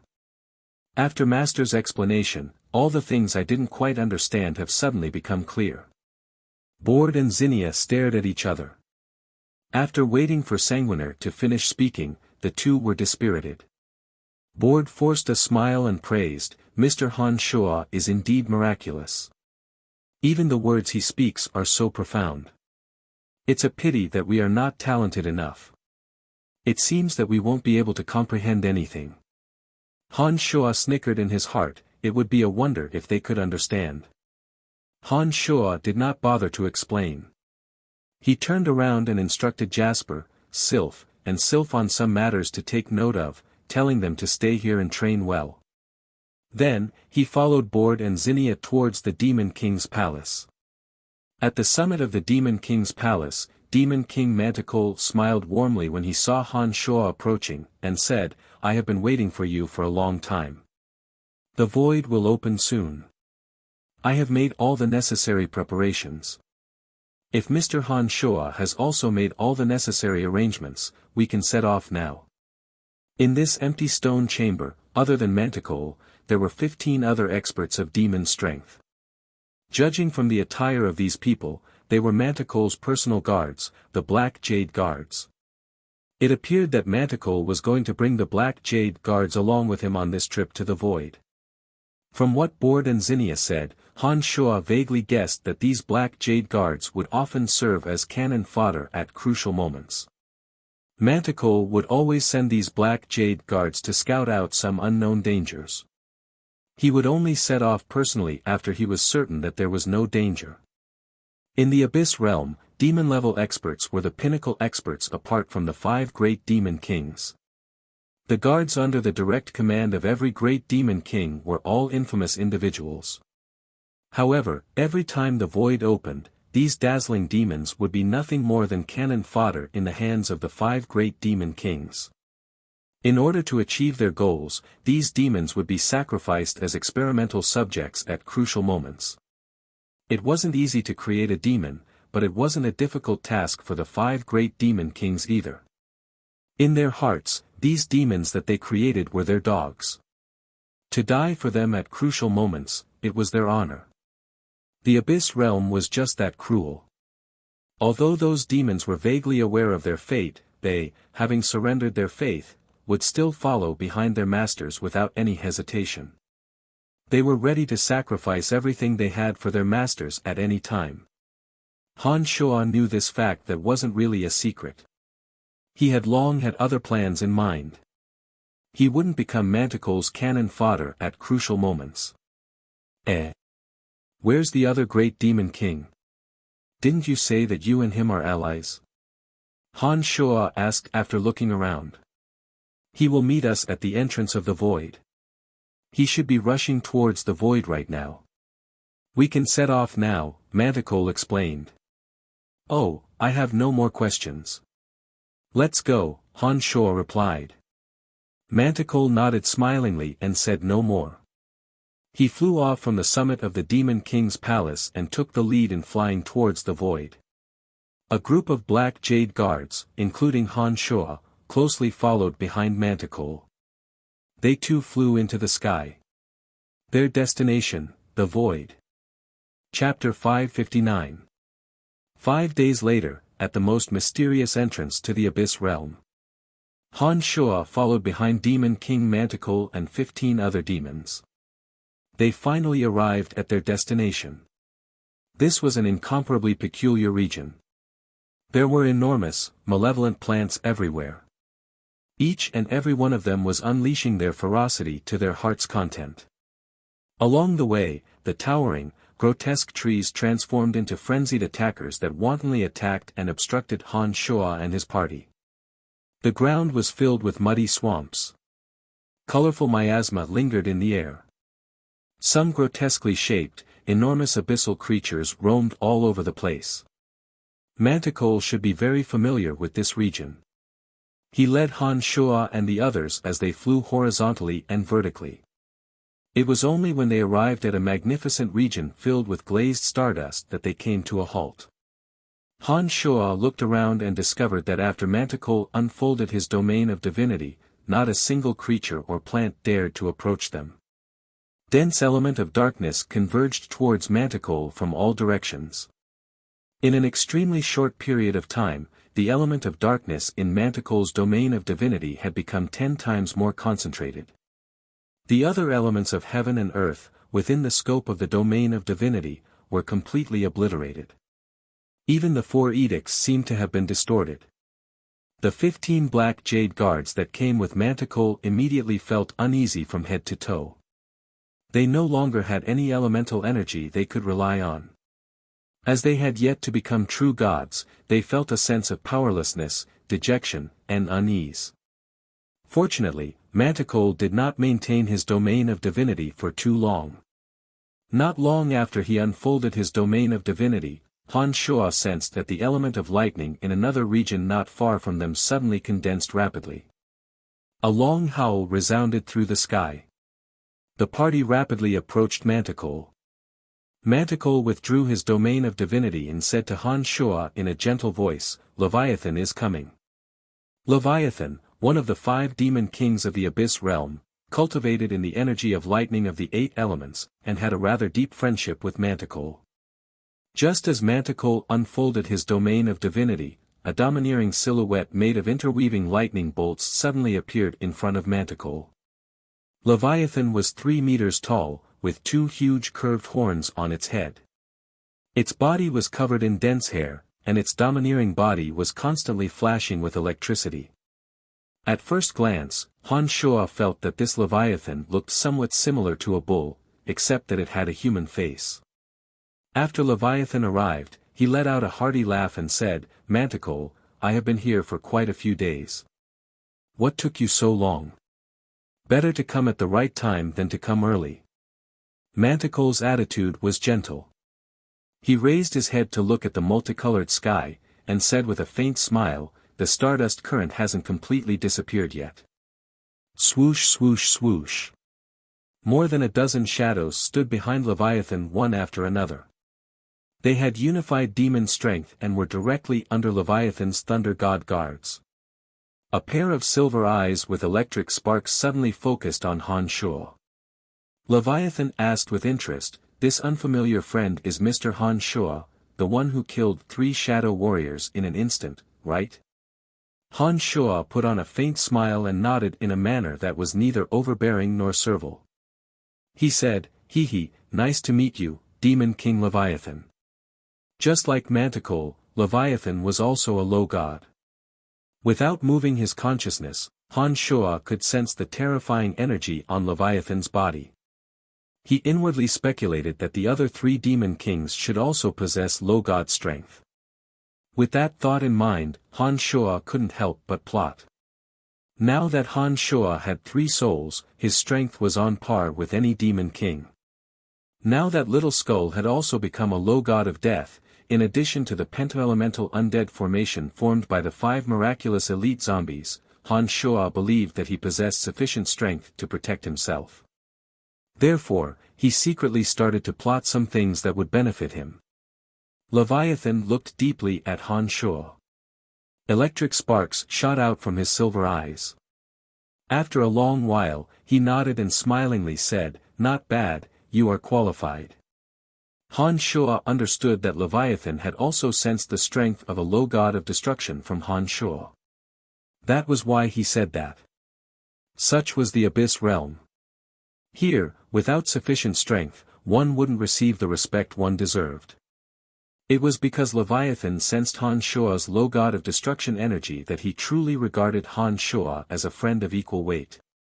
"Since you have arrived early, have you discovered any traces of the other 3? Manticore waited for Leviathan to acknowledge Han Shuo's strength before he asked with a faint smile. "The other 3 have arrived long ago. They have temporarily occupied 3 different positions, waiting for the moment the stardust current disappears," Leviathan said in a deep voice with a solemn face. Han Shuo raised his head and looked at the sky. He discovered that the stardust current was multicolored. It was as vast as the starry sky, full of mystery and abstruse. Streaks of dazzling radiance flashed past like meteors. Green, sapphire, light purple, and all kinds of halos filled the stardust current. Behind the stardust current was the void that led to the abyss. Han Shuo was well aware of this fact. Han Shuo slightly released his consciousness and a strand of it flew towards the stardust current. Slowly, probingly, it probed into the stardust current. The stardust current possessed an intense corrosive and destructive effect on the soul. Any life form with a soul, once submerged within the stardust current, would immediately be affected by the stardust current. In an extremely short period of time, their soul would be decomposed and corroded until it was fragmented and lost all consciousness.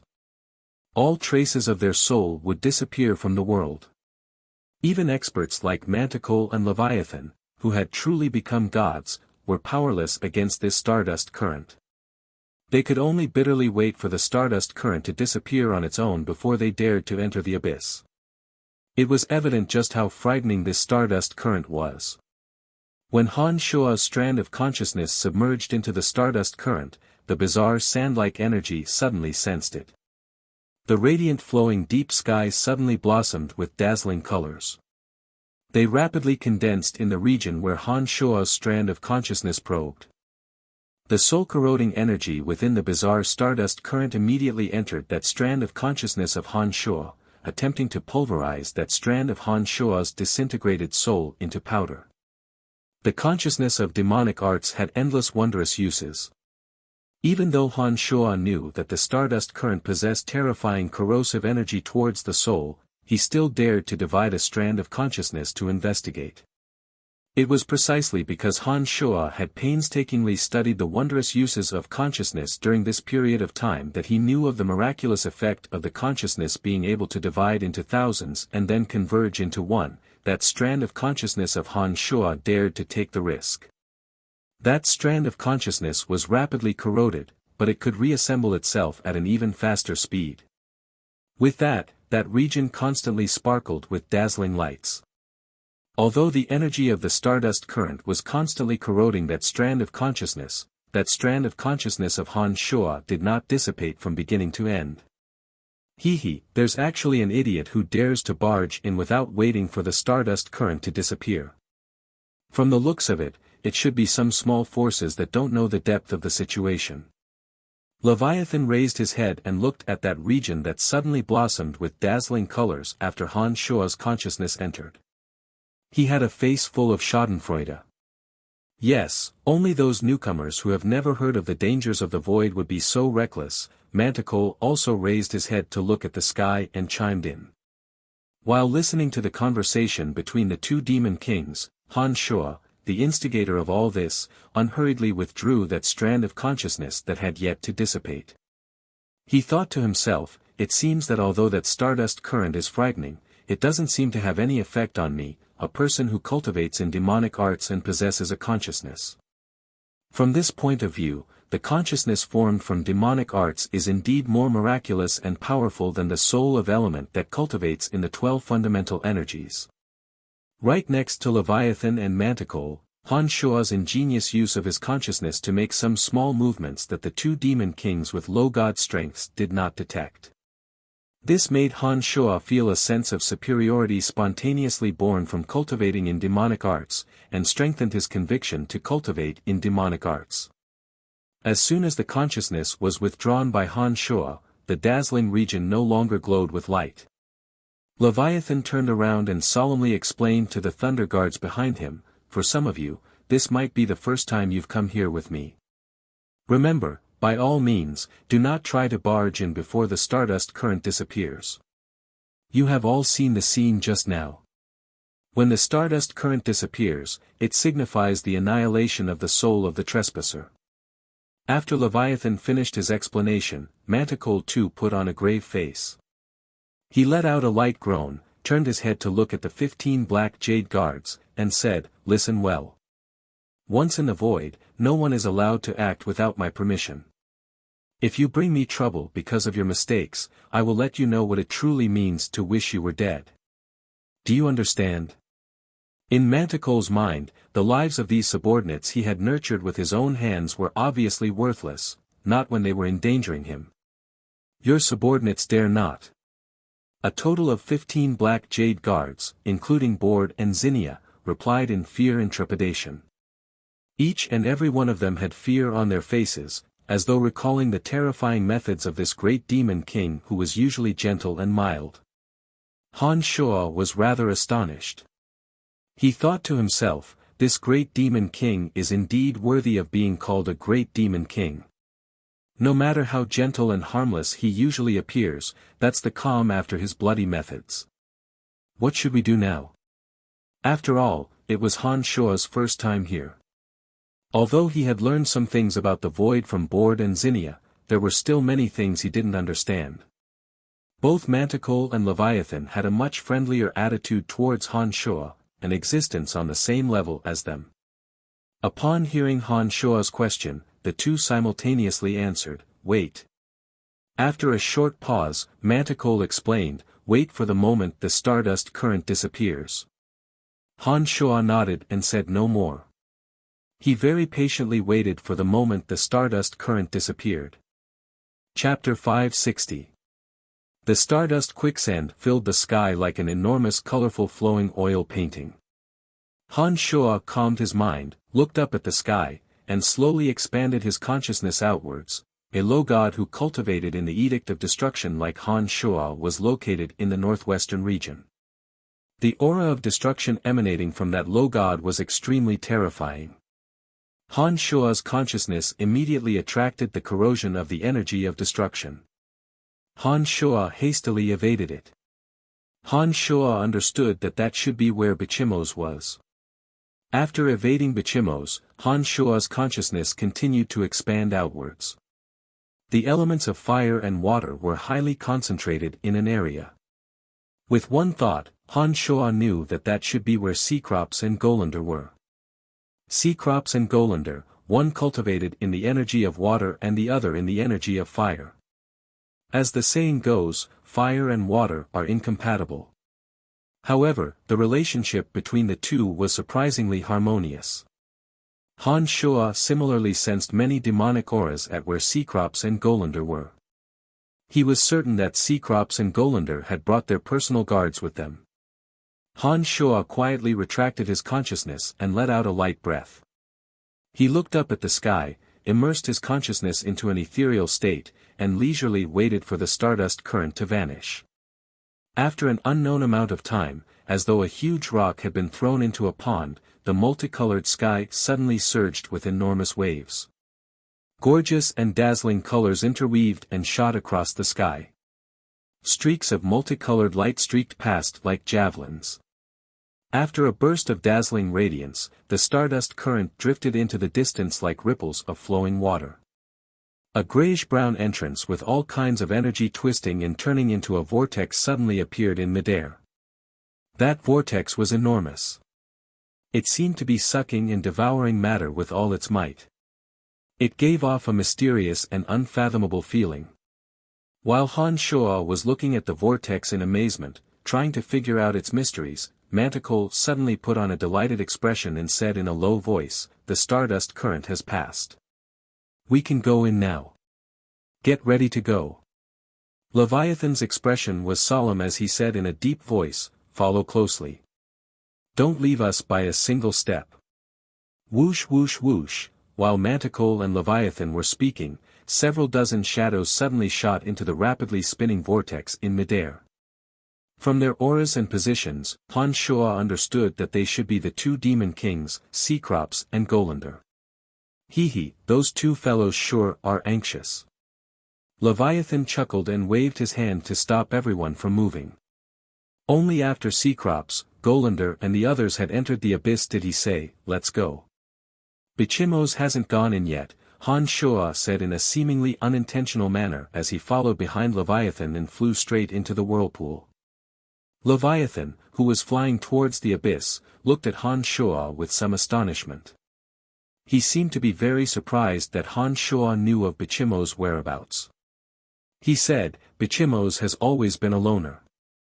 Every time he enters the abyss, he doesn't bring a single subordinate with him. Even the four of us combined aren't as familiar with the abyss as he is. His whereabouts are also the hardest to track. Do you know where he is?" Han Shuo pointed at the lush shrubbery to the northwest and said, "He's down there. He cultivates in the Edict of Destruction just like me. I can sense him." Manticore was also slightly taken aback by Han Shuo's words. He said with some amazement, "Mr. Han Shuo is indeed extraordinary. Even we couldn't detect Bichimo's whereabouts. I didn't expect that you could." Leviathan nodded. He too was rather surprised. However, the two didn't pay too much attention to this issue. As they spoke, the entrance to the abyss appeared. Han Shuo didn't say much. With one thought, a protective shield as thin as a cicada's wing covered his entire body. With a flash of black light, Han Shuo's body fell into the abyss. It was as though he had suddenly fallen into an unfamiliar space. The pure elemental energy was extremely rich and filled every nook and cranny. With every breath he took, the elemental energy would flow into his body, giving him a wonderful refreshing feeling. After the dusky airflow passed, Han Shuo focused his attention and looked around. He discovered that he seemed to have arrived in the middle of a spacetime crevice. At first glance, all he could see were enormous rocks of various colors hovering in midair like meteorites. All kinds of dazzling radiance were constantly interweaving around him. The scene was gorgeous and bewitching, giving one the absurd feeling of being in a boundless void. Right in front of him were tunnels of unknown origin that were constantly sparkling with strange radiance. Gusts of violent whirling winds whistled past Han Shuo's body. The swift and fierce winds caused those enormous rocks to gently sway. One could imagine just how fierce and frightening those winds were. "Follow us, go!" Manticore shouted hoarsely. However, his voice, as though it was separated by layers upon layers of obstacles, fell into Han Shuo's ears. It was as soft as the buzz of a mosquito. Han Shuo creased his brows. Looking at Manticore who was shouting hoarsely right in front of him, he realized that this void was indeed very miraculous. Manticore possessed low god strength. Yet, even at such a close distance, his voice could only travel so faintly. With a jolt of his consciousness, Han Shuo sensed all kinds of energies at the entrance to the abyss. The energies of the 8 elements, the 4 edictal forces, as well as some rarely seen energies of faith, fear, and resentment. They were like branches of a river, or like chaotic spider silk threads, drifting in the air with varying strengths. Those energies are the continuation of the energy of the bodies of experts who died in the void long ago after their souls were destroyed. By all means, do not try to absorb those energies. After drifting in the void for so many years, they have been contaminated with some unknown, indescribable, and bizarre aura. Just like the stardust, they have an intense corrosive effect on one's soul, Leviathan hastily said. After arriving at the void, Manticore and Leviathan appeared to be in fear and trepidation. They constantly reminded their subordinates beside them. After Leviathan finished those words, he began to cautiously advance forward. Strands of energy of lightning formed into a spiderweb structure and rapidly condensed on the path ahead, cleansing away all the energies that filled the air from all directions. Manticore was in charge of the rear. He formed a zone of absolute darkness behind him, mincing the strands of energy that filled the air from all directions. With the two joining hands, using the energy of lightning and darkness, the zone was impregnable. Not a single one of those demons suffered any harm. As soon as Han Shuo, who was situated between Manticore and Leviathan, unfolded his consciousness, he immediately sensed the various kinds of chaotic energies. Most of those energies were left behind by experts who had yet to possess divine energy. They were mixed with some of the dreadful and bizarre energies of the void, and possessed an intense corrosive effect on one's soul. Perhaps it was due to the uniqueness of the void that they did not return and vanish between heaven and earth. All of a sudden, Han Shuo's demonic infant became restless. It was like a hungry and thirsty child, instinctively wanting to devour all kinds of chaotic energies. With one thought, the demonic infant began to revolve at high speed. Streaks of dark, sparkling electric arcs suddenly covered the center of Han Shuo's protective shield. Sinister and cold demonic yuan was attached to the shield like liquid. In an instant it was as though Han Shuo had turned into an enormous magnet. All kinds of negative energies of death, destruction, resentment, fear, and other negative energies that filled the entrance to the void suddenly madly converged on Han Shuo. Mr. Han Shuo, what are you doing? Leviathan's face suddenly jolted. He suddenly discovered that the abnormality of the energies around him originated from Han Shuo. A wave of anger rose in his heart and he shouted. Han Shuo, stop at once. Are you trying to get us killed? Manticore was also shocked. He became anxious for Han Shuo's actions. The entrance to the void had always been filled with all kinds of energies. Leviathan and Manticore wouldn't pay any attention to just one or a few of those energies. However, if dozens or hundreds of those energies came rushing at them at the same time, even with their strength, they would have a headache. Although they could use their divine energy to cleanse those energies, it would consume a great deal of their divine energy. This was the entrance to the void. There were all kinds of unknown dangers waiting for them inside. If they exhausted more than half of their divine energy at the entrance, they would be in a very passive position. Once they entered the abyss, the two of them would be in a very passive position. Therefore, when they saw hundreds of negative energies converging on them, they immediately screamed. Don't worry, I will handle it. Han Shuo calmly shouted in a deep voice. The demonic infant in his body turned into a bottomless black hole, emitting a terrifying suction force capable of devouring all evil. The hundreds of negative energies that suddenly rushed over, as they were flowing at high speed, turned into dazzling rays of light of all colors. All of them shone on Han Shuo's body. Han Shuo was pleasantly surprised. He circulated his demonic yuan to the limit. It was only at this moment that he realized what those meteor-like rays of light he saw when he first entered the void were. They were actually formed by this kind of energy flowing at high speed. Strands of all kinds of negative energies were devoured by the demonic infant.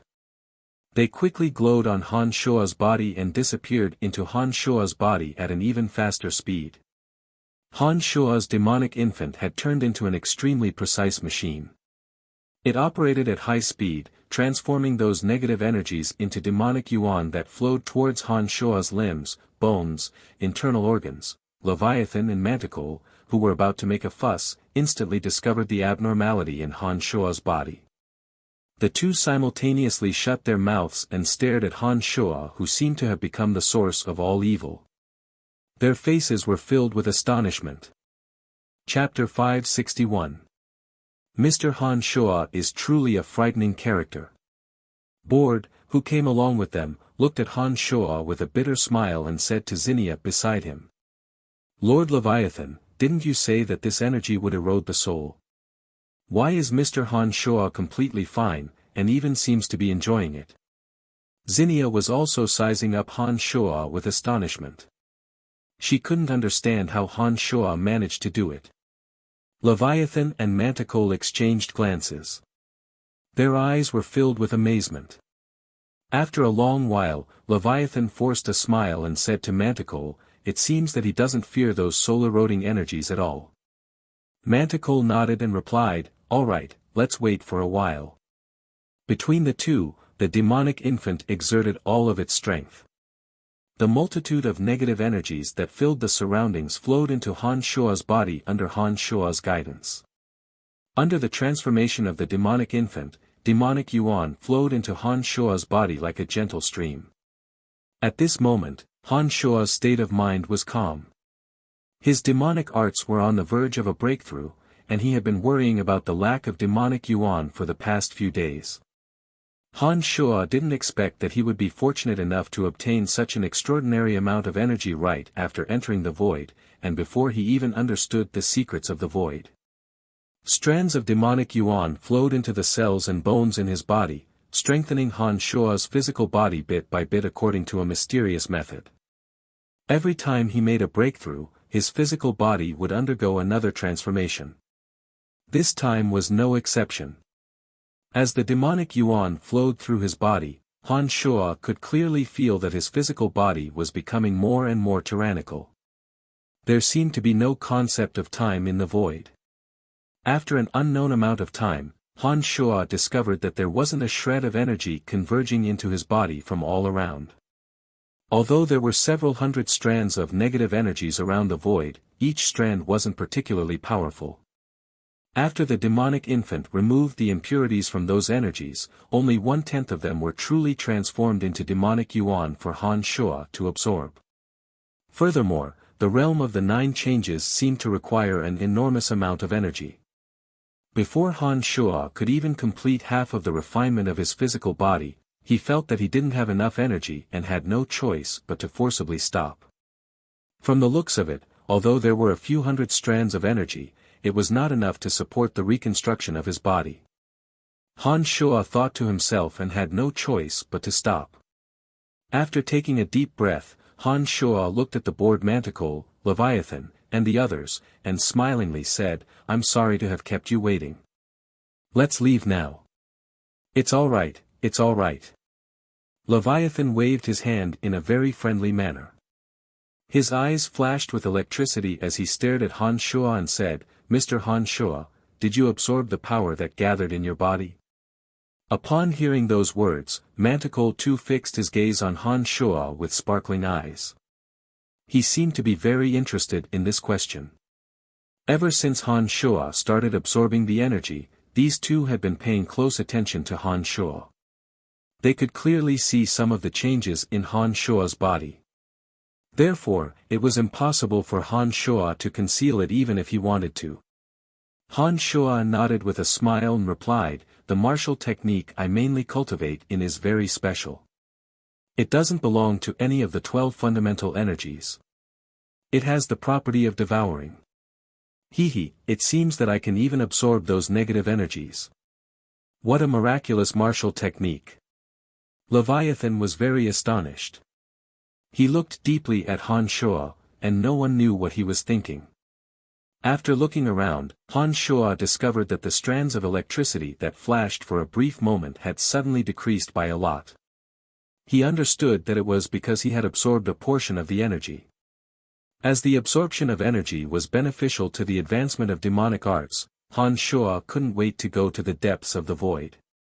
He smilingly asked, "Gentlemen, can we continue our journey now?" "Of course, let's go," Manticore hastily replied. He looked ahead and said, "Let's hurry up. We seem to have been delayed for a long time." With Leviathan and Manticore leading the way, Han Shuo and a few dozen demons in the middle, they resumed their journey. Rays of light shot and flashed in their surroundings. Rocks that resembled meteorites swayed and swayed in the howling hurricanes. Leviathan and Manticore were resisting the distortions caused by some other energies while cautiously avoiding those enormous rocks floating around them. They gradually flew deeper into the void. Nothing unexpected happened for a very long time. An area of boundless darkness suddenly appeared in front of them. At first glance, that area looked like a bottomless pitch-black abyss, brimming with unknown dangers. Faintly discernible screams could be heard coming from that boundless darkness from an unknown distance away. Standing far away from that area of darkness, Manticore's face was grave as he said, "The screams coming from that area of darkness should be from the subordinates of the other two demon kings. If we want to go deeper into the void, we have to pass this hurdle. When we dive in, our line of sight will be greatly obstructed. No one is an exception. When you can't see your surroundings, there will be air currents with terrifying force shooting out. There may even be some rocks or weapons left behind by the deceased in the air currents. All of you must be extremely careful." In fact, these demons would also be extremely careful even without Manticore's reminder. Every demon that could become a demon had high intelligence. The other two demon kings must have warned them of the dangers ahead of time. Since there were still screams coming from that area, it was obvious how dangerous that area was. It wasn't something that could be completely withstood just because they knew about it. In other words, after descending from that area, some of them would definitely die. Even if Manticore and Leviathan didn't mention it, everyone was well aware of it. "Let's go." When Manticore saw the grave expressions on the faces of the crowd, he understood that they should have known the truth. Without further explaining, he nodded at Leviathan and took the lead to land inside. "Board, Zinnia, you two stay close to me. We can look after each other." Han Shuo was not in a hurry to go down immediately. He smiled at Board and Zinnia, and said calmly, "Thank you, Mr. Han Shuo," Board and Zinnia said as they bowed respectfully to Han Shuo. "Take care of each other." With their meager strength, how could they take care of Han Shuo? The two of them naturally understood what Han Shuo meant when he said that Han Shuo would take care of them. From the envious gazes of the demons around them, the two realized how lucky they were. They thought that their diligent service to Jasper and the others had indeed paid off. Han Shuo put on a faint smile and did not say much. As long as the two of them didn't die, they would still be characters in Black Jade City and would still be of some value to him in the future. After the demons followed behind Leviathan and Manticore and descended, at Han Shuo's indication, Board and Zinnia leaped into that boundless region of darkness. Han Shuo's figure moved like a ghost, following behind Board and Zinnia who were holding hands. As soon as they entered, Han Shuo discovered that this place seemed to belong to an area of absolute darkness. There wasn't the slightest bit of light spilling out. Even with Han Shuo's miraculous eyesight, he couldn't clearly see the situation around him. It seemed that light couldn't be transmitted in this place. Even if some people ignited a flame, it would still be useless. However, for Han Shuo, his consciousness was more useful than his eyes. As soon as Han Shuo unfolded his consciousness, every movement in the surrounding area was reflected in his mind. After Han Shuo locked onto Board and Zinnia's auras, they had absolutely no way of escaping from Han Shuo's pursuit. Even Leviathan and Manticore, who were further away, were under the surveillance of Han Shuo's consciousness. Just as Manticore had said, it was pitch black in here, but there were terrifying dangers lurking. Masses of air currents, propelled by some unknown force, were wreaking havoc and fluttering in all directions. Those air currents were filled with sharp objects that silently shuttled back and forth in the darkness. Although the physical defenses of demon-level experts were already extremely frightening, it seemed that they couldn't withstand the penetration of those objects. The void was a bizarre place, especially in such an area. Han Shuo could hear miserable shrieks echoing in his ears. But when he unfolded his consciousness, he discovered that those shrieks were coming from an area that was immeasurably far below him.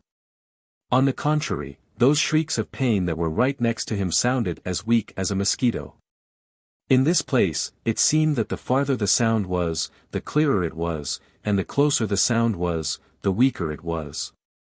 It was also for this reason that the experts who entered this place were even more frightening. They simply couldn't detect the air currents that whizzed past them. Shrill howls sounded all around them. Han Shuo could hear them loud and clear. He knew that some of the demons who entered this place together with him had already met with misfortune. A stream of air, rotating at high speed, soundlessly shot towards Bord and Zinnia. There was a sharp cone-shaped object within that stream of air. If it pierced through Bord and Zinnia's bodies, Han Shuo was certain that the two would have no chance of survival. Han Shuo, who had been sticking close to Bord and Zinnia, suddenly extended his hand and grabbed Zinnia's soft shoulder. With a tug, Bord and Zinnia abruptly changed their diving direction, and very easily avoided the impact of that stream of air. With his consciousness covering a large area around them, Han Shuo simply tugged here and there, twisting and turning the two like toys, allowing them to avoid layers upon layers of danger. After a long while, the light suddenly reappeared. When everyone landed on flat ground, they discovered that they had arrived in an enormous valley that was wreathed in smoke. Bord and Zinnia felt dizzy and their vision blurred. They looked around and suddenly discovered that of the 30 or so demons that came with them, a third of them had perished at this stage. The remaining were also battered and exhausted. Even Manticore and Leviathan looked somewhat disheveled and dejected. "Thank you, Mr. Han Shuo." The two felt a chill in their hearts. They suddenly realized how lucky they were and respectfully expressed their gratitude to Han Shuo.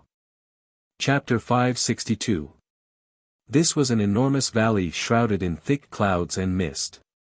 Han Shuo didn't know why there would be such a valley in the void, but judging from the expressions on Manticore and Leviathan's faces, they seemed to be very excited after arriving at this place. After unfolding his consciousness, Han Shuo very easily discovered the positions of the other two great demon kings. It appeared that although the two great demon kings had arrived a step ahead of him, they hadn't gone too far. While Han Shuo was silently observing the surroundings with his consciousness, an aura of destruction suddenly emerged from the darkness above his head. Han Shuo's consciousness had barely captured it, but it disappeared in a flash. "Bichimos has come down," Han Shuo said in a deep voice. Leviathan and Manticore exchanged glances with each other and silently nodded, indicating that they understood what Han Shuo meant. Han Shuo looked at the two strangely. When he saw that the two were pondering with their brows knitted, he couldn't help but ask, "Now, where should we go?" Two gazes simultaneously gathered on Han Shuo's face. Leviathan thought for a moment, forced a smile, and said, "The place where we are now can be considered to be the void. However, in order to obtain more secrets of the void, we will have to explore it by ourselves.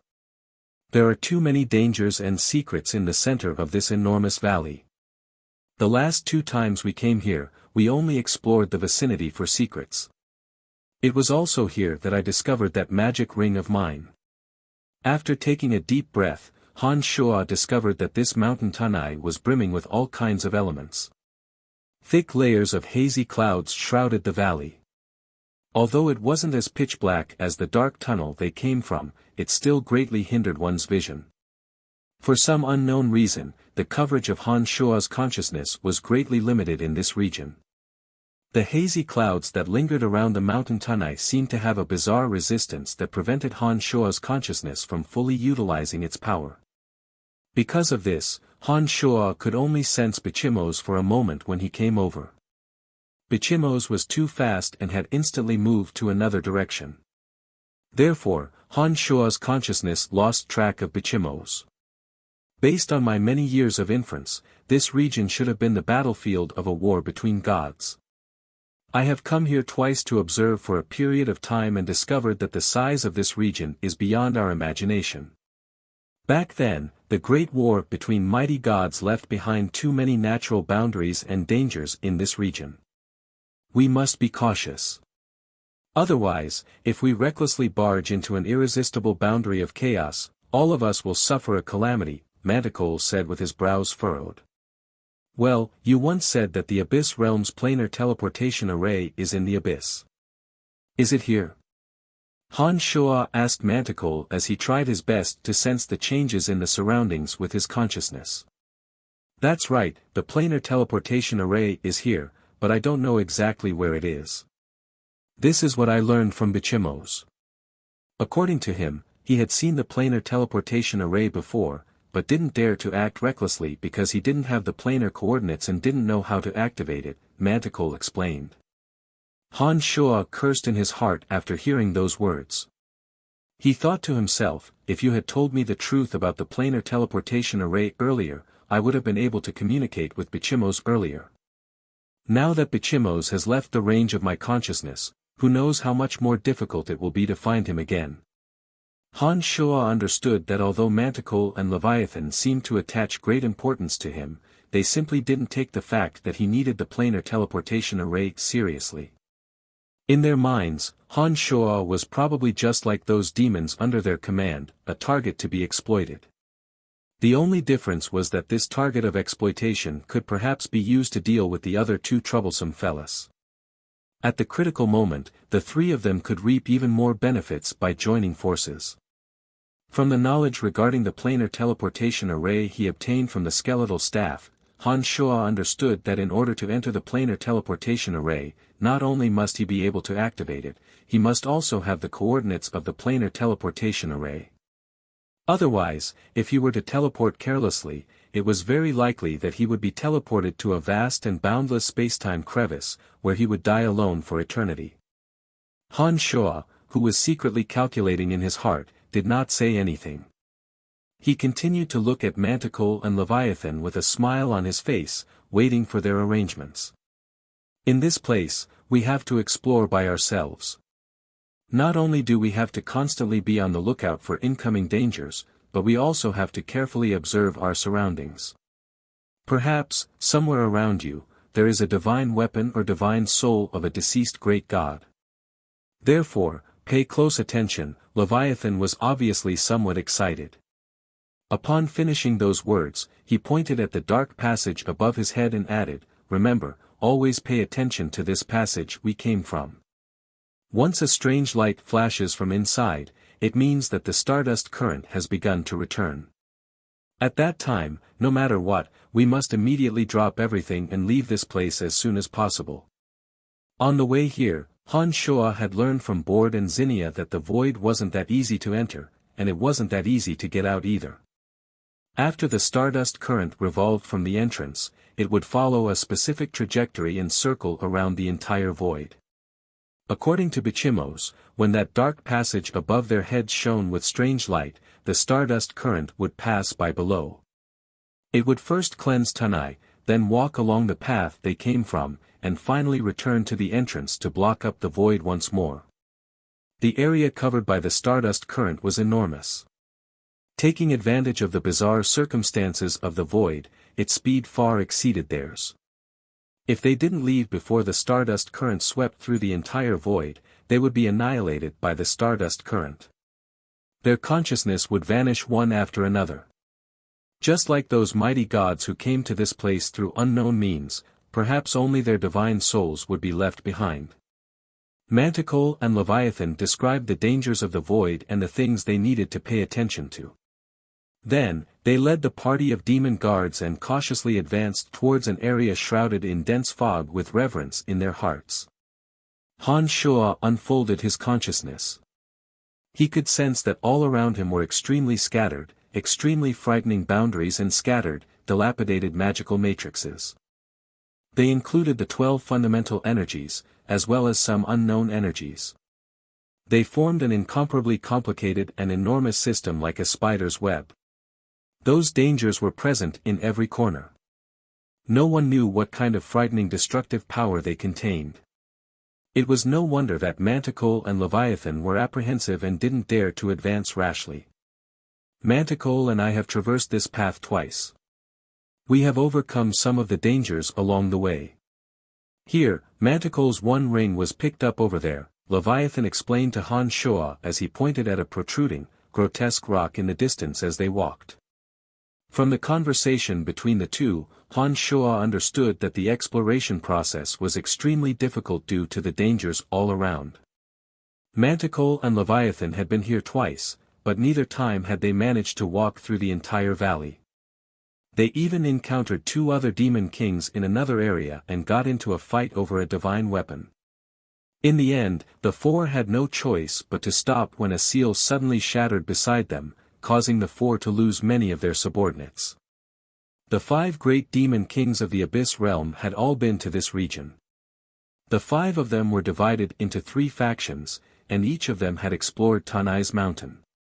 It wasn't the first time the 5 of them had come to the valley. Naturally, they had spent enormous amounts of energy and lives to find their own paths. Han Shuo, following behind Manticore and Leviathan, could be considered to be basking in some of their glory. No one dared to fly recklessly along the way. After an unknown amount of time, Manticore and Leviathan suddenly stopped and looked around. Leviathan, with a deep face, said, "Last time, we came to this place. Before we could unravel a boundary in front of us, we discovered the strange light emitted from the dark tunnel. We had no choice but to hastily retreat. We have paid a great price to clear away all kinds of dangers along this path. That's why we were able to travel with ease. However, from now on, we will have to truly face the horrors of this place. Here, you may die. Even the 3 of us may die. Therefore, you must be extremely careful," Manticore added. Silence, an indescribable silence.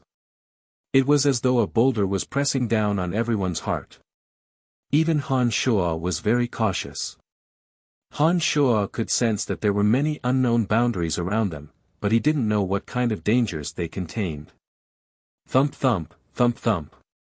Han Shuo's ears were sharp. Suddenly, he heard a strange sound. The sound came from a seal not far away from him. Han Shuo was startled. He didn't understand why a light thump suddenly came from a seal not far away from him. Just as Han Shuo was puzzled, a thunder guard who came here for the first time suddenly clutched his chest. His face was filled with fear, and he started howling miserably. Han Shuo's gaze suddenly landed on this thunder guard. He carefully observed him and suddenly discovered that his heart was also thump thump, thump thump, thump thump. It was beating at the exact same frequency as the sound coming from the seal. Han Shuo, who discovered this unusual phenomenon, had a change in his expression. He hastily said, "That thunder guard's heart is beating faster due to nervousness. He seems to have triggered that seal. Hurry up and calm him down." "Damn it, Boral, calm down," Leviathan hastily shouted. He was furious and also anxious. Bang! That thunder guard's body exploded. The few people around him were splattered with blood, flesh, and bones.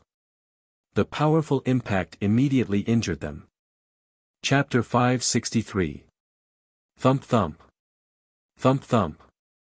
Another 3 demon guards that had just arrived couldn't control the fear in their hearts.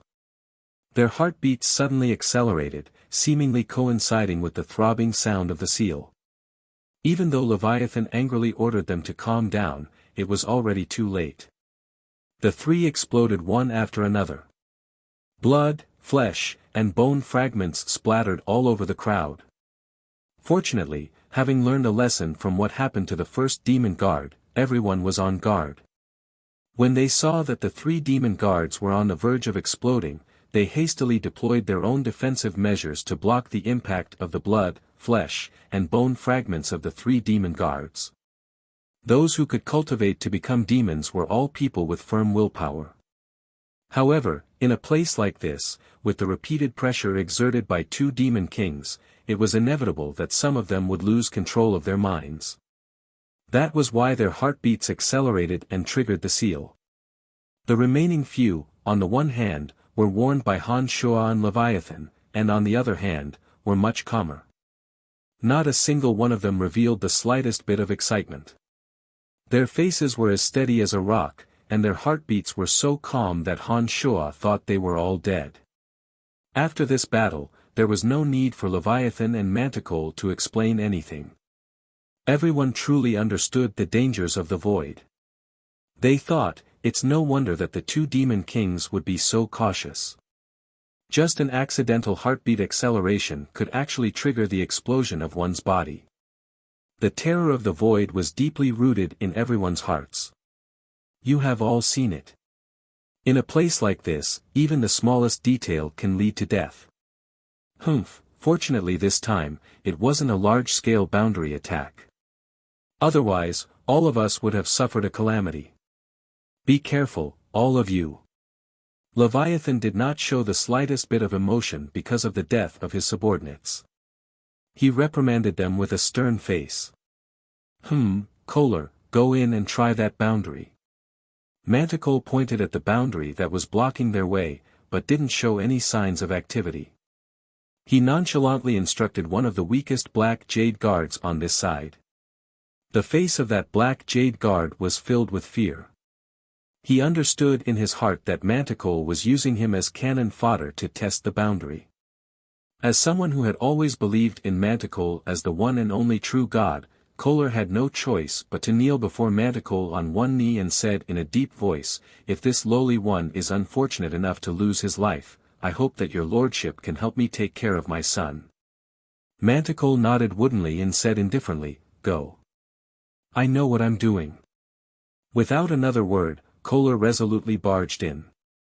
A mass of dazzling light suddenly burst out from that invisible barrier. Suddenly, Han Shuo felt an extremely strong power of light from it.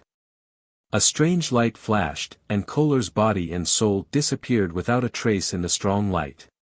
Kohler, who had painstakingly cultivated for a long time and finally became a demon, simply disappeared in the bright light. Manticore was unmoved. He did not reveal any reluctance over Kohler's death. He nodded at Leviathan beside him and said, "Among your subordinates, there is one who cultivates in the energy of light. Nolan, you go." Leviathan didn't waste any words. He didn't even look behind him and directly gave the order. Nolan, who cultivated in the energy of light, was a gorgeous woman with extraordinary looks. She was only slightly startled when she heard Leviathan's order. She didn't say anything, but with a sway of her body, she shot straight into that boundary of light. "Did you come all the way here like this the previous 2 times? Han Shuo was stunned and asked in shock. Manticore put on a faint smile and replied, "That's right. For some seals, we can sense the energy they originate from, but for others, we can't. For seals and boundaries of the same element, they are bound to be filled with the elements and edicts of the same element. Generally, it wouldn't be too much of a problem for those who cultivate in the same element to enter. As long as they don't die inside, they might even obtain some benefits." Han Shuo slightly shook his head and let out a low sigh in his heart. Although the two demon kings didn't detect this boundary of light, Han Shuo's all-pervasive consciousness had long sensed it. However, before Han Shuo could say anything, that pitiful Kohler had already entered the boundary to die. Han Shuo didn't know how to evaluate the two's methods. While sighing in his heart, he couldn't help but glance at Borde and Zinnia. The two wore wooden faces, as though they were already familiar with this method. Han Shuo understood that their loyalty to Great Demon King Manticore was unquestionable. Even if Manticore wanted them to die, they wouldn't hesitate in the slightest. Han Shuo shook his head again and didn't say anything. That boundary of light in front of them sparkled brilliantly. After an unknown amount of time, the brilliance suddenly flashed and vanished without a trace. That beautiful woman named Nolan was revealed with a pleasantly surprised face. Han Shuo clearly sensed the dense element of light condensing within her body. He understood that this Nolan had obviously obtained enormous benefits from that boundary of light. "Come, let's continue forward," Leviathan said with a hearty smile. After giving Nolan an approving glance, he led the way forward together with Manticore. The two's eyes shone brightly. They didn't want to miss any nook and cranny in front of them. From now on, everything ahead of them would be unfamiliar territory. Perhaps some miraculous treasure was quietly lying in some corner, waiting for them to discover it. Huh! Manticore cried out in surprise. He was extremely excited, but he still cautiously approached to the left. His left hand stretched out at lightning speed, and a cup sparkling with golden light fell into his palm. Han Shua's eyes were sharp. His consciousness was firmly focused on that cup. He sensed a dense amount of divine energy from it, as well as the energy of light that had been lingering around it. Damn it, it's actually an item of the element of light. How unlucky, Manticore cursed in a low voice. With a face filled with disgust, he tossed the cup to Nolan, who had yet to recover from the pleasant surprise, and said, "Take it, it suits you perfectly.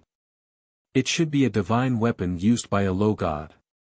Nolan's face was filled with disgust as she looked at Han Shua. As a cultivator of the elemental energy of darkness, Manticore had an instinctive aversion to the divine energy of light. He was pleasantly surprised, thinking that he had obtained some kind of treasure. Little did he expect that it would turn out to be a divine weapon of the element of light, the most deplorable of all. One could well imagine how depressed he was. It was no wonder that he had lost his usual gentle demeanor. Nolan didn't know what kind of luck she had run into. She received the divine weapon in ecstasy, and repeatedly said, "Thank you, Lord Manticore. Thank you. Let's go, Manticore. Don't be angry. Perhaps the divine soul of a mid-god of darkness that you have been yearning for many years is just ahead, haha," Leviathan consoled smilingly. Manticore's mood seemed a little better after hearing those words. He said with a faint smile, "That's true. We have only just started this time. Perhaps we can really harvest some special treasures. We have only heard of that divine soul from Bichimos. We have never seen such a rare thing in either of our 2 trips. I hope we will be lucky this time." Without another word, Manticore and Leviathan continued to lead the way and continued on their journey. Along the way, although the party kept their eyes wide open, they didn't discover any valuable treasures. After traveling for a few hundred meters, a dilapidated magical matrix appeared before them. It was brimming with dense energy of lightning. The crackling electric arcs were so conspicuous that the party naturally understood that it was a dilapidated magical matrix of lightning. Leviathan was rather straightforward at this moment. He didn't let anyone take the risk. His body radiated with electric arcs, he warned the party to be careful, and charged in by himself. For a moment, thunder rumbled, and electric arcs slithered like snakes. Sand and pebbles flew everywhere. Leviathan's silhouette was nowhere to be seen. Following waves of terrifying heavenly thunder, bolts of lightning seemed to no longer be limited to that magical matrix. They shot towards the location where Han Shua and the others were. The party was shocked and hastily dodged. The energy of lightning was obviously extremely frightening, and its speed was extremely fast. A few demons who couldn't escape in time were struck. Their bodies twitched and were charred, emitting smoke. Their vitality gradually weakened. If Nolan, who had just obtained a divine weapon, could safely return to the Abyss realm, with the help of this fortuitous encounter and the power of the divine weapon, her strength would definitely increase by a large margin. Unfortunately, it seemed that her good luck wouldn't last long. Bolts of lightning landed on her body. In just a few short breaths, Nolan had turned into charcoal and collapsed. Han Shua was greatly alarmed. Among those present, no one could sense the changes in their surroundings more clearly than he did. Through the observation of his consciousness, Han Shua discovered that although the majority of those bolts of lightning were uncontrollably shooting in all directions, the few bolts of lightning that struck Nolan's body came from Leviathan. In other words, Nolan's master had taken advantage of the chaos caused by the broken magical matrix to electrocute Nolan, her subordinate who had just obtained a divine weapon of light, to her death. The power of thunder and lightning lasted for a while, and 2 more demon guards died, including Nolanti. When the power of the broken magical staff was exhausted, Leviathan walked out with an indifferent expression. He looked at Nolan's charred body with a slightly astonished expression, sighed, and said, "What a pity. Otherwise, after I return and cultivate for a period of time, I might have become the sixth demon of the Abyss realm." Leviathan walked to Nolan's side, bluntly took the holy grail she had just obtained for himself, shook his head, and sighed. Manticore, who was at the side, nonchalantly shot a glance at Han Shuo. His expression was profound. Looking at Nolan's charred body and recalling how she charged for Leviathan's sake without the slightest hesitation, Han Shuo's heart shuddered. He had grasped Leviathan's thoughts from that sentence, "You might have become the sixth demon of the Abyss realm." Han Shuo coldly groaned in his heart. He got in touch with Little Skull, who was far away in the netherworld, and ordered Little Skull and the 5 elite zombies to be prepared to deal with any unexpected incidents. Chapter 564. Manticore and Leviathan didn't encounter any obstacles along the way for several hundred meters. Manticore and Leviathan also rummaged through everything they could see, but didn't find any valuable treasures. Just like before, when Leviathan discovered that he had no way of knowing the element of that boundary, he immediately instructed, "Anro, go and have a try." Although Leviathan and Manticore were both low gods, they could only sense those concealment boundaries of the same element based on the element of lightning and darkness that they cultivated in. If the elemental energy of the boundary was concealed within the boundary, and it wasn't of the element of lightning or darkness, Leviathan and Manticore would have no choice but to adopt the stupidest method, filling it with human lives. Just because the two of them couldn't sense it didn't mean that Han Shuo couldn't. When Han Shuo saw that the boundary contained the element of wind, and that Anro sent by Leviathan was a water element demon, Han Shuo couldn't help but crease his brows. He raised his hand to stop Leviathan. "Wait." Leviathan stared blankly for a moment before he revealed a hearty smile and said amiably, "Mr. Han Shuo, do you have any brilliant ideas?" Ever since Han Shuo discovered that this person wouldn't even spare his own subordinates, he no longer had a favorable impression of him. However, on the surface, Han Shuo still feigned civility and said with a faint smile, "If you trust me, let that friend of yours give it a try." Upon finishing those words, Han Shuo pointed at a demon cultivating in the element of wind on Manticore's side. Han Shuo didn't have much of a compassionate heart. He wasn't too concerned about the lives and deaths of Leviathan and Manticore's demons. It was just that according to Leviathan and Manticore's methods, the consumption would be too great. Han Shuo was worried that all the demons would die as cannon fodder before long. When that time came, they wouldn't be able to go any further and would affect themselves. That was why Han Shuo reminded Han Shuo out of goodwill. The face of that demon cultivating in the element of wind that Han Shuo pointed at suddenly turned ghastly pale. He glared at Han Shuo hatefully, wondering when exactly did he offend this fella, and why would Han Shuo instruct him to die at such a crucial moment. On the other hand, Enro was clearly delighted. Although he couldn't refuse Leviathan's orders, he still cherished his life. If the barrier in front of him was made of water elemental energy, he might have rushed in excitedly. But looking at Leviathan's posture, he probably didn't know which type of power the barrier belonged to. If he rashly rushed in, the possibility of death was too great, so he couldn't help but be afraid. Therefore, this demon named Anro vaguely expressed his gratitude to Han Shuo with his eyes, but in his heart, he did not understand why Han Shuo would help him. Both Leviathan and Manticore stared blankly for a moment. They looked at Han Shuo in puzzlement. After a short pause, Manticore finally couldn't help but ask, "Why is that?" "In order to reduce everyone's losses, we will be able to go deeper." Han Shuo smiled mysteriously and said indifferently, "All right then." Manticore was rather straightforward. Perhaps he felt that sacrificing one of his demons wasn't a big deal. He waved his hand at that demon cultivating in the element of wind, whose face was filled with fear, and ordered, "Yadi, you go." Yadi had no choice but to obey his master's orders no matter how afraid or unwilling he was. Before he entered the barrier, he glared at Han Shuo with hatred, as though saying, "If I survive this, I will settle the score with you sooner or later. Han Shuo shrugged his shoulders. He didn't take this person's threat to heart. Yadi harumphed coldly in anger. Without wasting any time, he leaped into the barrier that was blocking everyone's path. A sharp whistling sound suddenly rang out from within.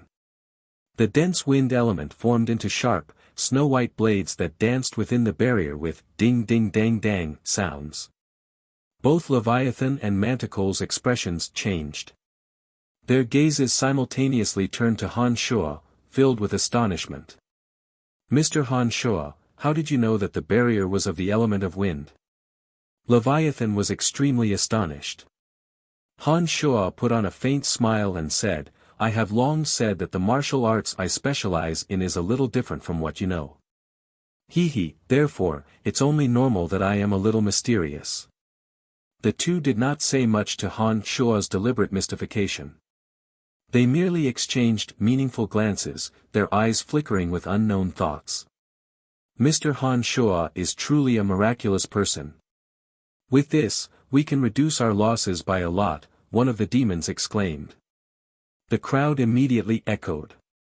When Manticle and Leviathan saw that their subordinates seemed to have a very favorable impression of Han Shuo, the strange gleams in their eyes grew even more intense. Ka. With a crisp sound, the barrier suddenly cracked. Unlike what the crowd had expected, Yadi did not obtain the elemental energy of wind. This demon who entered the barrier while harboring a grudge against Han Shuo seemed to have extremely bad luck. His body was revealed to the crowd, riddled with holes. He was no longer breathing. Although it would be much safer for those of the same element to enter the barrier, it couldn't completely eliminate the danger.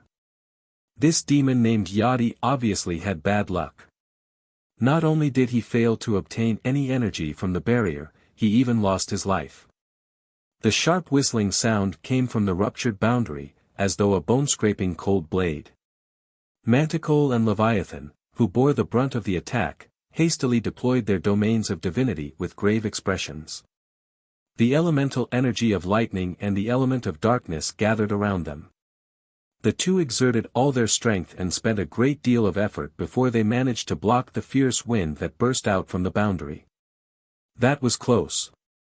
It must have been deployed by a mid-god of wind.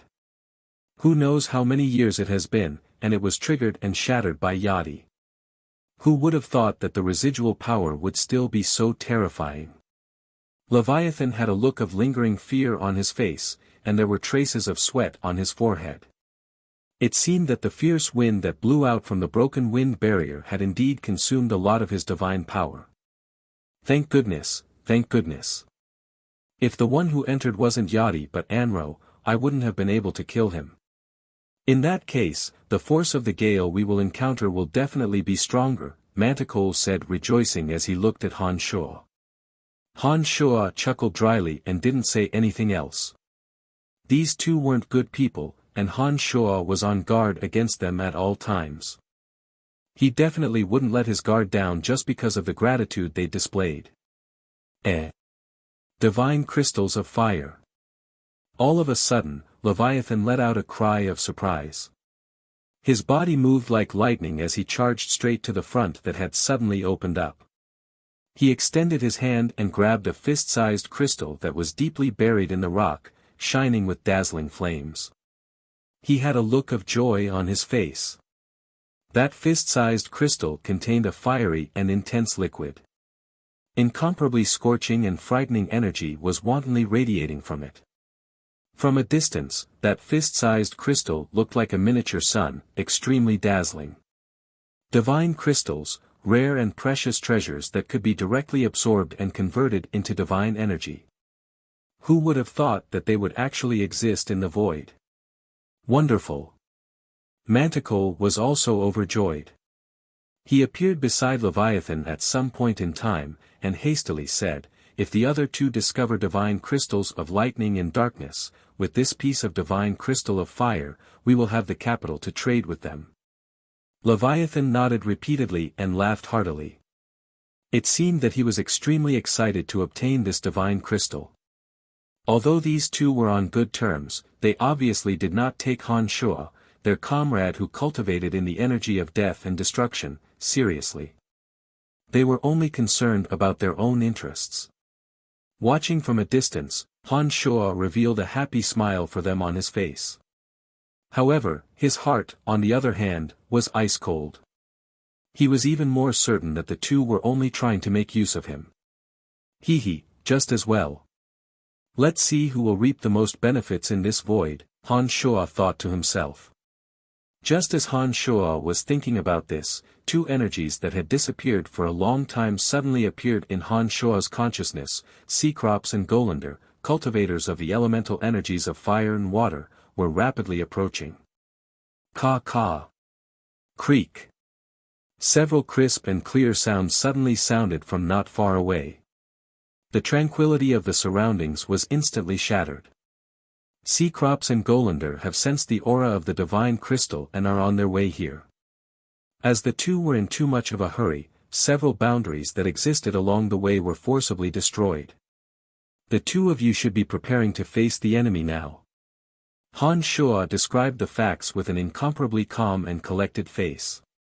Soon after, he raised his head to look at the meteor shower that was about to fall from the sky, and said, "Meteor shower, the spatial edges will erupt in a wide area.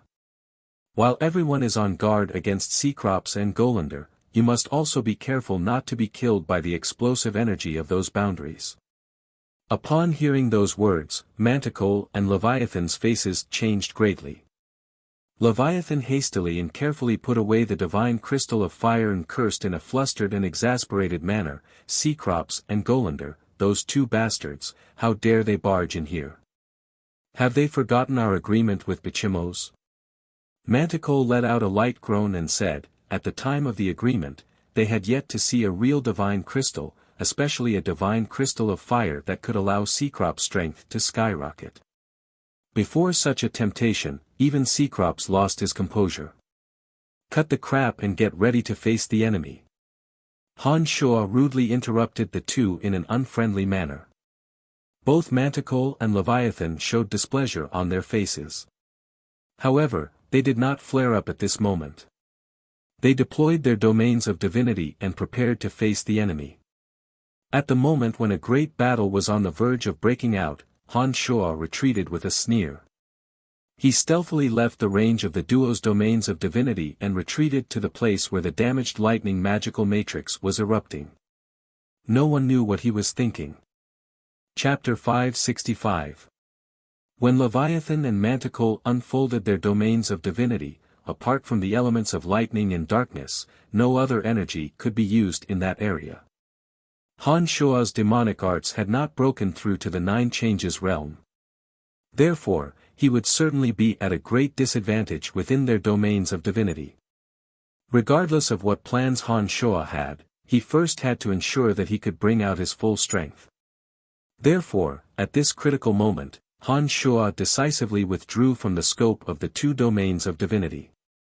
When the remaining demons that came behind the two demon kings saw that Han Shuo retreated instead of advancing, they all revealed astonished expressions. Without waiting for them to say anything, Leviathan coldly shouted. Electric arcs burst out from his body as he shouted, "Get back to the back and stay with Mr. Han Shuo. Are you courting death by staying here?" As though they had been granted amnesty, the crowd hastily rushed towards Han Shuo. In the battle between the four demon kings of the abyss, if their divine energy were to leak out by accident, these demons, without any elemental energy to borrow, would die with a single touch. There was absolutely no chance of survival. Therefore, they had no choice but to be fearless. Only a freak like Han Shuo could rely on his demonic arts and avatar of destruction to remain safe and sound within the domains of divinity of the four demon kings. However, Han Shuo obviously had other plans. He too left the battlefield. Arg! Mournful screams suddenly resounded throughout the valley.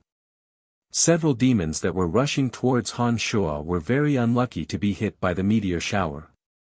They only had the time to let out a few painful howls before they were crushed into meat patties by the meteors. Those pitiful demons had yet to leave the domains of divinity of Manticore and Leviathan. Without any elemental energy to borrow, their bodies suddenly became extremely fragile. On top of that, the meteor shower was indeed terrifying. It was only natural that they would die on the spot. Damn it, these two sure are just fellas who only care about themselves. Han Shuo cursed in his heart. His body, which had retreated far away, suddenly transformed into a black radiance. He drew a long arc in the air and suddenly fell back into the range of Leviathan and Manticle's domains of divinity. The two demons, Bord and Zinnia, could only watch helplessly as a spatial blade sliced horizontally from the side.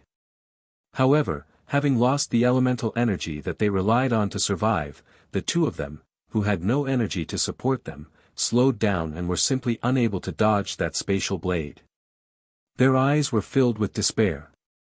At this moment, Han Shuo's figure flickered and appeared between the two in the blink of an eye. His hands stretched out at lightning speed, demonic yuan poured into his arms, and he fiercely flung them. Bord and Zinnia, whose hearts were filled with despair, flew in a beautiful parabola, finally escaping from the slash of the space blades.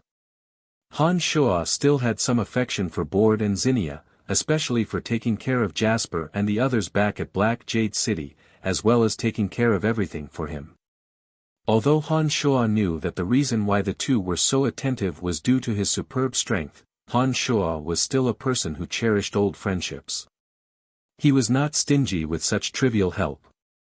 After resolving the crisis of Bord and Zinnia, Han Shuo had no intention of staying in the domain of divinity any longer. Just as he was about to leave the range of the spatial blade, an incomparably dense elemental energy of death was instantly sensed by the soul of that death base god of Han Shuo.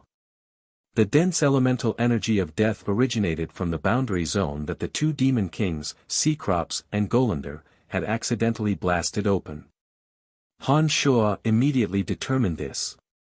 At this very moment, a great battle was bound to break out between the four demon kings. Logically speaking, Han Shuo shouldn't be getting involved.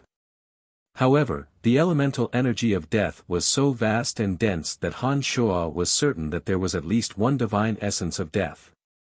It was extremely difficult to increase one's divine energy after becoming a god. That divine essence of death was an irresistible temptation to that avatar of Han Shuo. Damn it, riches and honor come from danger. Let's go all out. Han Shuo's mind raced. Seeing that the spatial blade was about to materialize, he no longer hesitated. His body turned into a rainbow and instantly shot toward the boundary where the divine essence of death was located. The two demon kings, Cecrops and Golander, must have sensed the appearance of the divine essence of fire. Therefore, they rushed over without any regard for anything else. One of them cultivated in the elemental energy of fire, and the other cultivated in the elemental energy of water. On top of that, they were impatient for the divine essence of fire. Therefore, they didn't have the leisure to pay attention to the things along the way. As soon as Han Shuo moved, he discovered that the four domains of divinity had officially fused together. The domains of divinity that were originally left with the element of lightning and the element of darkness were now filled with the elemental energy of fire and water. The four demon kings of the abyss realm, for low gods, had fully unleashed their domains of divinity. Amidst the meteor shower and the spatial blade attacks, the two of them had actually started exchanging blows. While flying toward the divine essence of death, Han Shuo still had the leisure to observe his surroundings. He suddenly discovered that the appearances of Cecrops and Golander were very strange. As for Cecrops, who cultivated in the elemental energy of fire, his facial features couldn't be seen clearly. However, his body was similar to that of Rock General who died in Han Shuo's hands. His body was as hard as iron, and it was the red-hot kind. Golander, on the other hand, looked like a giant water monster. His body was densely packed with tentacles as thick as fingers. He was wriggling his body, baring his fangs and brandishing his claws as he battled against Manticore. The strengths of the four were about the same. Leviathan and Cecrops were engaged in battle, while Golander and Manticore were attacking each other. All four of them were demon kings of the abyss realm and low gods. Having battled against each other for many years, they were very familiar with each other's fighting patterns. Therefore, they went all out in their first exchange of blows. However, in Han Shua's eyes, it didn't look that good. The four demon kings had concealed all their divine energies within their bodies. When they exchanged blows, their divine energies would burst forth through the contact of their bodies. Surprisingly, not a shred of divine energy leaked out. Perhaps it was precisely for this reason that their battle appeared so plain and unadorned. There was no radiance, no gorgeous clouds. With just a glance, Han Shua understood why they would be so cautious in maintaining this tacit understanding, not daring to leak even the slightest bit of their divine energy. It was because they were surrounded by boundaries and dilapidated ancient magical sealing matrices. A single misstep could trigger even more dangers and bring disaster to all of them. Although the four demon kings, who had battled for many years, started fighting over the divine essences of fire, they were very cautious in maintaining a sense of propriety. They did not dare to leak even the slightest bit of their divine energy, lest it caused a monstrous ripple that would cause everyone to suffer the consequences. Whoosh! Han Shua deployed his protective shield and, relying on the energy from the demonic infant in his body, flew at high speed towards the location where the energy of death was located. 3 translucent, jade-white divine essences of death lay tightly within a deep black magical robe. That deep black magical robe seemed to be no ordinary item as it was overflowing with sinister and evil energy of death. Han Shua was overjoyed. Without another word, he reached out and grabbed it. A strange ringing sound suddenly came from the deep black magical robe. Han Shua had just touched the black magical robe when a bizarre boundary of death was suddenly released. The 3 signature boundaries of necromancy, the boundary of weakness, the boundary of fear, and the boundary of aging erupted at the same time. Its might was more than 10 times that of what Han Shua had released. There was also a force that firmly held on to Han Shua, not letting Han Shua let go of the black magical robe. Greatly shocked, Han Shua had no time to think. The demonic yuan in his body erupted like a flood, madly attacking the force that was holding him. He wanted to let go of the black magical robe first. "Ha! Who's that youngster?" Golander suddenly shouted. His voice was as cold as ice. "Hee, what a joke. Mr. Han Shua, the one who killed 3 of your shadow warriors, is right in front of you, and you don't even know him," Manticore said in an indifferent tone with a gentle smile on his face. Han Shua, who was doing his utmost to resist the pulling force of the deep black magical robe, was on the verge of cursing out loud. He could already guess what kind of trouble Manticore's words would bring him. Sure enough, Golander, who was engaged in a fierce battle with Manticore, had an ugly, monstrous face that barely resembled a human face. With an incomparably cold smile, he said, "All right, I've been looking for you for a long time. Youngster, die." Upon finishing those words, Golander abandoned the battle with Manticore. His extremely nimble, ocean monster-like body soared high up in the sky, fluttering in the wind, but at an extremely fast speed, towards Han Shua. Han Shua, who was cursing all 18 generations of Manticore's ancestors in his heart, furiously raised his demonic yuan to the highest level, using all his strength to attack the energy that was wrapping around his body. However, under the envelopment of the boundaries of fear, weakness, and aging, Han Shua was at his weakest. The frigid energy locked onto Han Shua's body. Golander's flight brought about a shift in his domain of divinity. A frigid coldness that was 100 times stronger than the coldness released by ice celestial Kori rushed into Han Shua's consciousness ahead of time, causing Han Shua's resistance to appear even more powerless. Ice celestial Kori was merely a demigod and had yet to become a base god. There was a gap of 2 levels between him and Golander, a low god. Comparing Ice Celestial Kori to Golander in the application of the origin energy of water was like comparing a mound of earth to a towering mountain. The gap between them was insurmountable. The energy of a low god like Golander could seep into his soul. Were it not for Han Shua's consciousness being exceedingly miraculous and unique, it was likely that he would have been frozen by now, unable to think. At the moment of death, Han Shua's base god of death soul seemed to have sensed the familiarity of the energy that was tightly wrapping around Han Shua's body. Between life and death, with one thought, Han Shua's base god of death soul suddenly released a strand of weak energy. Suddenly, the deep black magical robe in his hand underwent a timely transformation. Chapter 566. When Han Shua's base god of death soul came into contact with the deep black magical robe, the energy that he had been unable to shake off all this time retreated back into the magical robe like a receding tide. In the next moment, the bizarre boundary of death that originated from the magical robe vanished without a trace. The deep black magical robe was still in Han Shua's hand. However, at this moment, the magical robe no longer posed any threat. Han Shua's consciousness moved. Without encountering any obstruction, the three divine essences of death, as well as the deep black magical robe, all fell into the space ring on Han Shua's hand. Han Shua did not have the time to ponder over the bizarre situation just now, nor did he want to fight head-on against Golander who was dashing over. After getting his hands on the items, he did not linger there any longer. Instead, he spotted an empty space and prepared to retreat. "You've killed 3 of my shadow warriors. Kid, you've got some guts." Golander shouted coldly. His monster-like body floated over.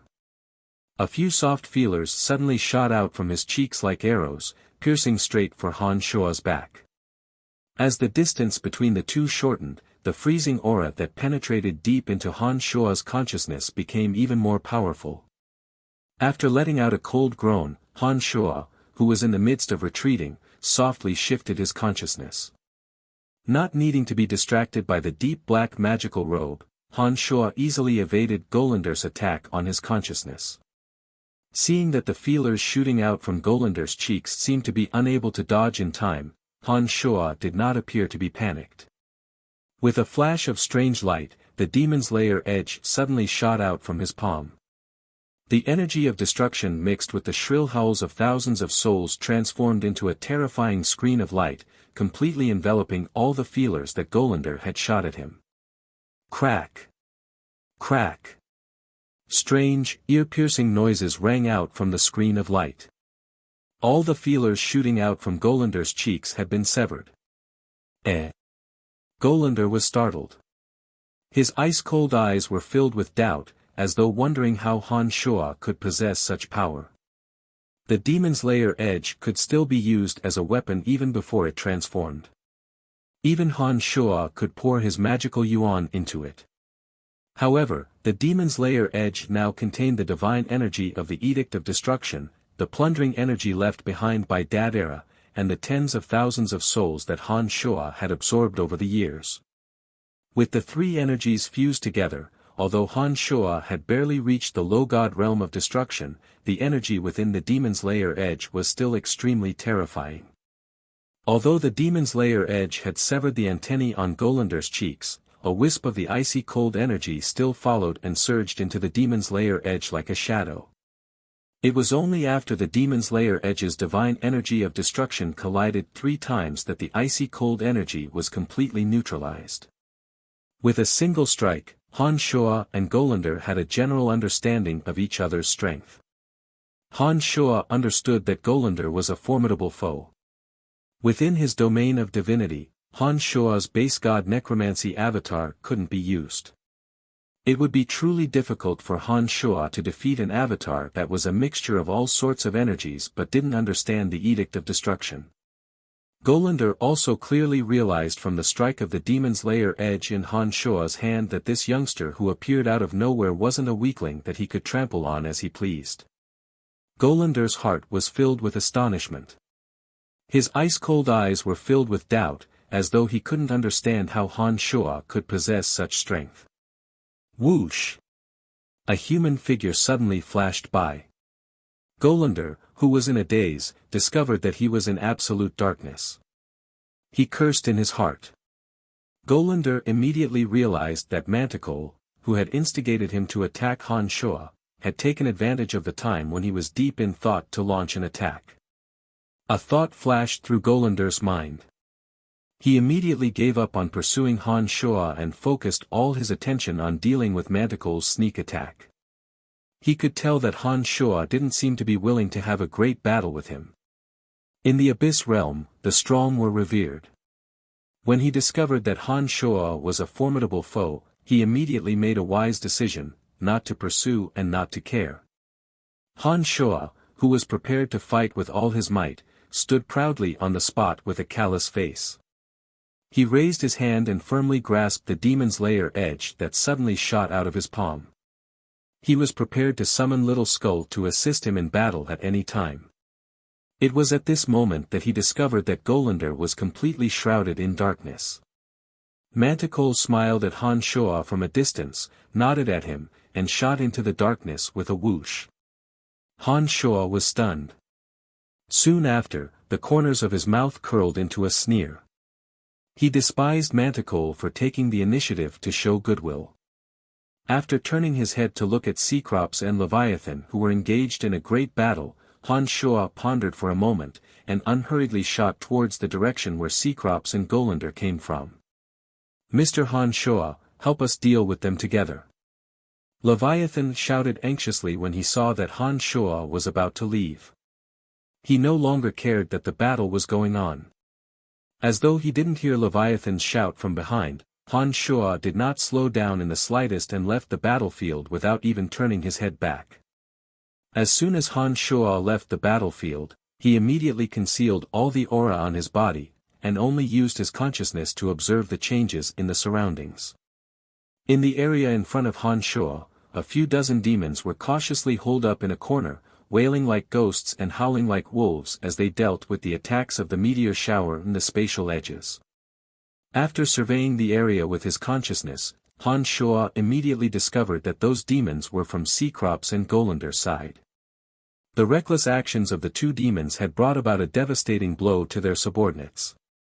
While the four demon kings with low god strengths were having a great time fighting each other, their subordinates weren't idling either. Under the dual attacks of the meteor shower and the spatial edges, they spared no effort to preserve their own lives. The meteor shower and spatial edges formed by the boundaries triggered by Golander and Golander weren't just a little bit more powerful than the forbidden magics on Profound Continent. In addition to that, this area was so narrow and surrounded by all kinds of visible and invisible boundaries, no one dared to move recklessly. They could only take cover in a small area. Therefore, death was unavoidable. Han Shuo silently observed for a moment and discovered that the area where Golander and Golander's subordinates were located also had a path. It was obvious that Cecrops and Golander were having a hard time making their way through that area. It was only because Cecrops had coincidentally sensed the energy of the divine essence of fire that he could not resist the temptation and charged over without a care for anything else. Due to the destruction of several boundaries, the two paths suddenly intersected with each other. The four demon kings who had been fighting each other for countless years and hated each other to begin with, immediately started fighting each other the moment they saw each other. After concealing his presence, Han Shuo hid himself in an area where no one could discover him for the time being. He coldly observed the battle between the four demon kings. The four demon kings of the Abyss possessed roughly equal strengths. Having fought for so many years without a victor being determined, it was only natural that they wouldn't be able to come to a conclusion in such a short period of time. After observing for a while, Han Shuo gained a little understanding of their combat style. Not daring to leak their divine energy, they could only burst forth with physical contact. In Han Shuo's eyes, although it was dangerous, it didn't seem worth watching. How long will this fight last? It's simply a waste of time. Every minute and every second in the void is precious. If this goes on, I won't be able to get anything when the Stardust Tide returns, thought Han Shuo. He originally planned to take advantage of this opportunity to take advantage of the situation, but he soon discovered that this wasn't the way to go. Han Shuo's mind spun rapidly for a moment as he silently pondered his vicious scheme. Suddenly, that base god of death soul sensed a familiar aura. Previously, as he was pressed for time, Han Shuo did not delve into where that familiar feeling came from. Now that Han Shuo had left the domain of divinity of the four demon kings, he finally had the time to figure out what was going on. Since he was not in the domain of divinity of the four demon kings, that base god of death's soul energy was even stronger. He took out the deep black magical robe that he had just stored in his space ring. The mental strength of that base god's soul of Han Shuo slowly flowed into the center of the magical robe in his hand. An explosion sounded from the deep black magical robe in Han Shuo's hand. The mental strength of Han Shuo's soul of death instantly formed some sort of connection with the magical robe. All of a sudden, a kind of enlightenment flowed into that base god's soul of death soul of Han Shuo like gentle water. Han Shuo's main body, who was holding the deep black magical robe, could clearly see a grayish substance fusing into the demon's layer edge like a gas. At the same time, all kinds of enlightenment and sensations regarding the energy of death were slowly fusing with the soul of the demon's layer edge. Seeing all this happening before his eyes, feeling the enlightenment gained by that soul, Han Shuo, who was holding the dark magic card in his hand, was suddenly filled with a wave of pleasant surprise. He almost couldn't help but let out a shriek. Divine Soul! A mid-god of death! Inside the deep black magical robe, apart from the three divine essences of death, there was actually a concealed mid-god of death divine soul. Moreover, at this moment, the mid-god of death divine soul that came from the center of the deep black magical robe was fusing with Han Shuo's soul in a way that he couldn't understand. The owner of the skeletal staff that Han Shuo obtained was also a mid-god. From the skeletal staff, Han Shuo obtained a lot of memories regarding the cultivation method of the energy of death. But it was only at this moment that Han Shuo realized that the memories left behind by the owner of the skeletal staff were merely cultivation methods. Moreover, many of the important cultivation methods were omitted. However, the divine soul within the deep black magical robe had not only given Han Shuo the cultivation method of the energy of death, but it had also given Han Shuo an even more important comprehension of the energy of death. It gave Han Shuo all kinds of insights on how to break through from the realm of base god to mid-god, including the domain of divinity and the method of using the power of faith. It was also at this moment that Han Shuo suddenly discovered that the familiar feeling coming from the deep black magical robe seemed to be somewhat similar to the feeling within the skeletal staff. That's right. Just like the owner of the skeletal staff, the owner of this divine soul should be a subordinate of the overgod of death who had been sent to various planes to bring death and destruction to the overgod of death. Just like the skeletal staff, the magic robe seemed to have traces of that person's imprint on it. Han Shuo was certain of this. Chapter 567. Compared to the cultivation method left behind by the master of the skeletal staff, the comprehension of realms that he had obtained was much more precious. The cultivation method could only allow Han Shuo to understand how to utilize the energy of death to form attacks, but the comprehension of realms could allow Han Shuo to make breakthroughs in realms without any stagnation, allowing him to obtain even more terrifying energy of death. No matter how many cultivation methods there were, they were only a kind of utilization of the elemental energy of death. They could not allow Han Shuo to break through from base god to low god. However, the comprehension of realms could. It could allow Han Shuo to comprehend the true meaning of breakthroughs from base god to low god. As long as he had enough divine energy, Han Shuo could even continue to break through to mid-god without any stagnation. The comprehension of divinity was what a god needed the most. The utilization of energy and the acquisition of divine energy could be slowly grasped through cultivation. But the comprehension of divinity was something that could only be discovered by chance. Even if one had a lot of energy, it was not guaranteed that one could obtain that comprehension. But now, Han Shuo directly possessed it, and it was the comprehension of divinity of a mid-god. In other words, from now on, the most difficult comprehension of realms was no longer a problem for Han Shuo. As long as he had enough divine energy, Han Shuo could make breakthroughs very quickly and become a low god, or even a mid-god. The fusion of souls continued. In a trance, Han Shuo once again felt as though his soul was being separated.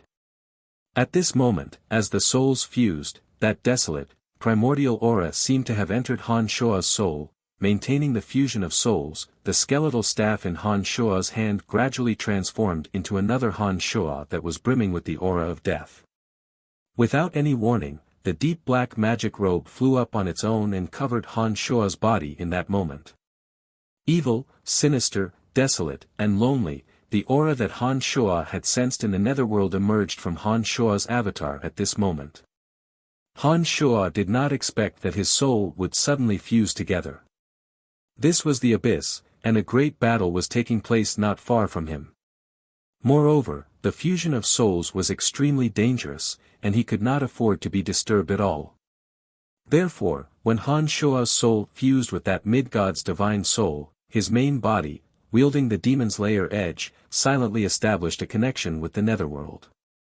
His eyes flickered with divine radiance and his consciousness went all out, ready to deal with any danger that might occur at any time. The meteor shower and the spatial blades covered an extremely wide area. Although Han Shuo had hidden himself, he still couldn't escape the aftershocks of these two barriers. At this time, Han Shuo, who had 3 souls, showed an absolute advantage. The base god of death was rapidly fusing with the divine soul. Meanwhile, Han Shuo's avatar and main body were going all out to keep the commotion caused by the meteor shower and the spatial blades away from his avatar of death. Time passed silently.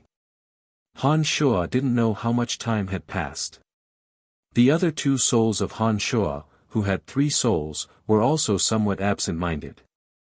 Unbeknownst to Han Shuo, the element of death in this area, which was already much denser than other areas, suddenly began to crazily converge on Han Shuo's avatar.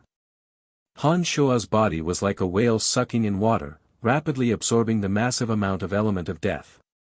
At the same time, the mid-god's divine soul and all sorts of breakthroughs were brought forth. Bizarre changes were happening to the body and soul that Han Shuo's skeletal staff had transformed into. The soul, the physical body, the element of death, and breakthroughs were converging, fusing, splitting, and recombining in a way that Han Shuo couldn't understand.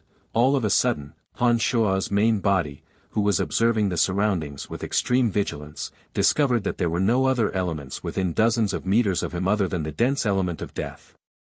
Han Shuo's main body, whose demonic arts were flowing at high speed without stagnation, was pleasantly surprised to discover the changes in his surroundings. The domain of divinity.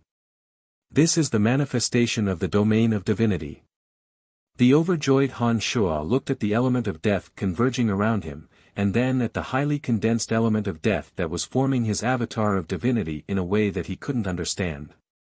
Han Shuo, who had experienced the scene of Little Skull becoming a god, clearly understood what kind of delightful changes were happening inside his avatar of death. Huh? What energy is this? Something doesn't feel right. Manticore, who was in the midst of fighting among the 4 demon kings, suddenly muttered. As Golander was startled by Han Shuo, he was momentarily absent-minded. Manticore, whose strength was about the same as Han Shuo's, very accurately seized that opportunity and shrouded Golander in absolute darkness. It was precisely for this reason that Manticore had the upper hand and even had the leisure to speak. The other 3 demon kings also sensed the element of death frantically converging not far away from them. The 4 demon kings, who had also experienced the same process, thought for a moment and realized what was happening in that area at nearly the same time. The 4 demon kings, who were in the midst of fighting, stopped at the same time, exchanged glances, and flew towards that area at the same time. Han Shuo, who harbored malicious intentions, didn't go too far away. During the process of becoming a god, the element of death was frantically converging and was difficult to control. Han Shuo's whereabouts could no longer be concealed.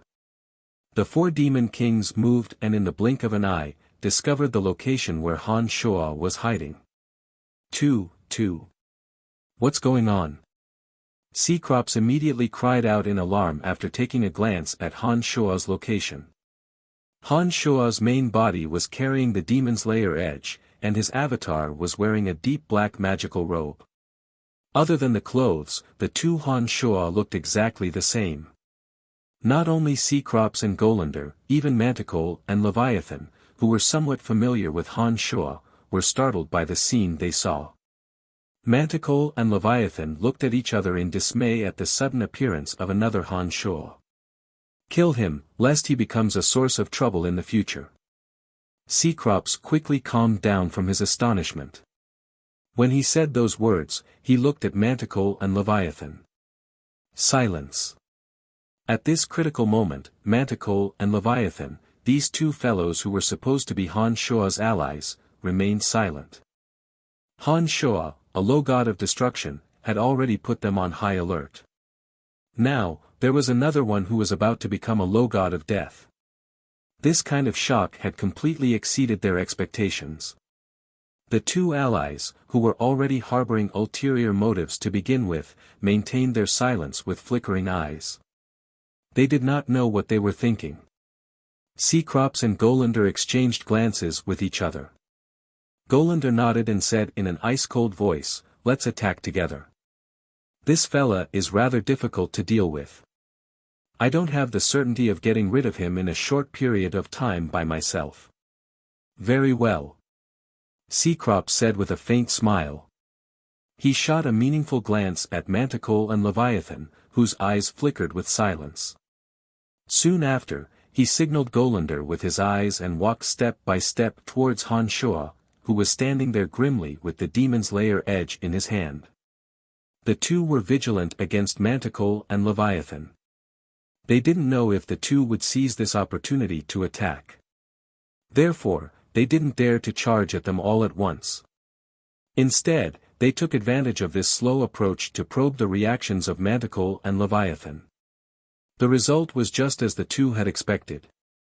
Cecrops, who was extremely familiar with the two's personalities, discovered that at this critical moment, Manticore and Leviathan indeed had no intention of attacking.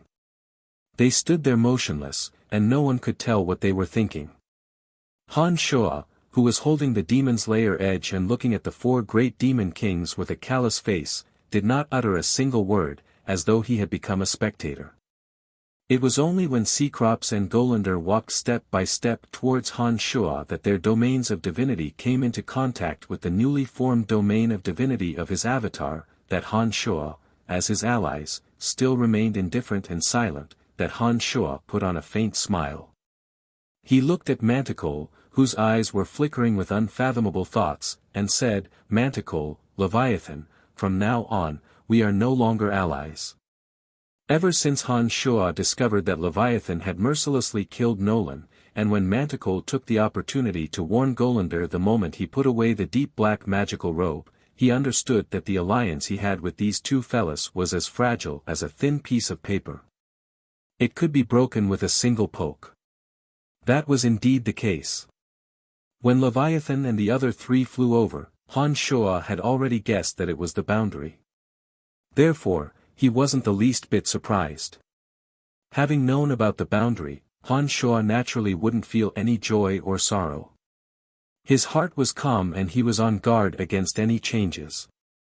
"I'm sorry, but the Abyss Realm cannot afford to have a sixth great demon king, not to mention one that possesses the energy of two elements.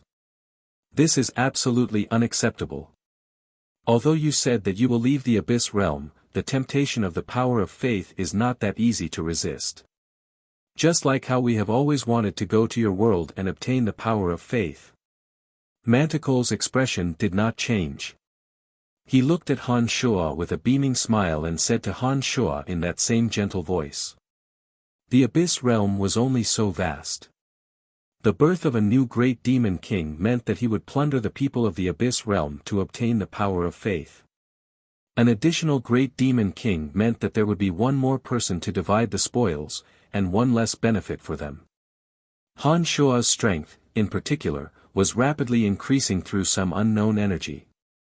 Now that a low god of death had appeared, they felt even more threatened.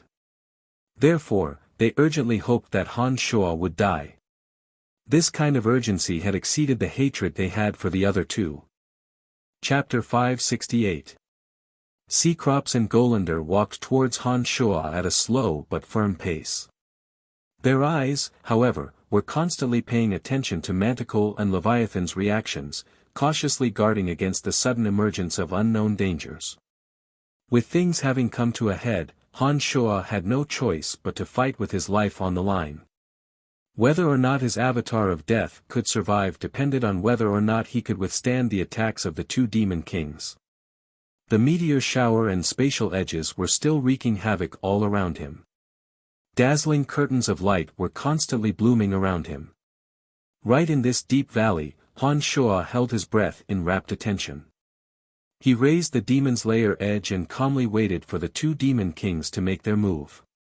As they approached step by step, the two demon kings, Cecrops and Golander, however, had relaxed expressions on their faces. It was as though they didn't take Han Shuo seriously at all. Han Shuo also understood that the reason why the two demon kings approached so slowly was because they were apprehensive of Manticore and Leviathan. They didn't really care about this unknown enemy of theirs. Just as the two were about to arrive at Han Shuo's side, Cecrops gave Golander a meaningful glance. In an instant, the two, who had been walking slowly, suddenly sped up and charged at Han Shuo.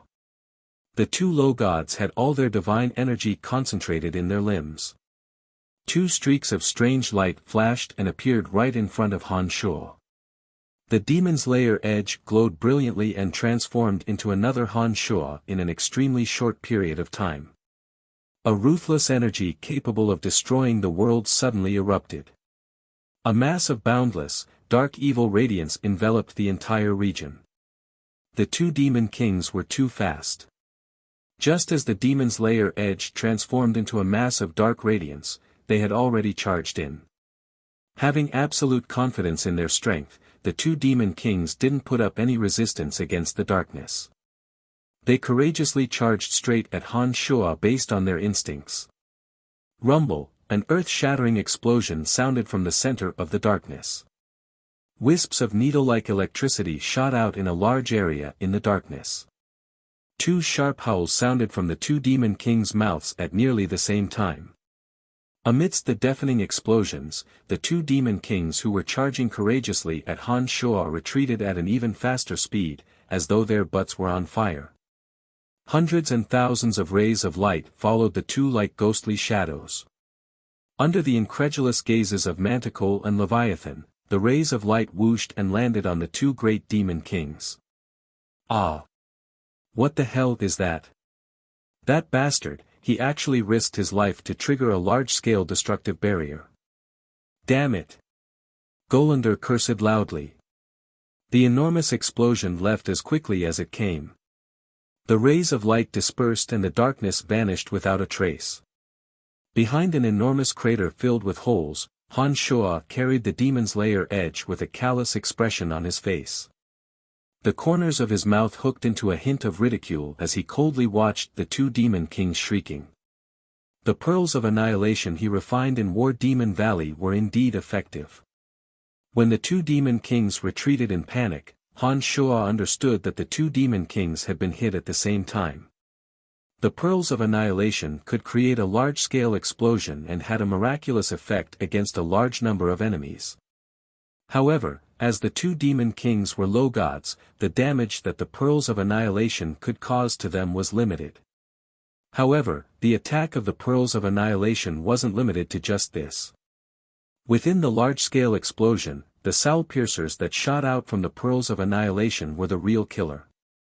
The soul piercers were a kind of bizarre and offensive demonic weapon that specifically targeted the soul.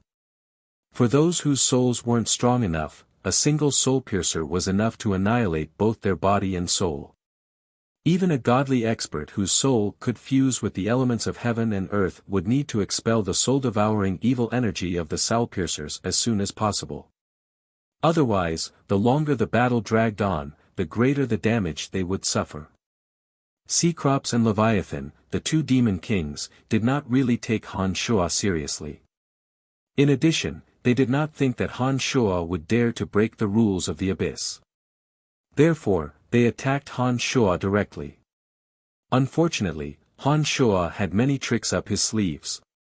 In addition, he had made preparations beforehand. Therefore, he was able to fully unleash the power of the pearls of annihilation and teach them an unforgettable lesson. As for the rules of the abyss and the boundaries that densely covered the surroundings, Han Shuo had no scruples at all. Death could happen at any time. Where would he find the time to care about other things? The explosion of the pearls of annihilation covered a wide area. Moreover, the area that Han Shuo was in was surrounded by boundaries. Therefore, after a deafening rumble, several boundaries were triggered. All of a sudden, fierce winds howled, sand and pebbles flew, and thunder rumbled. With Han Shuo at the center, the attacks formed by several boundaries enveloped everyone. At this moment, the two demon kings, Cecrops and Golander, were still doing their utmost to purge the Soulpiercers from their souls.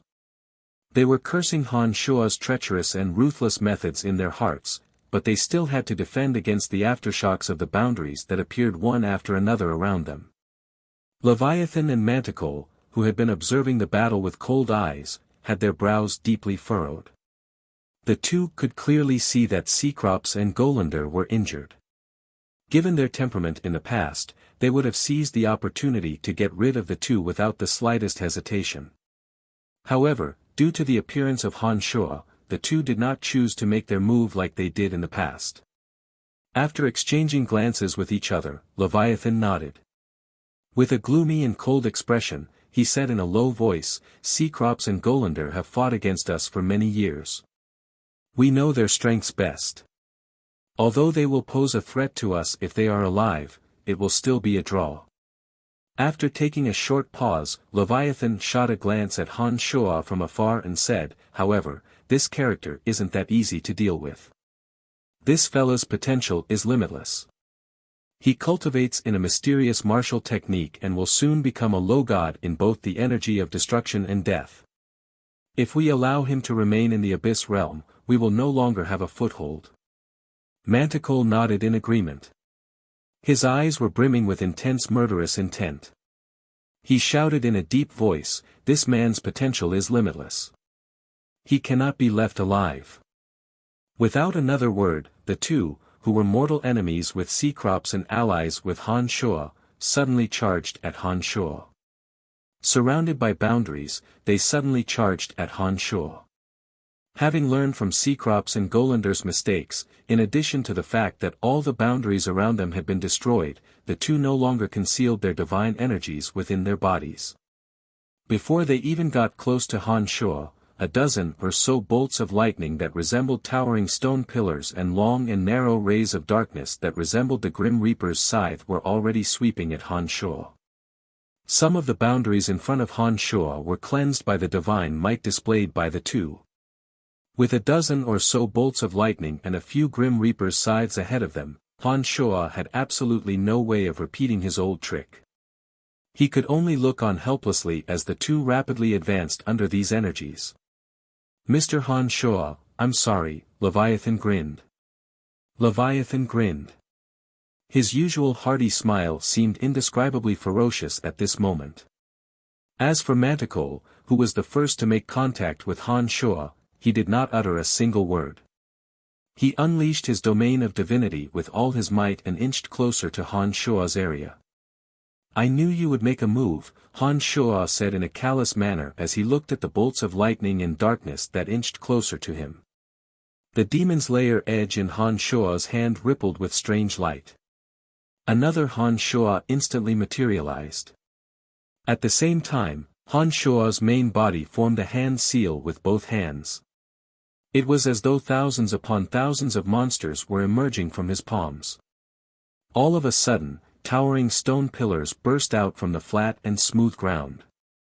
Huge, colorful banners flew out from the space ring on his finger and stuck into the ground in front of him. The banners were of different shapes and sizes but seemed to contain some sort of mysterious principle.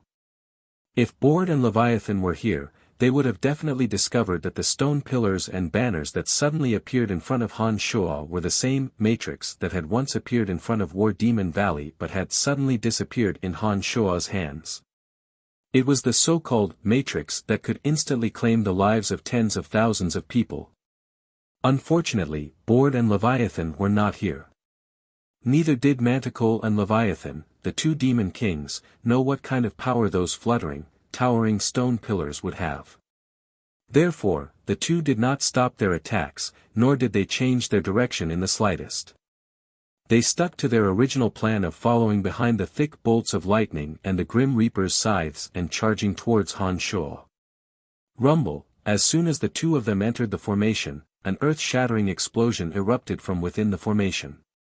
In an instant, bloody shadows wreaked havoc in the air. Streaks of multicolored demonic light intersected and radiated in all directions from those huge banners. Boundless evil energy was instantly released from within the matrix.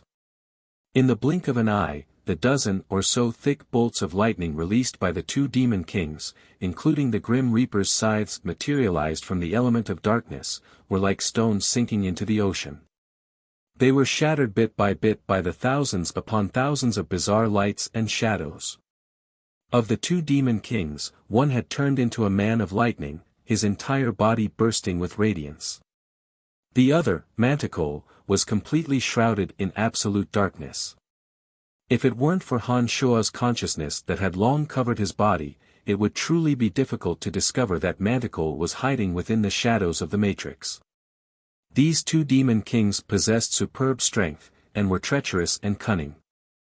After throwing caution to the wind, they no longer had any scruples about the boundaries and seals around them. They had long tossed their agreement with Bichimos out of their minds. The two demon kings who were attacking with all their might, by relying on the expansion and miraculous effects of the domain of divinity, were still able to fly around within Han Shuo's matrix without sustaining any serious injuries. Low gods were low gods after all. Those Rakshasa destroyers definitely couldn't be compared to them, especially when there were some necromancy and destruction magical matrices mixed within the matrix.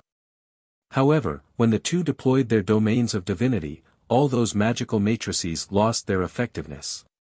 Seeing that it was impossible to annihilate or severely injure the two solely by relying on the power of the matrix, Han Shuo finally summoned Little Skull. His main body and his avatar, along with Little Skull, entered the matrix together. Han Shuo was prepared to use all of his and Little Skull's strength, taking advantage of the favorable terrain and timing, to deal a heavy blow to the two treacherous demon kings. Chapter 569. The formation was deployed by Han Shuo. No one was more familiar with its intricacies than Han Shuo himself. Little Skull and Han Shuo were telepathically connected. Under Han Shuo's command, the Little Skull naturally wouldn't be affected by the formation. As soon as they entered the formation, the two flew in the direction of Leviathan. At this moment, Leviathan, whose body was flickering with lightning and whose body was rumbling with thunder, was pacing back and forth among the dozen or so towering stone pillars, using his divine energy to defend against the chaotic attacks coming his way. That was a small-scale illusory formation. Those who recklessly barged in without knowing what was going on would be trapped in layers upon layers of illusions, unable to extricate themselves. Although Leviathan was a low god, he knew nothing about the demonic arts of another dimension. Inside the illusory formation, his mind was filled with all sorts of fantasies. All sorts of scenes interweaved into one picture after another, appearing disorderly in his mind. The illusions had the effect of confusing one's mind. Many people that he once killed were baring their fangs and brandishing their claws at him. At this moment, those unforgettable memories, those frightening things that he had deliberately forgotten, reappeared in his mind with incomparable clarity.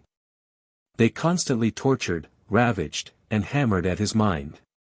Every one of those who could become a demon king was a cold-blooded and merciless character with an incomparably firm will. With so many negative scenes reappearing in his mind over and over again, any ordinary person would have long lost their mind. In serious cases, they might even go insane. However, despite facing so many things, Leviathan wasn't as unbearable as an ordinary person. He was still able to firmly maintain his mind. With the divine energy in his body, he could feel the boundless strength he possessed. He forcibly shattered the scenes with his own willpower. As a low god, it was obvious that Leviathan wasn't particularly affected by the formation. Based on this trend, as long as he walked through all the scenes that appeared and were shattered by him, he would be able to walk out of the illusory formation and no longer be affected. Han Shuo and Little Skull snuck into the formation. Han Shuo, who had a deep understanding of the essence of the illusory formation, and Little Skull, who was mentally connected to Han Shuo, were not affected by the formation. The two unhurriedly snuck towards Leviathan. Han Shuo's avatar transformed back into the demon's lair edge and was grasped in Han Shuo's hand. Little Skull, wielding an enormous bone spear, concealed his domain of divinity, and stealthily surrounded Leviathan with Han Shuo. As the distance between them gradually shortened, Leviathan, who was randomly shooting streams of divine energy in the illusory formation, suddenly sensed an intense aura of death approaching.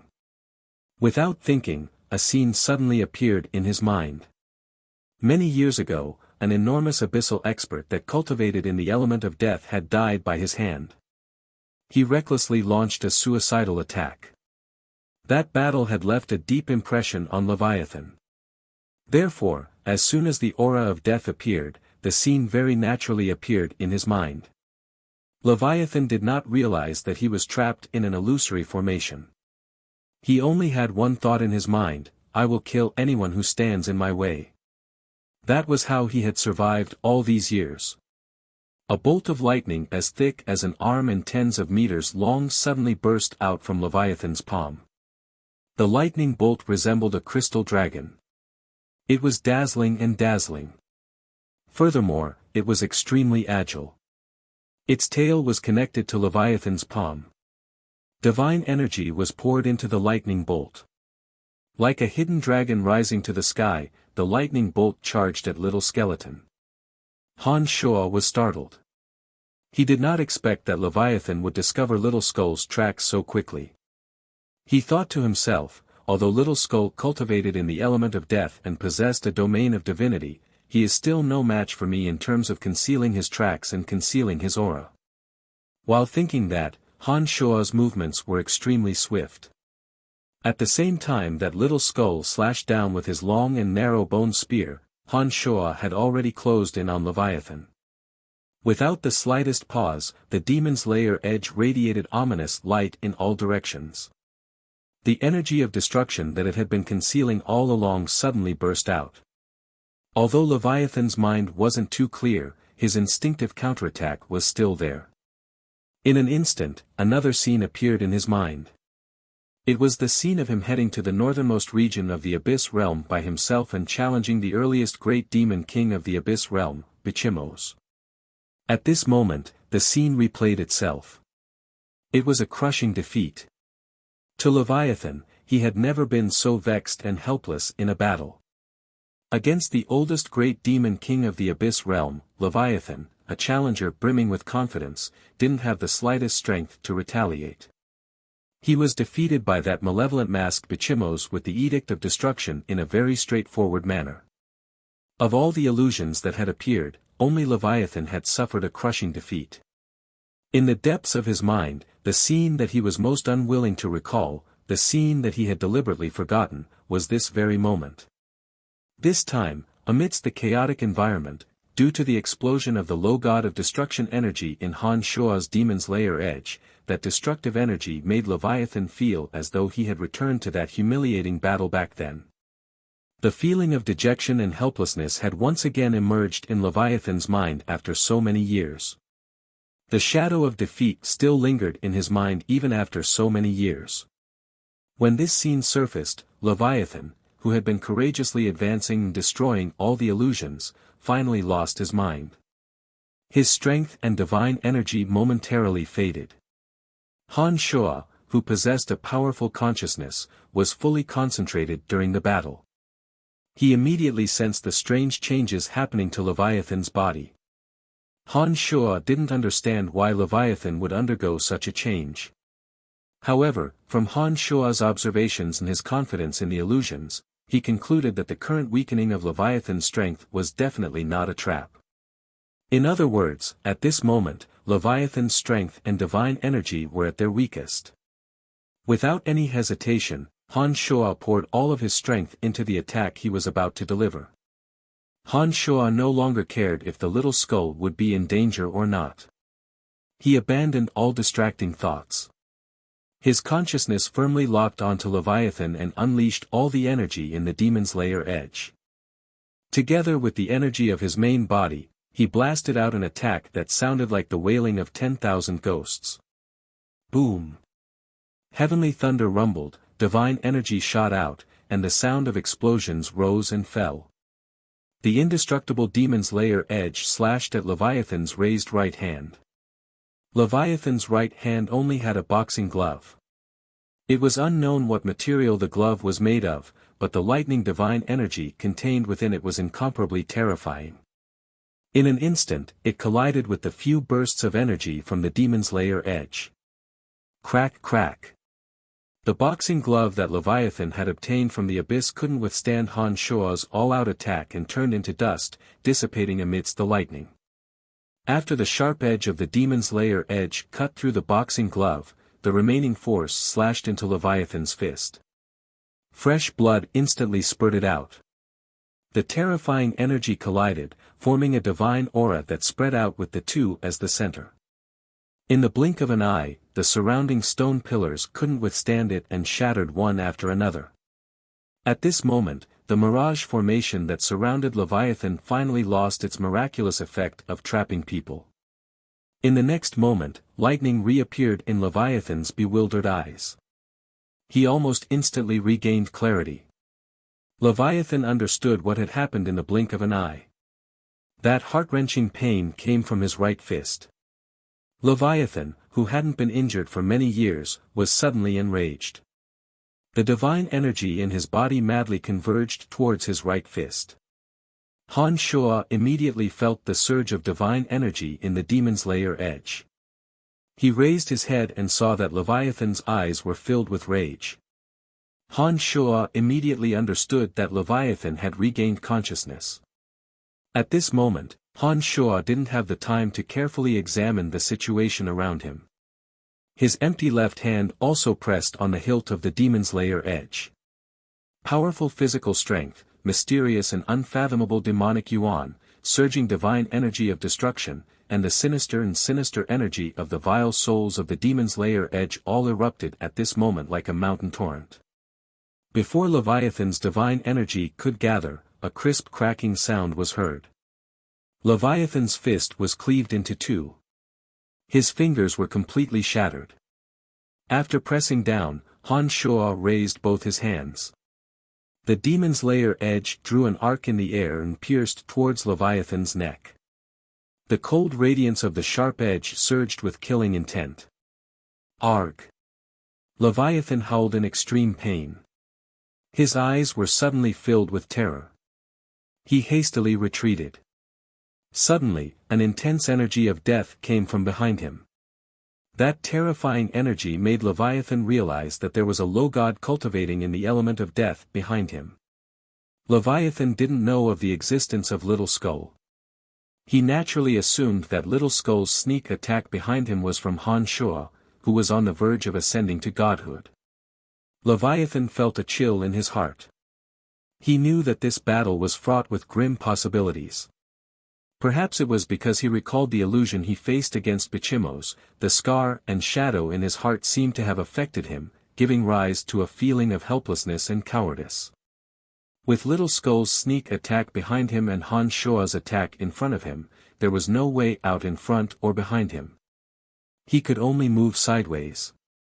Leviathan leaned to the side and was about to transform into a bolt of lightning to withdraw from Han Shuo's attack range. Little did he know that at this moment, Han Shuo's two arms would strangely and rapidly extend. The demon's lair edge that was already stabbing towards Leviathan's neck was so fast that Leviathan couldn't defend against it at all. While Leviathan was filled with terror, the demon's lair edge accurately stabbed into Leviathan's neck. Pfft! The demon's lair edge pierced into Leviathan's neck. Crack! At the same time, Leviathan's strength was instantly exhausted from the sneak attack of Little Skull. how does it feel? Han Shua's face was calm, but his eyes were filled with an eerie chill. Amidst Leviathan's panicked and frightened eyes, Han Shua forcefully flicked his right hand and flung Leviathan's bloodied body far away. Chapter 570.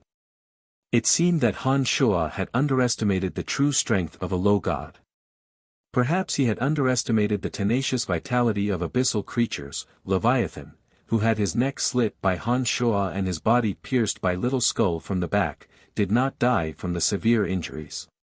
It was unknown how Leviathan got in touch with Manticore, but Manticore, who had been hiding and defending against the streaks of bloody shadows, rapidly flew towards the direction where Leviathan's body was thrown.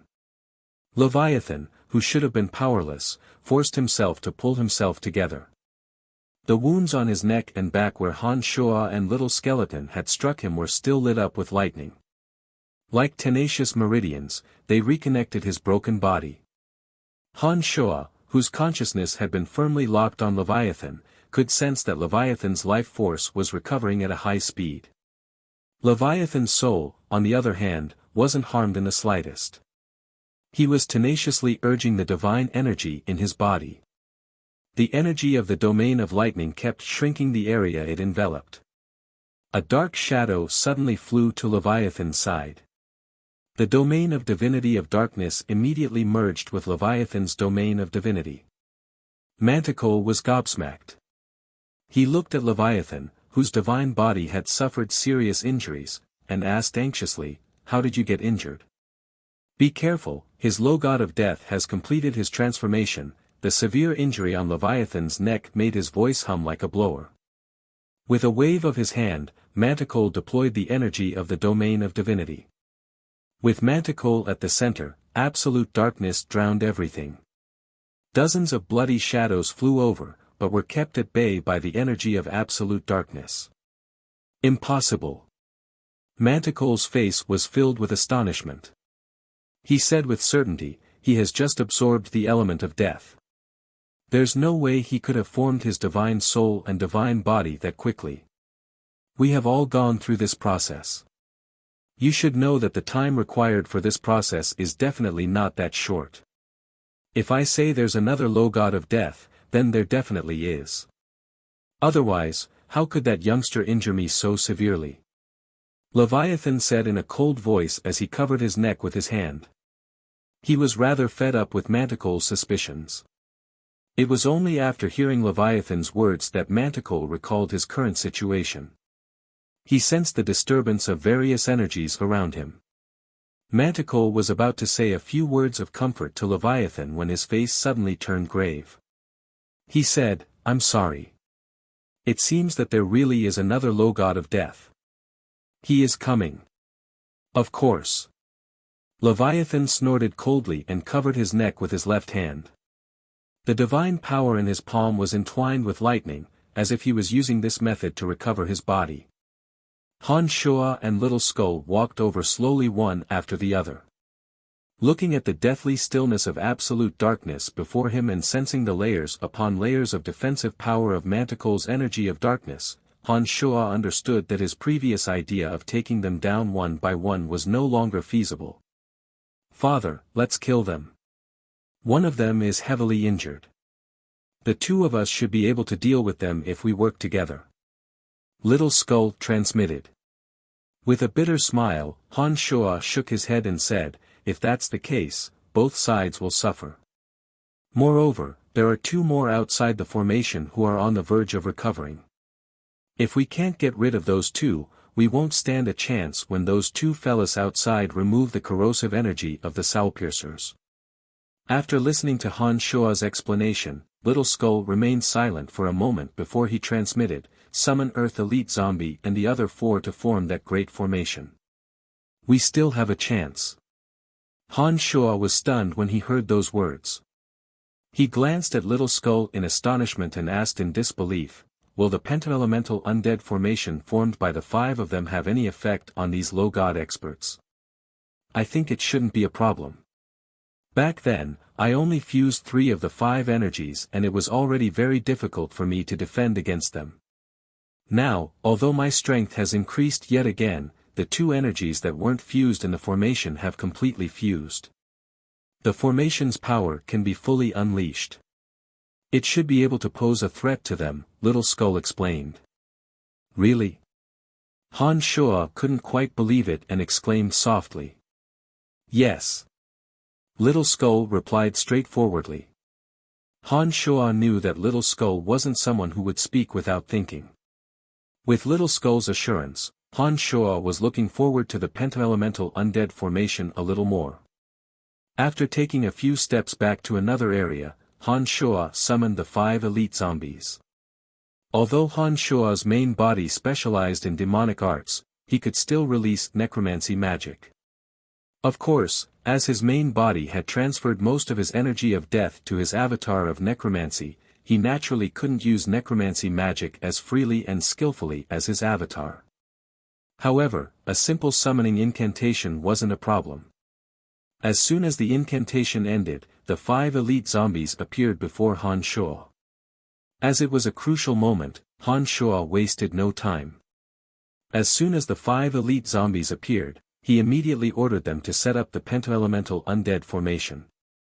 Han Shuo had already gotten in touch with the necromancy major when he discovered that Leviathan had ruthlessly killed his subordinate. Little Skull had also prepared a countermeasure in advance, and the 5 elite zombies had obviously been aware of the situation. Without a word, the 5 elite zombies dispersed according to the directions of the pentaelemental undead formation and concealed themselves in a circular shape. Now that the 5 elite zombies were ready, all Han Shuo needed to do was to lure Leviathan and Manticore into the formation. After communicating with Little Skull, Han Shuo headed towards the land of absolute darkness alone. He planned to use the high speed of demonic arts and his familiarity with the formation to lure the 2 demon kings over. Just as Han Shuo's figure moved, he suddenly heard an explosion coming from a distance. Then, the domains of divinity of fire and water abruptly appeared in Han Shuo's consciousness. Han Shuo was startled. He hastily spread his consciousness towards that area. He immediately sensed the auras of Golander and Cecrops. This time, he was truly a little flustered. From that aura, Han Shuo was certain that Cecrops and Golander had recovered. Low gods were indeed not to be underestimated. Han Shuo was well aware of the corrosive properties of the Soulpiercers. Although Han Shuo had a premonition, he did not expect that the 2 would recover so quickly. With that, it was very likely that Han Shuo would have to face the combined forces of 4 demon kings. If it was just Leviathan and Manticore alone, even if Han Shuo and Little Skull joined forces, they wouldn't have absolute certainty of victory. Now that Cecrops and Golander had recovered their strength, Han Shuo would be in an even more perilous situation. The situation was developing in a way that Han Shuo was most unwilling to see. The 2 who had purged the Soulpiercers from their souls were charging at him with bellies brimming with rage. As the boundary on Han Shuo's side had been destroyed, the 2 no longer deliberately held back. Raging flames and ice-cold divine energy formed into sharp swords and fiercely bombarded the center of the formation where Han Shuo was located. For a moment, towering stone pillars exploded with loud rumbles. Enormous multicolored banners, unable to withstand the raging flames mixed with divine energy, were set ablaze. Han Shuo, who was preparing to lure Leviathan and Manticore to the center of the pentaelemental undead formation, understood in his heart that the 2's violent bombardment on the formation from the periphery would definitely destroy it. At this moment, Han Shuo had no time to think too much, nor was he in a hurry to lure Leviathan over. Instead, he hurriedly stored away the most fundamental and most expensive of the formation, the banners. Each and every one of those banners was refined by Han Shuo using a great deal of precious materials and energy. Those banners were the foundation of the entire formation and were not easy to obtain. Therefore, when Han Shuo saw that the fruits of his labor were about to be destroyed, he immediately stored them to the best of his ability to reduce his losses. Streaks of bloody shadows, as well as the numerous chaotic energies, transformed into threads and re-entrenched themselves on the banners. Soon, all those banners were stored away by Han Shuo into his space ring. After Han Shuo stored away the foundation of the formation, the Azura Soul formation had thoroughly lost its function. Finally, Leviathan and Manticore, who were guarding a certain area, not daring to separate, sensed the disappearance of the strange energies around them. Golander and Cecrops, who were constantly bombarding the towering stone pillars in the periphery, suddenly discovered that the hazy forest of rocks before their eyes was gradually becoming clear. At the center of a few lonely stone pillars, Han Shuo and Little Skull were wielding their weapons and vigilantly watching their surroundings. "What's that?" Cecrops asked incredulously as he looked at Little Skull and sensed the low god energy of death emanating from Little Skull. It can't be that fella failed to become a god, right? Golander was also very puzzled. As the two were busy removing the soul piercers from their souls, in addition to the concealment of the formation, they didn't know what was going on. "No matter what, killing them is the right thing to do," Cecrops coldly groaned. Suddenly, he caught a glimpse of Manticore and Leviathan. The obvious wounds on Leviathan's body immediately made Cecrops feel a little better. He laughed in schadenfreude and said, "Leviathan, I didn't expect that you would also be injured, and not just lightly." "Huh, this is great, very good." "Humph. We'll settle this later." Leviathan's face was extremely ugly. He didn't pay much attention to Cecrops, but glared at Han Shuo venomously, and said, "What other venomous tricks do you have this time?" The corners of Han Shuo's mouth twitched into a sneer. He did not say much, but raised the demon's lair edge, pointed it at Leviathan, and made an upward thrust motion. That was the move Han Shuo used to slice open Leviathan's neck. Leviathan was enraged. He let out a wild roar and charged at Han Shuo with reckless abandon.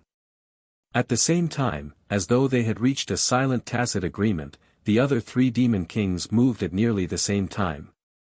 Their target was Han Shuo. Chapter 571. The four domains of divinity of water, fire, lightning, and darkness were released simultaneously. The four demon kings rushed over and merged their domains of divinity together. When the four finally got close to Han Shuo and Little Skull, the domain of divinity of death released by Little Skull also merged with the other domains of divinity. In an instant, the five elemental energies around Han Shuo converged and formed a terrifying airflow that spread in all directions. Rumble, rumble, rumble. The earth-shattering sound of explosions suddenly boomed around Han Shuo and the little skeleton. In the short span of a few breaths, the remnants of the matrix foundation around the two were obliterated by the explosion. The towering stone pillars turned into dust that filled the sky. The sparkling and translucent magical crystals couldn't withstand the pressure and melted into liquid. The mounds that were arranged according to the pattern of the Shura Soul formation turned into dilapidated craters amidst the deafening explosion. Everything was completely wiped out the moment the five domains of divinity surged. After the explosion, with Han Shuo and Little Skull at the center, not a single piece of intact rock remained within 100 meters. The earth had collapsed and was a scene of desolation. Except for Han Shuo and Little Skull who still stood proudly in the center, all traces of the matrix had been razed to the ground. Not a single trace was left.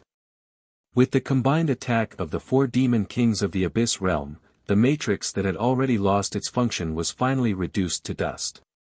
Amidst the messy collapsed earth, Little Skull and Han Shuo, one wielding a bone spear and the other tightly gripping the demon's lair edge, waited for the final battle to arrive. Whoosh whoosh whoosh whoosh. Four silhouettes floated over. The four demon kings unfolded their domains of divinity and attacked almost at the same time. Heavenly thunder rumbled, darkness shrouded the sky, frost spread everywhere, and flames wreaked havoc on the earth. At this moment, Han Shuo felt as though he was in a scene of doomsday. The combined attack of the four demon kings was like a decree to destroy the world, carrying out the final purge of an unpardonable criminal like Han Shuo. "Hurry up and die!" The heavily injured Leviathan roared. Amidst the rumbling of thunder, bolts of lightning snaked towards Han Shuo. Leviathan hated Han Shuo to the core. This was the second time in many years that he had been injured, apart from Bichimo's. Moreover, the injuries he had sustained this time were extremely damaging to his body. Han Shua's power of destruction and Little Skull's element of death were still rampaging inside his body. Without a period of careful recuperation, it would be impossible for him to recover to his original state. The Abyss realm was filled with selfish people. Naturally, the 4 demon kings were the cream of the crop. Leviathan, who could kill his loyal and devoted subordinate without the slightest hesitation, did not want Han Shua to become another shadow in his heart. This was because he knew very well that the shadow of failure in his heart would affect his future cultivation. Only by killing Han Shua would he be able to hide the trauma that had formed in his heart forever. Otherwise, it was very likely that he would not be able to make any progress in his cultivation of the power of lightning. Therefore, Leviathan had an absolute reason to kill Han Shua. It was the same for the other 4 demon kings. The appearance of a powerful character in the Abyss realm meant that the distribution of benefits would be reshuffled. When this character possessed strength that far surpassed the others, such a reshuffle could mean that they would no longer have a foothold. What was the power of faith? It was a wonderful thing that could enhance divine energy and strengthen the domain of divinity. Wasn't the Abyss realm's many years of wars all for the sake of this power of faith? When Han Shua's strength seriously threatened the interests of all of them, an alliance that was originally impossible to form had happened just like that. The divine might of the 4 demon kings attacking at the same time was indeed not something that an average person could withstand. Even Han Shua and Little Skull felt an extremely heavy pressure from the impact of that ferocious power. However, Han Shua and Little Skull had never been prepared to fight 2 against 4. Therefore, at this moment when Han Shua and Little Skull could be killed at any moment, the corners of Han Shua's mouth curled into an abnormal smile, as if his scheme had succeeded. All of a sudden, Han Shua and Little Skull, who were originally standing proudly on the spot, sank into the ground without any warning. There was not the slightest stagnation, just like water dissolving into the ocean. The 4 demon kings were shocked at first, but soon after, disdain appeared on their faces. They thought that Han Shua's method was truly foolish. When the 4 demon kings attacked at the same time with their divine energy, what was the use of burying themselves into the ground? Therefore, with cold smiles on their faces, the 4 demon kings attacked at the same time. Their divine energies blasted at the location where Han Shua and Little Skeleton were standing. The terrifying energy was so powerful that it seemed as though it would tear the earth apart. Clang! Beyond the 4 demon kings' expectations, when the 4 of them attacked the ground with all their might, it was as if they were striking the hardest iron and stone. The 4 attacks that could tear apart all kinds of rocks actually caused metallic sparks to ripple on the ground. The originally soft earth seemed to have become the hardest steel in the world at this moment. Under the attack of the 4 demon kings' divine energy, they actually could not display their divine might. How is this possible? 4 shocked voices rang out at the same time. The 4 demon kings had blank and incredulous looks on their faces. Their eyes were filled with extreme doubt as they looked at the ground beneath their feet. They had no idea what was going on. The 4 demon kings' understanding of this valley in the abyss far exceeded Han Shua's. They knew that the ground of this valley was somewhat hard, but they, as low gods, could still bury their ankles deep into the ground with a stomp of their feet. Low gods were already true gods. How could their divine might be looked down upon? Besides, Han Shua had clearly melted into the ground like water. When the 4 demon kings saw this scene happen, they naturally believed that Han Shua had also used his divine energy to forcibly plant his body into the ground. If Han Shua could easily plant his body into the ground, why couldn't their all-out attacks tear the earth apart? They were extremely puzzled. However, the truth was right before their eyes. The attacks they had unleashed with all their might indeed did not shake the earth, but only left some metallic sparks on the ground. Bizarre. Incomparably bizarre. For a moment, the 4 demon kings were dumbstruck. They were baffled by the situation formed by Earth Elite Zombie and Metal Elite Zombie fusing the energies of Earth and Metal. Something's not right. Manticore cried out in alarm. He somehow pulled out a broadsword shrouded in endless darkness. Manticore displayed his divine energy before the other three demon kings. Without the slightest hesitation, he thrust the broadsword downwards. Clang! The earth split open, creating a small hole. Sparks flew in all directions. The faces of the four demon kings drastically changed. None of them knew better than Manticore how sharp that broadsword shrouded in boundless darkness was. Wielded by Manticore, who possessed astonishing offensive power, such a sharp broadsword could only leave a tiny dent on the ground when it was chopped down at full force. What did this mean? The hardness of the earth was self-evident. That's too strange. Golander's ice-cold voice was filled with shock and bewilderment. He looked at the unimaginable transformation beneath his feet. His mind was a jumbled mess. Space is changing. Suddenly, Cecrops closed his eyes and yelled loudly. Upon hearing those words, the other three demon kings who still had lingering fears simultaneously raised their heads to look at the sky. The dense smoke that had been lingering in the valley of the abyss rapidly converged in the sky. The originally empty sky suddenly gave off an extremely bizarre feeling of shrinking. At this moment it was as though the sky had turned into a cage. With a force that baffled the four demon kings, it was gradually increasing the binding pressure and shrinking bit by bit. The four demon kings were the most sensitive to elemental energy. The domain of divinity they formed could constantly absorb the elemental energy between heaven and earth for their own use. When their divine energy was not available, it would replenish the energy they had consumed, allowing their domain of divinity to have other wondrous uses. However, it was at this moment that the four elements that had been constantly converging towards them from all directions suddenly came to a complete halt. This was a situation that had never happened before. It was as though all the elements between heaven and earth had vanished without a trace in an instant. Impossible, the four simultaneously discovered this anomaly and simultaneously cried out. They looked at each other in astonishment. What the fuck is going on? Leviathan, whose body had suffered heavy injuries, finally couldn't help but curse. This indicated that his mind had been disturbed by the bizarre scene around him, and he had become somewhat unable to keep his cool. The elemental energy is no longer converging towards the domain of divinity. There must be some kind of energy that has affected the flow of the elements. Or perhaps, it has cut off the connection between the elemental energy and our region. Cecrops said in a deep voice. This place is rather strange. Let's leave for now, Golander said in a deep voice.